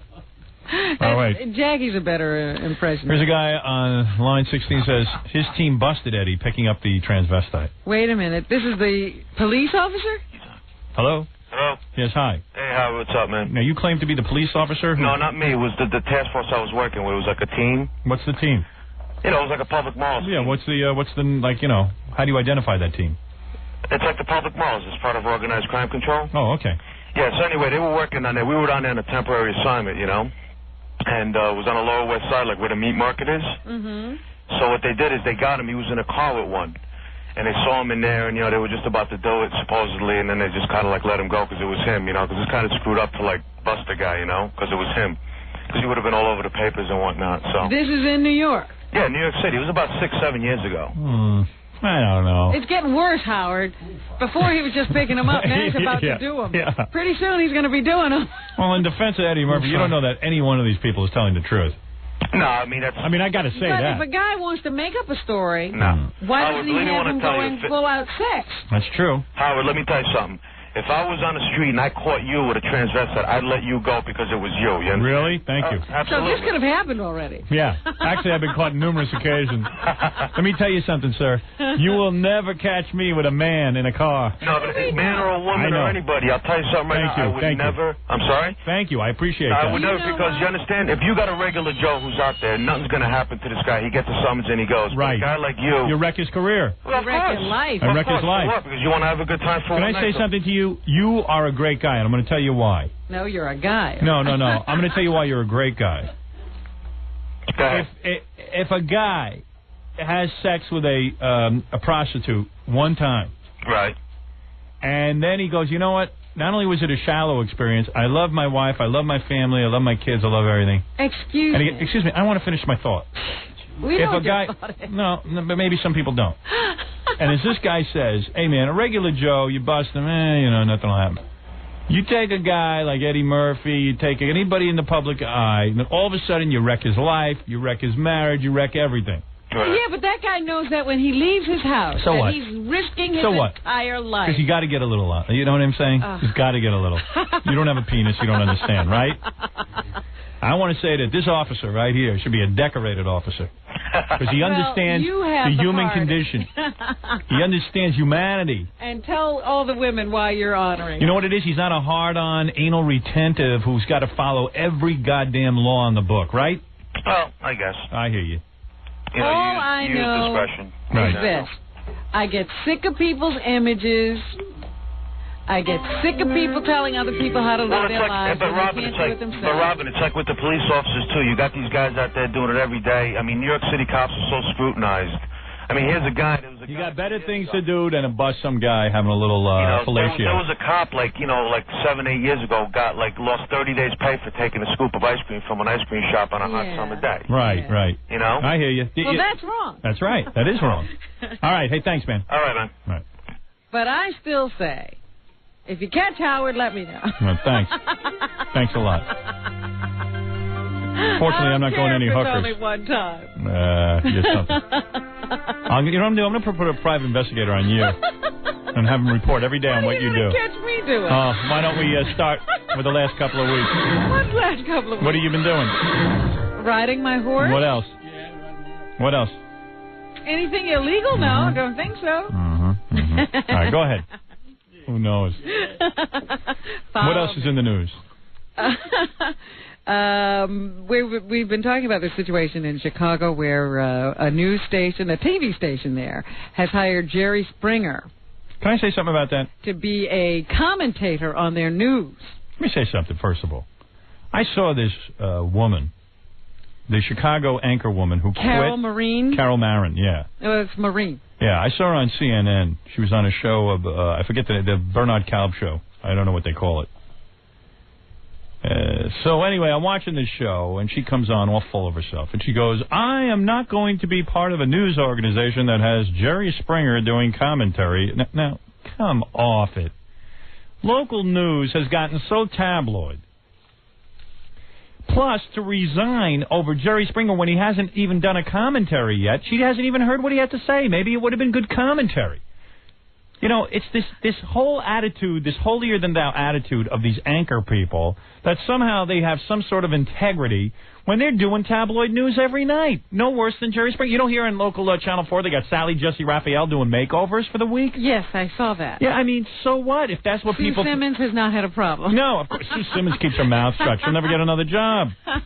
Of course. And I mean, this woman in Chicago is making like she's doing something Well, there. I have to applaud her integrity. She said she wasn't, going to go for it, and she has quit. I got to tell you something. It's a little too late. If you had some integrity, why not take half these stories out that they do on the news? Why is John Benet Ramsey's parents' press conference the lead story in Chicago?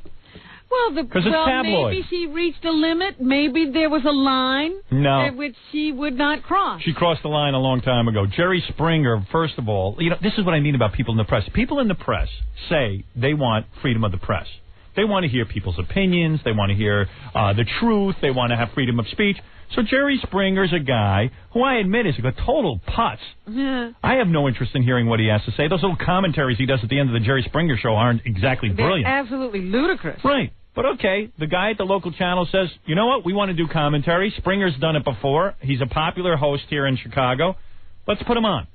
So all of a sudden, the anchor woman, she's going to make a grandstand over this one thing. Hey, maybe Jerry Springer's going to be real good at it. Maybe he'll have something interesting to say. Who knows? Give him a chance. Give him a goddamn chance. As a matter of fact, I've been hired by ABC Television here locally to become their commentator. I haven't even announced it yet. Is that true? Yeah. When do you start? I start in 2 weeks. I will be on the Channel 7 News. Local. New York local. Wow. I will be the commentator. Really? That's right. Do they know it? Yes. I will be doing commentary. With who? With not the Bill Butel, the other guy. Roz Abrams? Roz Abrams. Yeah. The blonde-haired guy doesn't want to sit there with me, so Roz Abrams will sit there with me. Is that true? Yes. Yes. Stop it. Yes. I have been hired to do local commentary. And I've told them I'm going to do it in a thong, and they still didn't say no. I'm telling you. You're full of it. Well, tune in 2 weeks to see if I'm not sitting there next to Roz Abrams. Why would they start it in 2 weeks? Because they want to do it outside of sweeps. Let me build up, and then for sweeps, I'm going to be really good. Thank you. Please. That's what they said. You know what? Jamie Tersis loves me. You got to tell better lies. I'm not telling you. Your lies are getting as thin as Eddie Murphy. Well, then tune in 2 weeks on the ABC News doing commentary. In a thong. In a thong. I will be in a thong. And I'll be watching. Oh, boy. The whole world will be watching. They're going to have the highest rated newscast. They know what they're doing. But I don't see why they wouldn't use you in sweeps like you need to build. I will be in sweeps. Believe me, I will be. Well, why wouldn't they announce it?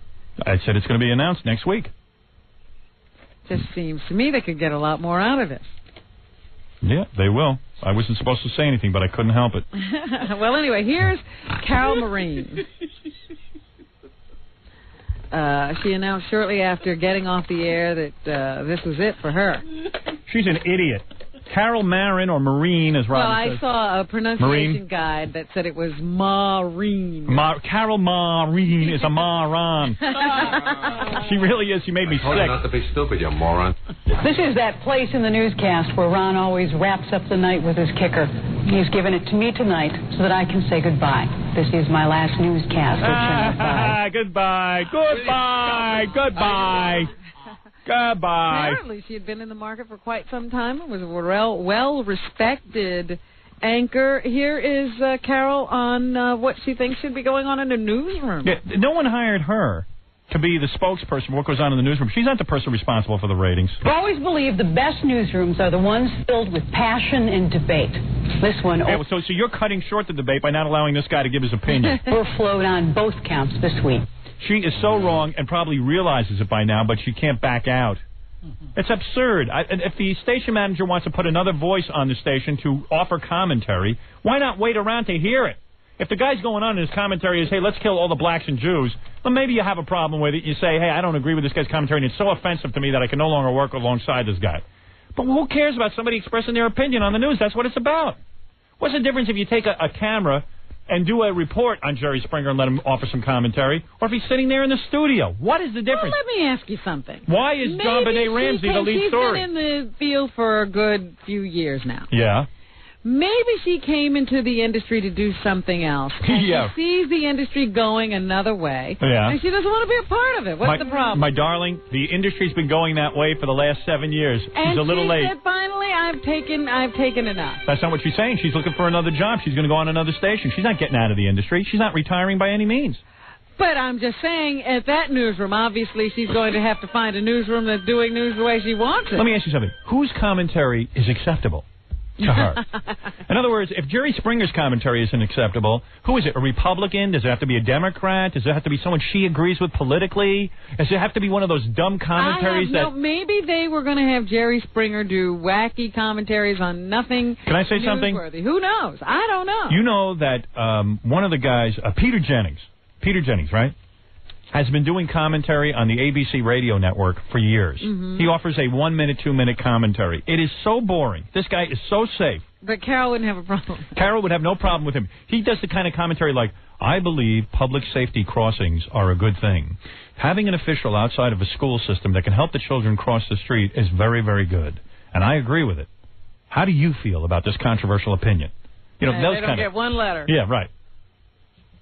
I mean, come on. And Peter Jennings is as dumb as Larry King. I mean, the same kind of dopey commentary. What do you think, Jerry Springer is any brighter or stupider than anybody else? No. Let's hear what he's got to say. You know what? At this point, I want to hear what Jerry Springer is going to say. I'd like to know. Well, I just don't see why you object to somebody doing what they want to do. If they want to quit. Grandstanding. She's an idiot. Grandstanding idiot. Tough. Good. Now she's out of work. Now let's teach her a lesson. Let's not give her a job in any newsroom, and soon she'll be reading like the promos on Nickelodeon. Then we'll see how much integrity she has. Or she'll really sell out and start doing a tabloid You show. bet she will. You bet she will. But this is something she felt like doing. Look at Deborah Norville. Remember when she was serious about the news? Oh, yeah. And she couldn't get a job? She had to do a radio show, and then when she couldn't make it on radio, what did she end up doing? Inside Edition. There you go. She's going to be hosting Inside Edition, this Moran. I don't know. She'll be taking a job as a local bozo in Indianapolis. Screw her. She's a hypocrite. So-called journalist who wants to hear people's opinions only when they agree with her, when they fit her mold of what a journalist should be. Here's Ron Majors, her co-anchor, who pussied out and didn't leave? He says he's going to work out his contract, even though he balked at the very beginning as well. Yeah, he was going to quit, too. He talks about Carol. I think what I'll remember Carol for is how stupid she was when she quit. No matter what the story or where it was, what a dummy. Carol could find it and once she could find it, she could figure it out. And once she could figure it out, she could tell it to all of us in a clear and straightforward way. Don't you love when anchor guys have to ad-lib and they can't do it? The only people who have ever done our job know how difficult that is. Yeah. This guy can't even talk without a teleprompter. And what's so great about it is it's like she died. Everyone's doing a eulogy. It's great. What I'll always remember is ba-ba-ba-ba-ba. Yeah. Dummy. Left her job. That's good. You know who she's going to be hanging out with now? The guy who left Taxi after the first season. That was good. Jeff Conaway? Jeff Conaway, yeah. He's on Babylon 5 now. He plays a Wookiee. Stupid ass. Ass wipe. Well, she's getting a lot of support from colleagues. Yeah, none of them are quitting, though. Go, Springer. The Headline Club, Chicago's chapter of the Society of Professional Journalists, has voted a special ethics in journalism award for Maureen. Eddie Murphy just called me. He says he feels bad for her, wants to give her a ride home. Maureen. Eddie Maureen. Well, Jerry Springer's first commentary. Go ahead. Will be tonight. Good. On the news. I hope we get a tape of that. Baba Booey, get me a tape of that. We can play it here. I want to hear his commentary. I got to hear what the big Baba Booey. We will see what forced her off the air. I believe circus clowns should wear thongs. And I'm Jerry Springer. You know what he's going to do? He's probably going to do a commentary about local politics or something. Or you know what? His first commentary will probably be about the controversy of him doing a probably. Newscast. That's what I would do. And then in 3 weeks he'll run out of material, that dope. That half a dope. This is the best thing that ever happened to him. Of course. And it's wonderful for the local ratings. They're the #2 news station in Chicago. This should catapult them to #1. I should hope. If this doesn't do it, nothing will. Absolutely, Robin. Tobacco officials and others are negotiating to come to a settlement of all of those lawsuits filed by state governments and local governments to get the tobacco industry to foot the bill for health care costs for people who have become ill because of cigarette smoking. I'm watching 60 Minutes last night. They got the depositions. These are videotaped depositions of all the officials. The dead people? No. This is videotaped depositions of the heads of all the cigarette companies. Uh-huh. And each one, these guys are such dopes. Each one, they say to them, do you think nicotine is addictive? And each one goes, well, what's your definition of addictive? I don't know. The guy should turn to the camera and go, listen to me, all you dumbass lawyers. Yes, nicotine is addictive. Yes, you will die of lung cancer if you smoke. I don't care. Everybody knows it. If people want to smoke, I'll provide them cigarettes. There's no law against it. But how do they do that now? They were stupid. You know, God bless the alcohol industry. You go up to any guy who runs an alcohol company, you go to him, does alcohol ruin your liver? Absolutely. Can you die from alcohol? Absolutely. Oh, okay. Is alcoholism a disease? Absolutely. Whatever you say, we don't care. You want to run ads? You don't want to run ads? Nobody. You notice nobody sues the alcohol industry? Because they admit to everything. Oh. I don't know why these cigarette guys can't say it gives you cancer. Just say, yes, it's going to kill you. Who cares? Who cares? Let me do. Wait till you see me on my commentary on ABC News. This is my first commentary. I'm going to go, of course. Of course. Are you insane? Booze wrecks your liver. Guns make holes in people. There, I admitted everything. Now let's go party. Duh. These cigarette guys are jerks. The cigarette people will reportedly bring some new concessions to the negotiation table. USA Today says tobacco companies are willing to accept new warning labels and a federal ban on most workplace smoking in exchange for partial legal immunity from civil lawsuits. They are also expected to give up this idea of total immunity from lawsuits. That's dopes. You know, if I was some tobacco farmer out somewhere down south in Virginia or whatever, I would be furious with these guys running the companies. I'd say, what are you guys doing? You're ruining a good thing. Well, for a while it looked like the way to go because then they didn't have to worry about the government jumping in and regulating them. Honesty. But then people started dropping dead. I know. Honesty is the best policy, Robin. All this stuff. The alcohol industry knew it for you. Yeah, sure. They were looking short term. They weren't looking long term. Like you go to a guy who runs an alcohol company, right? You go to him, excuse me, if I drink while I'm pregnant, will my baby's head shrink? Sure. Oh, yeah. Absolutely. Let me ask you something. You know, put yourself in the mind of the cigarette manufacturer. Yeah. When they first came to ask the question... Go ahead. Nobody was definitely dying of cigarette Right. So back then, okay. But as soon as it became aware of it, But the point was that's when they started asking the question. Right. They said, you know, we got an inkling here that this is dangerous. Now, they had been doing all the studies. They knew it was dangerous. They should have just said it. They lied then. In fact, if I had a cigarette, I'm gonna start a cigarette. On the package, it's not the name of the cigarette's gonna be Death Inside. So you see all over the package. Smoking death. And I guarantee you, more kids will smoke that cigarette because it'll be cool. Yeah, skull and crossbones on the yeah. I'm telling pack you. and everything. You know, well, the new warning would say cigarettes kill, and the other warning would be cigarettes are addictive. Duh. So no beating around the bush here. Yeah. Gee, I need someone to explain that to me. They've also agreed to various restrictions on sales and advertising. Joe Camel. Like even these cigarette guys. Yeah, they would give up Joe Camel. Guy in 60 Minutes goes, look, the lawyer says to him, this Joe Camel, do you think it's teaching kids to smoke? Guy goes, no. He goes, well, wait a second. Let me ask you this. Before you started Joe Camel, how much of the youth market did you have? 3%, the guy says. All right. When you started Joe Camel, afterwards, how much of the youth market did you have? 13%. So the guy says, don't you think Joe Camel will convince some kids to smoke Camels? He goes, no. He says, look at MetLife. They got Snoopy as a spokesperson. I don't see young kids going out and buying life insurance. He's got a point. You go, wait a second. That's the dopiest thing. That's the dopiest goddamn answer. These guys will not admit anything. Just admit it. Say yes. I think the Joe cigarette Camel industry is used to lying. I know. These guys can't help they can't help but lie. He said, Joe Camel is going to hook children. Yes, it's fine. Good. Who cares?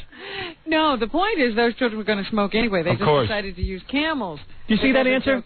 That answer's fine. Joe Camel is actually, we did studies, is teaching children to draw. Really? Yes, they love them. You know that the standoff between those Texas militiamen and the state of Texas is over. But two of the people who were inside their little shack compound ran off. When the manhunt for them continues, they say they are armed. Authorities used planes and helicopters yesterday to scour miles of rugged terrain. They aren't searching on foot because of concerns about explosives and booby traps. All over the area. The two men took off into the woods as other members of the group, including the leader, Richard McLaren, surrendered on Saturday. Why didn't they show that on TV? Why is that not on television? Why are we not watching this? And also, why did we not blow them up when we had them all in the house? Well, number one, because it could have been like ground zero. They had so much stuff inside that building. Oh. Would have been worth it. Could have been the whole state of Texas. Really? They had so many bombs. I don't care. Do you think I care? So we lose Texas. They say that they're hoping that these guys will get thirsty and hungry and eventually come out on their own. Right. Unbelievable, the shenanigans and games we play. I remember when the government used to just go in and blow people up. It was wonderful. Can't do that anymore. People complain. Yep. Meanwhile, the members of the group who surrendered, did you see they had like a real military ceremony of lying down their arms and all that stuff? They think they're in the Army. Or laying down their arms. One bicycle rider collapsed and died of a heart attack, and another was critically injured when he flipped and hit his head. This was yesterday as the annual Bike New York tour of the city's 5 boroughs took place. New York City police say 53-year-old Fred Samuels of Washington suffered a heart attack on the Kosciuszko Bridge between Brooklyn and Queens at 11:30 yesterday morning. He was pronounced dead at the Western Queens Community Hospital. That was that big bike ride they had? Yeah, did you see that? Please. They tied up, they closed down all of 6th Avenue. I was trying to get home. They closed down all of 6th Avenue so people could ride their bikes. But not only that, they were on the Harlem River Drive. Yeah. How are you supposed to get around? And I was driving all through Harlem, which is wonderful. I saw Harlem for the first time. It's the only time people go through Harlem. I didn't realize it looked like that. But there I was, out there trying to make my way through the regular streets because the Harlem River Drive was closed off so these guys could bike and have heart attacks. Yeah, and then all these guys, first of all, the whole thing they map off is like 42 miles, and most of these guys have never ridden more than 3 miles. And they all have heart attacks. What else is in And the another news? guy flips over and hits his head, and then he causes a big mess. Yeah. Televangelist Jim Baker was at a church yesterday. He says he wants to go back to prison to spread the word of God. Good, we can arrange that. During a sermon on Sunday, Baker asked the Faith Temple congregation in Taylor, South Carolina, to forgive him for his past wrongdoings and, of course, to support his plans for a prison ministry. Yeah. Does that mean give me more money? Yeah. It also means forgive him for bilking people out of thousands, perhaps millions of dollars. Now, forget that part. The part that he has the nerve to ask people to give him money again Yeah. is amazing. Well, it's the only thing he knows how to do. He also Beg. preached against the love of money, calling it the root of all evil. Well, he would know. The rest of us seem to be okay with it, but I don't know. He's busy just bilking people. The murder case that gave rise to Megan's Law is going to trial today. Opening statements are beginning for the man accused of kidnapping, sexually assaulting, and strangling Megan Kanka in New Jersey. The 1994 murder sparked a nationwide move for laws named after the 7-year-old girl.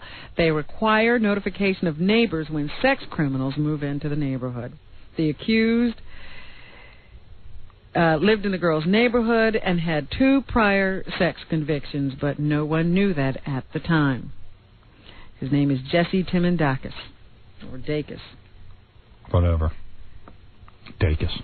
Yeah. What else? Anything, Robin? Today they announced the Tony Awards. I think good. those announcements will be handled by Rosie O'Donnell. Oh, good. Who will She's a also real be talent. hosting the Tony Awards. Yeah, she's fantastic. They say that some plays will open or stay open or close as a result of the announcements made today. And it's also expected that Rosie will announce whether she will accept as a date for the award ceremony that night some teenager who wrote her.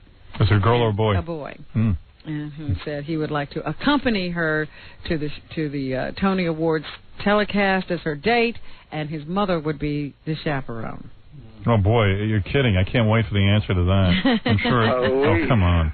I mean, she doesn't have a guy to take her to the Tonys? A real man who's her boyfriend? Tom Cruise isn't stepping up to take on that role. And she's in love with him. Did you hear that? I buy that. Rock singer and actress Courtney Love is putting her 5-bedroom mansion in Seattle on the market for $3 million. She shared that home with her late husband, Kurt Cobain, a grunge singer who committed suicide in the estate's carriage house in 1994. Lead singer of Nirvana, of course. Love reportedly decided to sell the Victorian-style mansion partly because of the countless fans who gather nearby to pay homage to Cobain. So I'm sure somebody wants to take this off her hands. Yeah, I'd like to move into that house. That must be a load of laughs. Would you want to live in the house of some guy who blew his brains out? Where people congregate. Yeah, I mean, think about it. And does she expect someone to pay for that house? What is she asking for it? $3 million. Yeah, unless they make it into a museum. The carriage house, of course, has been removed. Oh, it doesn't come with a hunk of his head? Because if it did, you could turn it into a museum and charge a lot of money.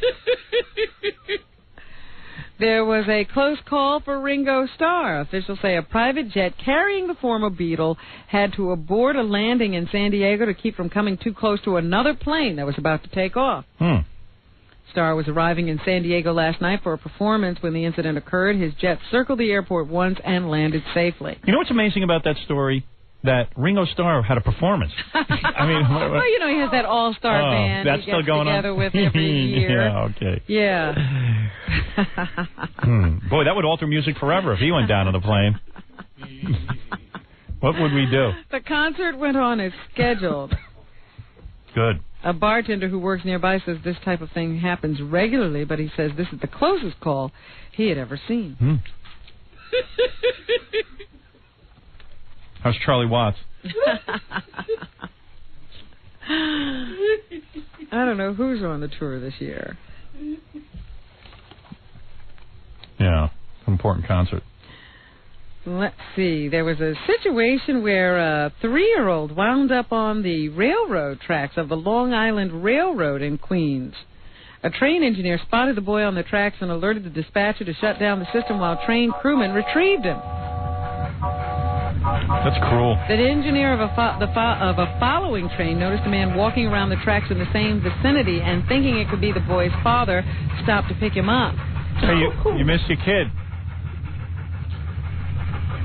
Was Eddie Murphy there? Wasn't he trying to help? No. Pedro Avila Sr. and Jr. were reunited at the Jamaica station. Wouldn't it be great if Eddie Murphy had been wearing like a Superman costume and it turned out he really was trying to help? Down to save a hooker. Yeah. Police later learned that the father had been attending services and the boy was in Sunday school at church adjacent to the tracks. So I guess he apparently wandered away and crawled under a fence separating the church from the tracks and wound up on the tracks. Oh, Jesus. They radioed ahead once they saw the child to have the third rail turned off to protect him. So he was saved. What a crazy story that is. What a wonderful story, Ron. Some Arizona residents are paying big bucks for the phone. Dozens of residents in remote Rio Verde live just outside of the boundaries of phone service. So many have resorted to using cell phones, and they receive monthly bills as high as $1,400. Wow. Now, of course, they're asking the state for help in paying these bills. The state commission is looking into who will pay to string phone service into the lightly populated area. U.S. West, which has been the single provider of phone service in the area, wants competitors to shoulder some of the cost. How about this? If you live in a place where you can't get phone service in this country, move. Move. It's cheaper. Move, you asswipe. $1,400 a month. Come on. What are you talking about? And you want to know something, man? I still don't understand, and I wish a representative from the phone company would explain this to me. Why, if I have a cell phone and somebody calls me, I have to pay for that call? I still don't think that's fair. You know, and you're on your home phone, if you... forget it. Who cares? You guys know what I'm talking about. Anything else, Robin? Yeah, maybe the problem is that they split the costs because it would be too much for one party. No. I don't care, really. I'm never sympathetic to the phone company telling me they have to split the cost because they can't. No, it's no split cost. All right. It should be the person who calls makes the payment. Very well. That's all I got to say. Breakdown, the new Kurt Russell film, is #1 at the box office this weekend. What did it make? $12.7 million. Mm-hmm. Mike Myers' new spoof, Austin Powers, International Man of Mystery, was second with $10 million. Volcano was #3, Liar Liar #4, Romy and Michelle's High School Reunion #5, and Anaconda #6. Yeah, well, we had $14 million the first weekend. Just want to point that out. And you know how much they spent on some of those, on Volcano and all those other ones? That's good. Kishman Tuchas. Iran. Anything else? I don't think I have anything else to say today. So let me wrap up by saying Mia Farrow will be signing copies of her book, What Falls Away, Borders Book, at the World Trade Center today from 1 to 2 p.m. And also, Jackie Penthouse Joke Page Martlin, his big CD #3 will be recorded at Club Benet in Sayreville, New Jersey, Saturday night, May 17th. Go over and say hi to Jackie, be part of that history. His Filthy Joke CDs and cassettes are only $12 plus $4 shipping and handling. Buy two, get one free. Call 1-800-323-KING. For information and jokes, visit JackieJokeman.com. Steve Gorilla and Grandma Sylvia's funeral. Stuttering John up next. And also 718-BAG-5040 is my boy, Scott the Engineer, Joe Cancer, who will be spinning records for you at your next party. If you hire him, 718-BAG-5040. He's willing to do it. See you tomorrow. We'll be back with the Howard Stern Show. Don't go away. Eagle. Let's return to the Howard Stern Show.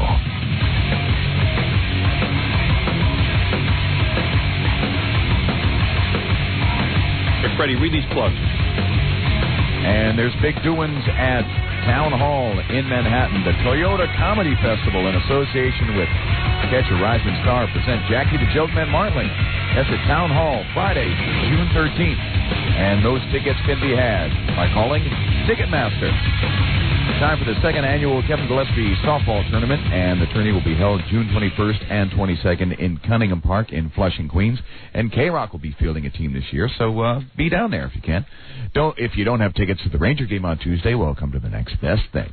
Steve Gorilla hosting a Rangers playoff party at CJ Knockouts. That's New York's hottest and only bikini bar in Manhattan, located only one block from the Garden on 8th Avenue and 29th. The party starts at the first face-off Of course, King Norris at Big Sur on 80th and 3rd in Manhattan.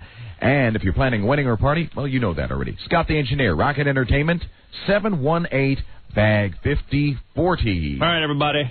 Thank you, and we'll see you tomorrow.